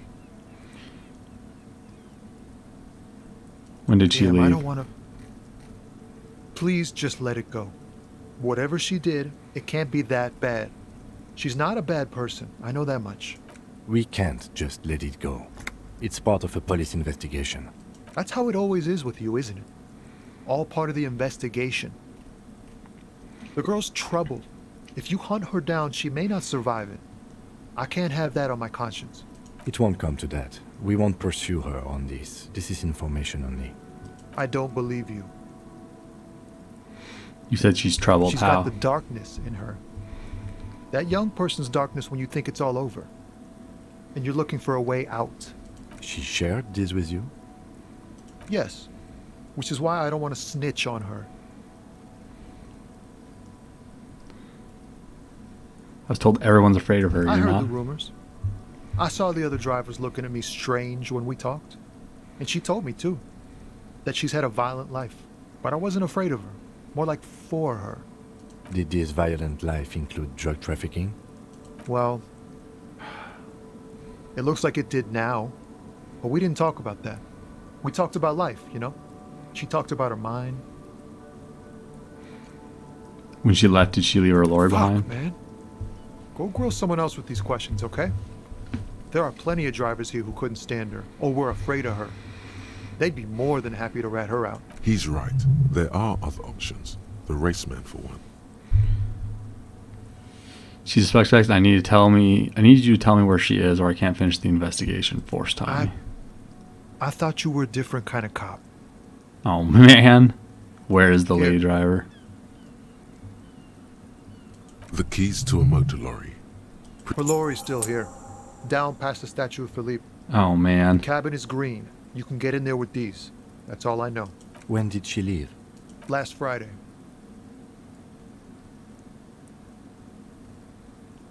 I'm sorry I had to do bet this. you are. Thank you for your cooperation, sir. I know it was hard, but you did the right thing.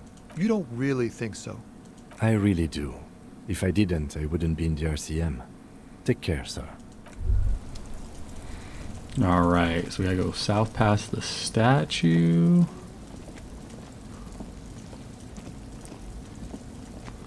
Oh man, we made Tommy feel all bad.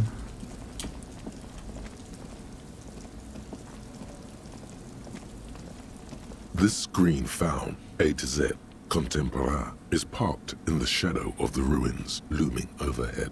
This is the one our men pointed to. Lock the door with the key You on push it. the key into the lock and turn. It makes a cracking sound. Then the door pops back a few centimeters. You can just... The smell of cigarettes and perfume welcomes you. The cabin inside is plastered with old movie posters. Actresses smile from the walls. There's a radio transmitter in the front and a toolbox tucked under the driver's seat. Some tools lie scattered near the pedals. There's something odd about the passenger seat. The seating fabric has been pulled tight over the lower side of the seat where the toolbox should be. Pull out A the metallic toolbox. drawer slides out from the seat. It's empty, except for a folded newspaper. It's an issue of Périphérique from last Wednesday. A piece of paper falls out from its pages. It looks like an article ripped out from a radio enthusiast magazine. Complex mathematical equations explain the basics of something called the Ulan frequency system. The Ulan frequency system? I've never heard of that before. I know of FM, AM, UKV, but... The pull-out toolbox slides back into its nest. The rest is as it was. Posters, a radio, dust on the windows. Peel the cover off the passenger seat. A stack of neatly folded papers has been stashed behind the seating fabric. You see 3 maps depicting a large metropolitan area. It's Revachol. Some of its routes and highways have been outlined with a pen. Bonne prise. This large map displays the elevated motorway called 881. The intake leading to Martinez is marked with a blue X. There's another X on the off-ramp at a place called the Old South. Toll booths at the intakes are marked with a circle. It looks like there are scant few ways of getting onto the elevated motorway that runs over Jamrock. And this person knows them all. There, hundreds of thousands of motor carriages roar on the 881. High above the mass of brown and red roofs, that is Jamrock. The commuters don't even look down. The world ceases to exist outside the windshield. Where's the to road Kudo, lead? through the middle-income neighborhoods there, by the river, and then to Stella Maris and La Delta for work, while the men and women of Jamrock scuttle to their fates below the road. Fold open the second This map. municipal map from the 30s displays a complex system of storm sewers underneath a sub-district called the Pox, old military hospital, right adjacent to the 41st precinct. Look at the third map. The final map displays a labyrinth of service tunnels left over from the construction of Motorway 881. A few routes have been marked with a pen, where the tunnels and sewers surface near the eminent domain and a traffic island in central Jamrock by the lake.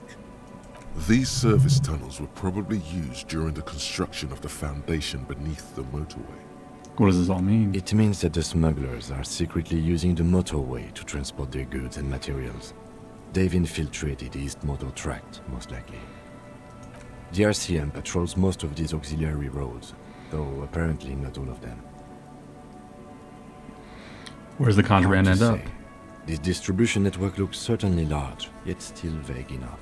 It doesn't reveal much about the Besmerti behind it. Besmeti? That sounds like The it was familiar. Besmerti is a Revacholian crime syndicate. They see themselves as the inheritors of the 14 Revacholian Indo-tribes, but really they're just violent gangs vying for control on the west side of Revachol.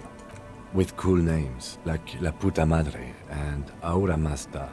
It's a dark parody. Who do you think is behind this? It's definitely not the Union. They just do some logistics. This operation has spread everywhere in Jamrock. If it's that widespread, then Madre remains the most likely suspect. Here's bad news. There have been attempts at a serious investigation before, but they haven't ended well for those involved. Best not to disturb the scene. I'll have forensics go over the lorry and pick these up later. The stack of maps looks just like before, barely noticeable. The movie stars look silently by, and the pull-out toolbox has a rubber handle, worn from years of use. Where are the These posters? are movie posters featuring starlets from long-forgotten films from the 20s, the teens, even the 90s of the last century. One of them particularly catches your eye, a centerfold of an ingenue attached right above the back seat. There's definitely perfume in the air. It's spicy, with a hint of amberette, wafting through the bitter air of the cabin. Stop and wonder, what's the that smell? remnants of a sweet juniper-scented perfume, probably granate number 5.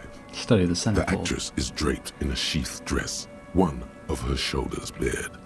The faded remains of an autograph run across the poster. She's looking past the camera.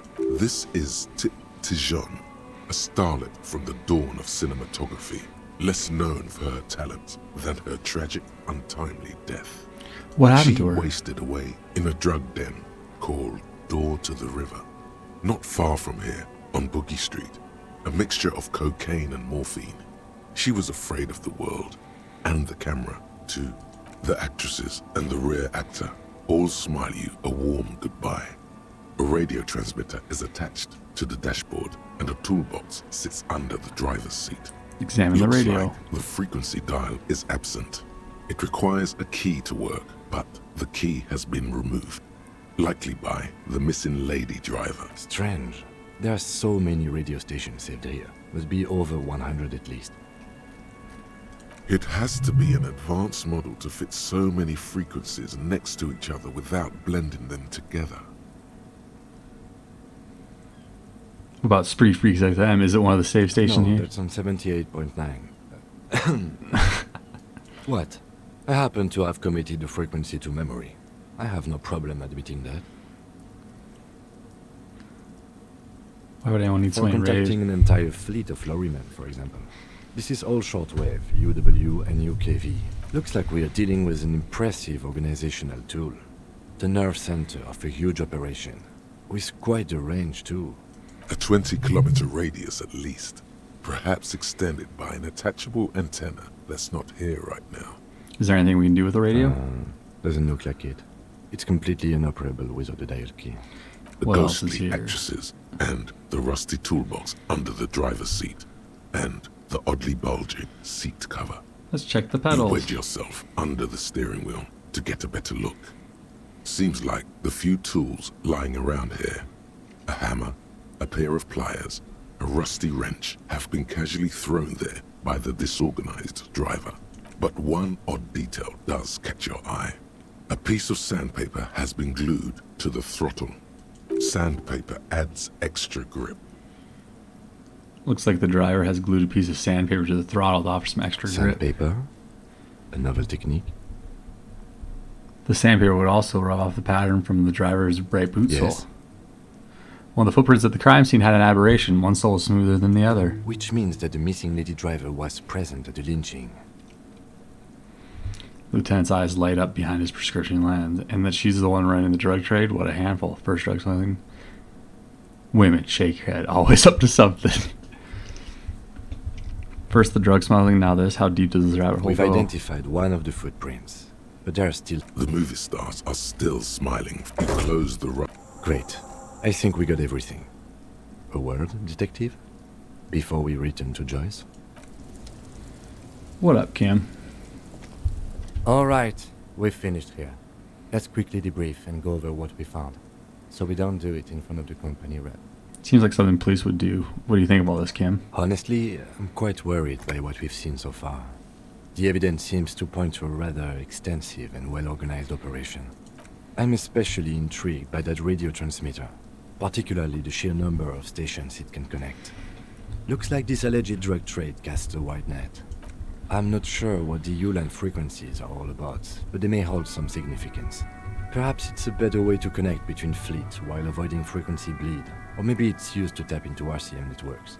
Oh, and the maps we found. They reveal the geographical extent of the operation. Looks like they've used abandoned tunnels and access roads to stay hidden. This is useful info. Will the RCM open an investigation to We should this? return to the murder case. See what Joyce tells us about the lynching. When we are done for the day, I call my station and suggest our narcotics department look into it. There are more than enough grounds to start an official investigation, sometime later when we are done here. We do not want to get caught in that. He stops to think. What are you thinking? The fact that one hasn't started already gives me pause. An investigation, I mean. Especially if the Madrid grouping is involved, and I can't imagine they aren't. It's certainly worrisome. All the Corruption. same, I don't like the idea of internal affairs descending on the matter. That won't help anyone either. How do you think this is connected to the We union? didn't find anything conclusive linking them to the smuggling operation. But somehow, I doubt that Everard Clare would be oblivious to something like this happening right under his nose. My suggestion is, we use it against the Union in any way we can, to our own ends. It's a slippery hill, but we just might be able to pin them down, indirectly, down the road. In short, this is a future angle. Possibly a good one. What about the movie posters? How they factor As into all this? elegant as they are, I don't think they are relevant to the drug trade. Could the film I'm industry be going to involved? say no. Okay, debrief over. After you. Okay, look at that. Hey, we actually did something remotely resembling detective work. Now we can go talk to Joyce and see if she can get us into the frickin' building. Oh.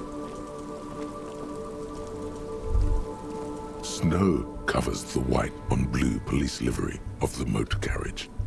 The white colors nearly meld together. Wait, why am I even thinking about this? Wasn't I supposed to? Do something important?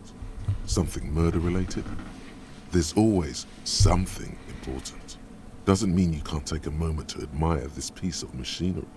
This is a Caprice Kanema, the Caprice Motor Corps follow-up to their highly successful workhorse, Caprice 40, and the answer to the Lum's racing breed, Ferv series. With its air-cooled, rear-mounted 12-cylinder compression ignition engine, driving the rear wheels through a 4-speed manual gearbox, the Kanema is able to reach 100 kilometers per hour in 13.5 seconds, and go on to a top speed of 180 kilometers an hour.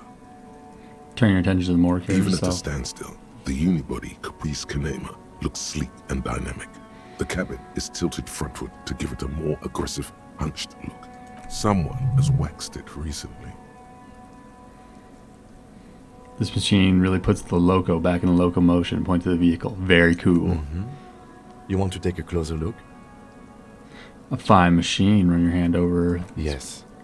An extraordinary machine.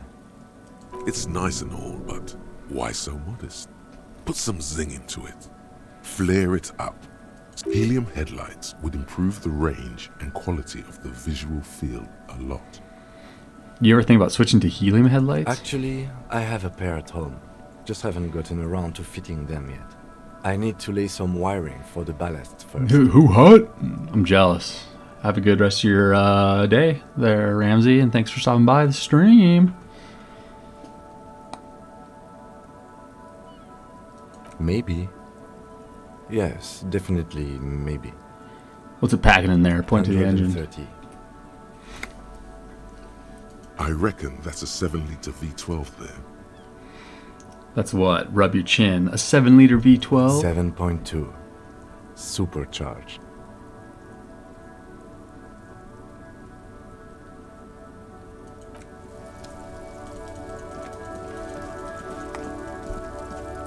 Okay, we gotta go. We also have to discover what my spirit cockatoo is.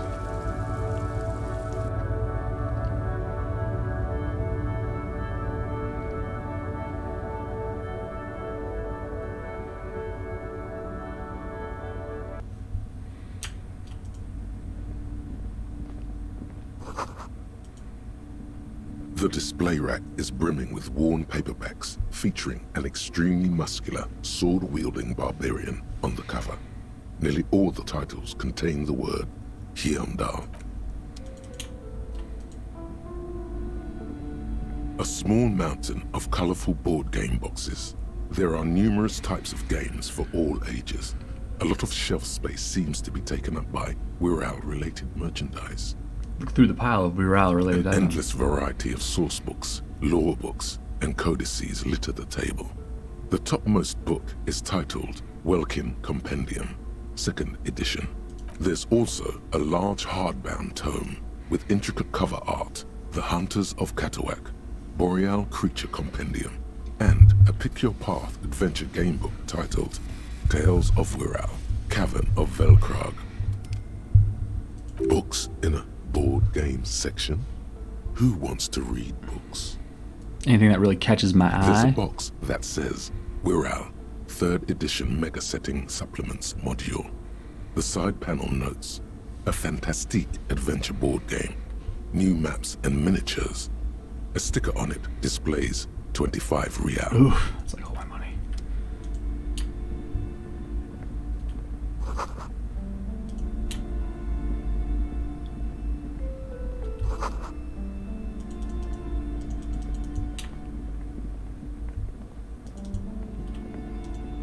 These shelves are overburdened with books from the same series.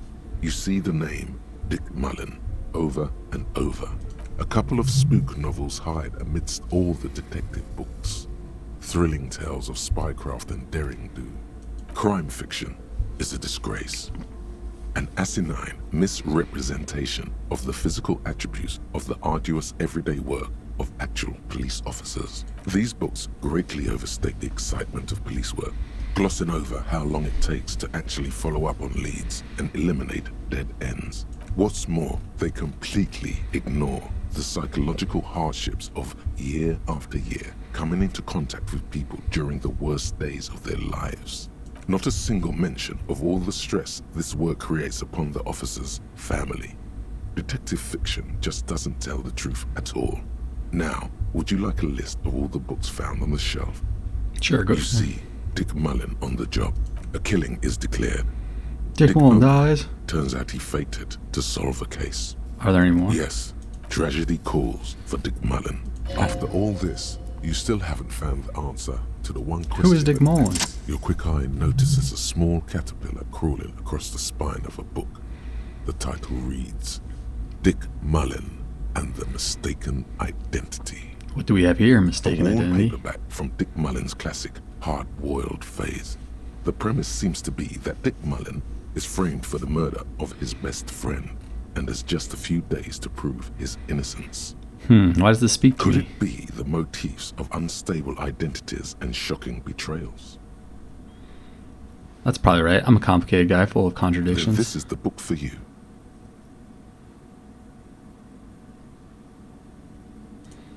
Come back to that. We gotta find my spirit cockatoo. The plaque on the shelf reads, Don't care about famous people. Several maps have been attached. The maps look old and faded. Your eye catches a map of Insulet. It's not really a map. It's a tourist thing. A picture postcard with buildings on it, drawn from an isometric perspective. A date in the upper right corner says 48. Still, it's detailed. Could be pretty useful for scouting ahead. You see the jagged boxes of an industrial harbor, even the whirling in rags there. I'm sorry, officer. The map of Martinez is the only one available. The other two are not for sale anymore. And besides, you could scarcely afford them. Ouch. They're quite valuable, though they might not look it. The map of Martinez is 90 cents, though. That old thing. It's an out-of-date map of a tourist location that never was nor came to be. From when some design studio people tried to spruce the place up 4 or 5 years ago.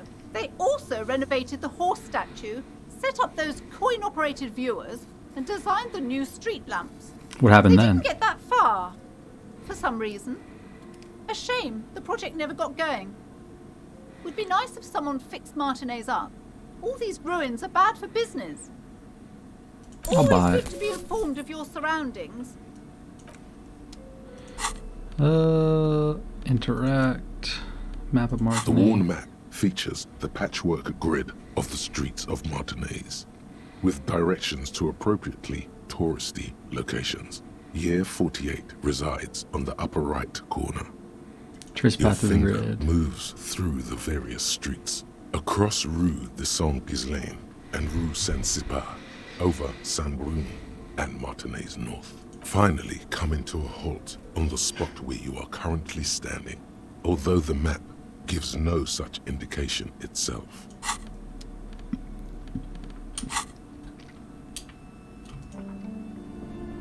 This bookstore is not strictly about crime, romance, and biographies of famous people.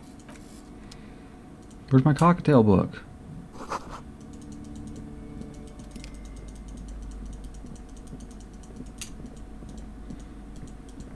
Did I miss it?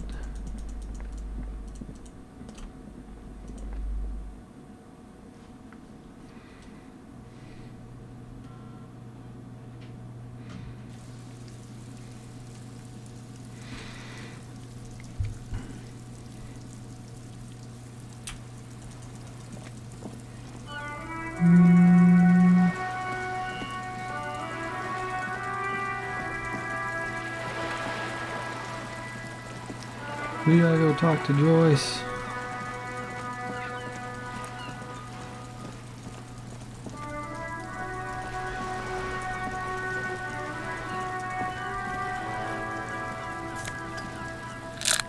Elysium. You're back. Good. What can I help you with? I spoke with the lorryman at the roundabout. My eyes on the harbour have sent word to that effect. What have you discovered? We discovered enough for now. Yes. And If there is an investigation, it will be part of an ongoing operation, subject to confidentiality. I am sure you understand. of course, detectives.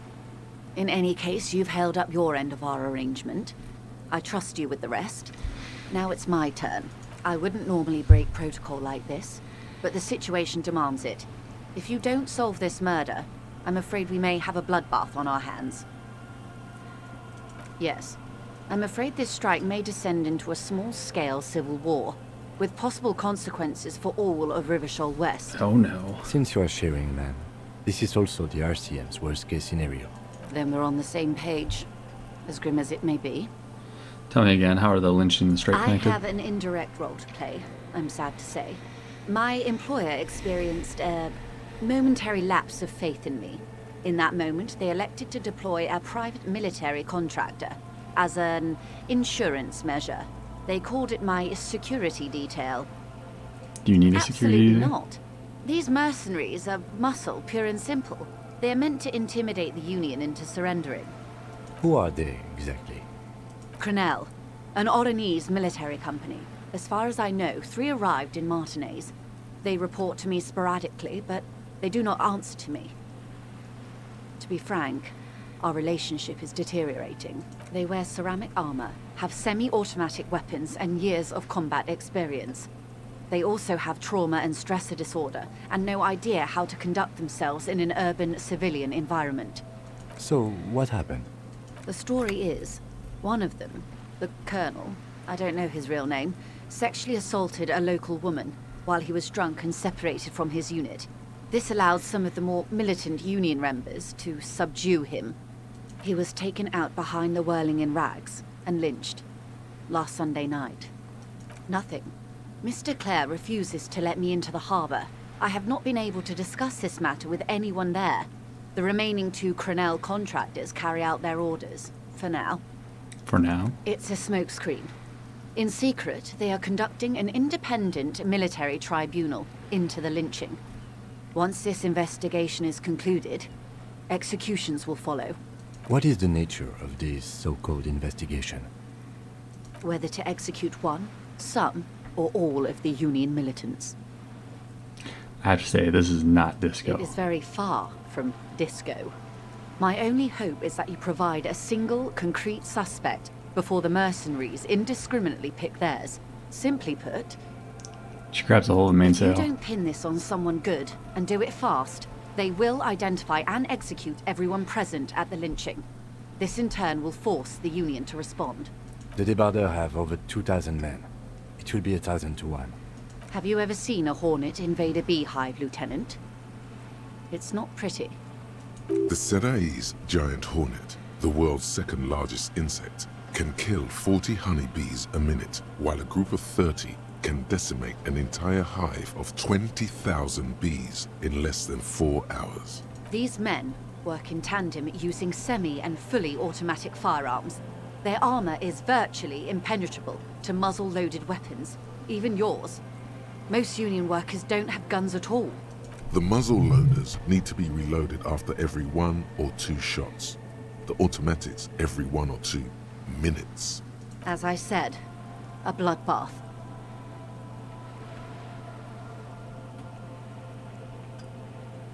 I think the It confrontation's doesn't gonna have to be like this. Nameless, badgeless officer of the citizens' militia. One single, concrete suspect delivered into civil court. A good one, and I may be able to defuse this situation. The Colonel, the one that was saying, did you know him? Did I see him alive? Yes. But I did not know him. His name was... Lely. His service name. A nom de guerre, most likely. He wouldn't divulge his full name. Only one of them did. A bad sign if there ever was one. This Lely. Anything else? Nationality? How old would you say He he was was? 40. Or 50. It's hard to say which. He had a combat injury on his lower jaw. It made it difficult to estimate his age, or gauge his facial expressions. What else? Nationality? Accent? He was, Occidental, I think. Light brown hair, a mixed accent, Oranese, or Messinian, maybe. His injury gave him an accent all his own. In a way, it was humanizing. He had to learn to speak through it, through the injury. That's all I know, I guess. I only met him once. You said the deceased assaulted a Or woman? he didn't. This is information passed on to me from some teenagers loitering around the canal. I cannot testify by it. What these teenagers by the canal That the say? man was killed because he assaulted a local woman. I've asked around a bit. This seems to be the accepted story around Martinez. The lieutenant consults his notebook, his eyebrows knitted in concentration. Odd. We haven't heard any reports about an assault in connection with the lynching. Where did it take place? And when? Last Sunday night, at the Whirling in Rags, the hostel by the gates. Supposedly, the colonel was drunk, maybe on narcotics too. Either way, he's alleged to have sexually assaulted a woman. Sometime later, a group of dock workers got their hands on him. And who is this woman? That's a good question, officer. I don't have the slightest idea. As I said, it's a rumor about a rumor. In any case, it's what the colonel's remaining colleagues believe. Where are the remaining 2 mercs They've now? gone to ground, as it were. I don't recommend seeking them out. For one, they're almost certainly armed to the teeth. They don't have the same respect for the Revachol citizens' militia as I do. To put it bluntly, they think you're vigilantes. Ghetto savages. It will not be a fruitful meeting. We still need to know where they are. You're likely to run into them eventually. When that happens, I'll be in a better position to mediate if I don't appear involved. Ooh, let's put a point on logic.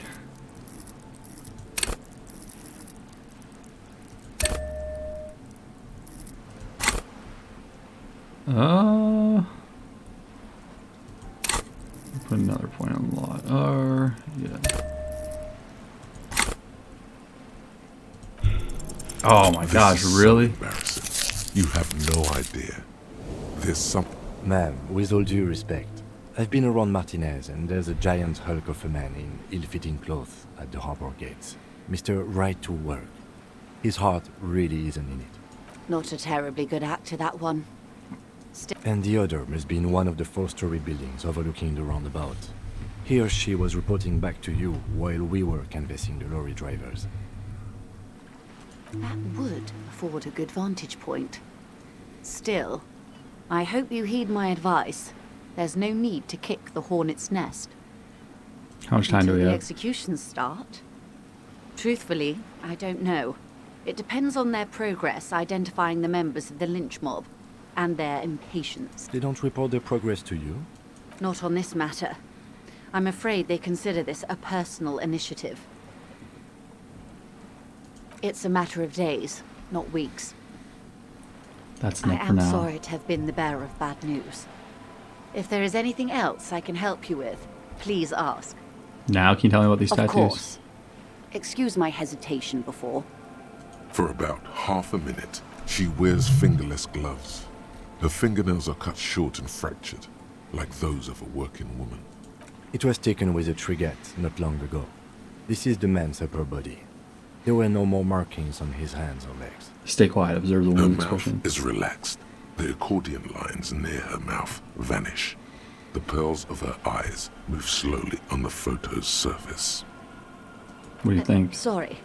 I was trying to see if I can read the web of interdependencies between these points. The stars. She points to the one on the photo I paper. can't. But that's how you read this story. The points themselves don't have letters, numbers, anything. Their size, location on the body, and distance from each other tells you what they represent. Like stars in the Close. sky? Port cities. This is an Oranese map of the waterways, a sailor's tattoo worn by wayfarers of the Dolorian century. Over 300 years ago, the sailors would mark their bodies to map their travels. What trials did the dead Quite man a few. make? Vredefort, the Oranese capital. traditionally stands on the right shoulder. He started somewhere near here, I think. What next? Then he made his way to the Pretto Grande, through what I think must be the Stutz Canal, an artificial channel through the Occident. From the Pretto, he sailed to the Insulindic Ocean, first the Semines Islands, then this. She points to his heart. What is that? Revachol. Those are the two constants. Redefort on the shoulder, and Revachol in the heart. They started the tradition of these maps right after the discovery of Insulinde, at the dawn of the Interinsulary Age. The old world passing by, and the new world already here. You said you can't read it. I can't. This man was no sailor, and these are no ports. I can understand geographic fragments, but not their meaning. Who could tell me more? Platoon members?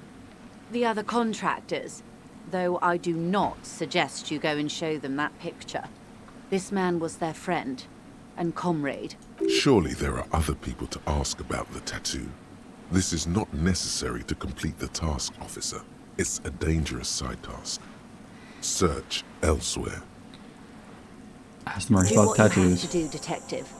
I don't think deciphering that tattoo should come before public security, but if you should wade into the mob to find out, I couldn't stop you. We will be careful, ma'am. That's all for the tattoos. Thank you for your help. Is there anything else I can help you with? I think that's all for now. And I think that's all for me this morning. I'm in desperate need of a shower and to finish some laundry.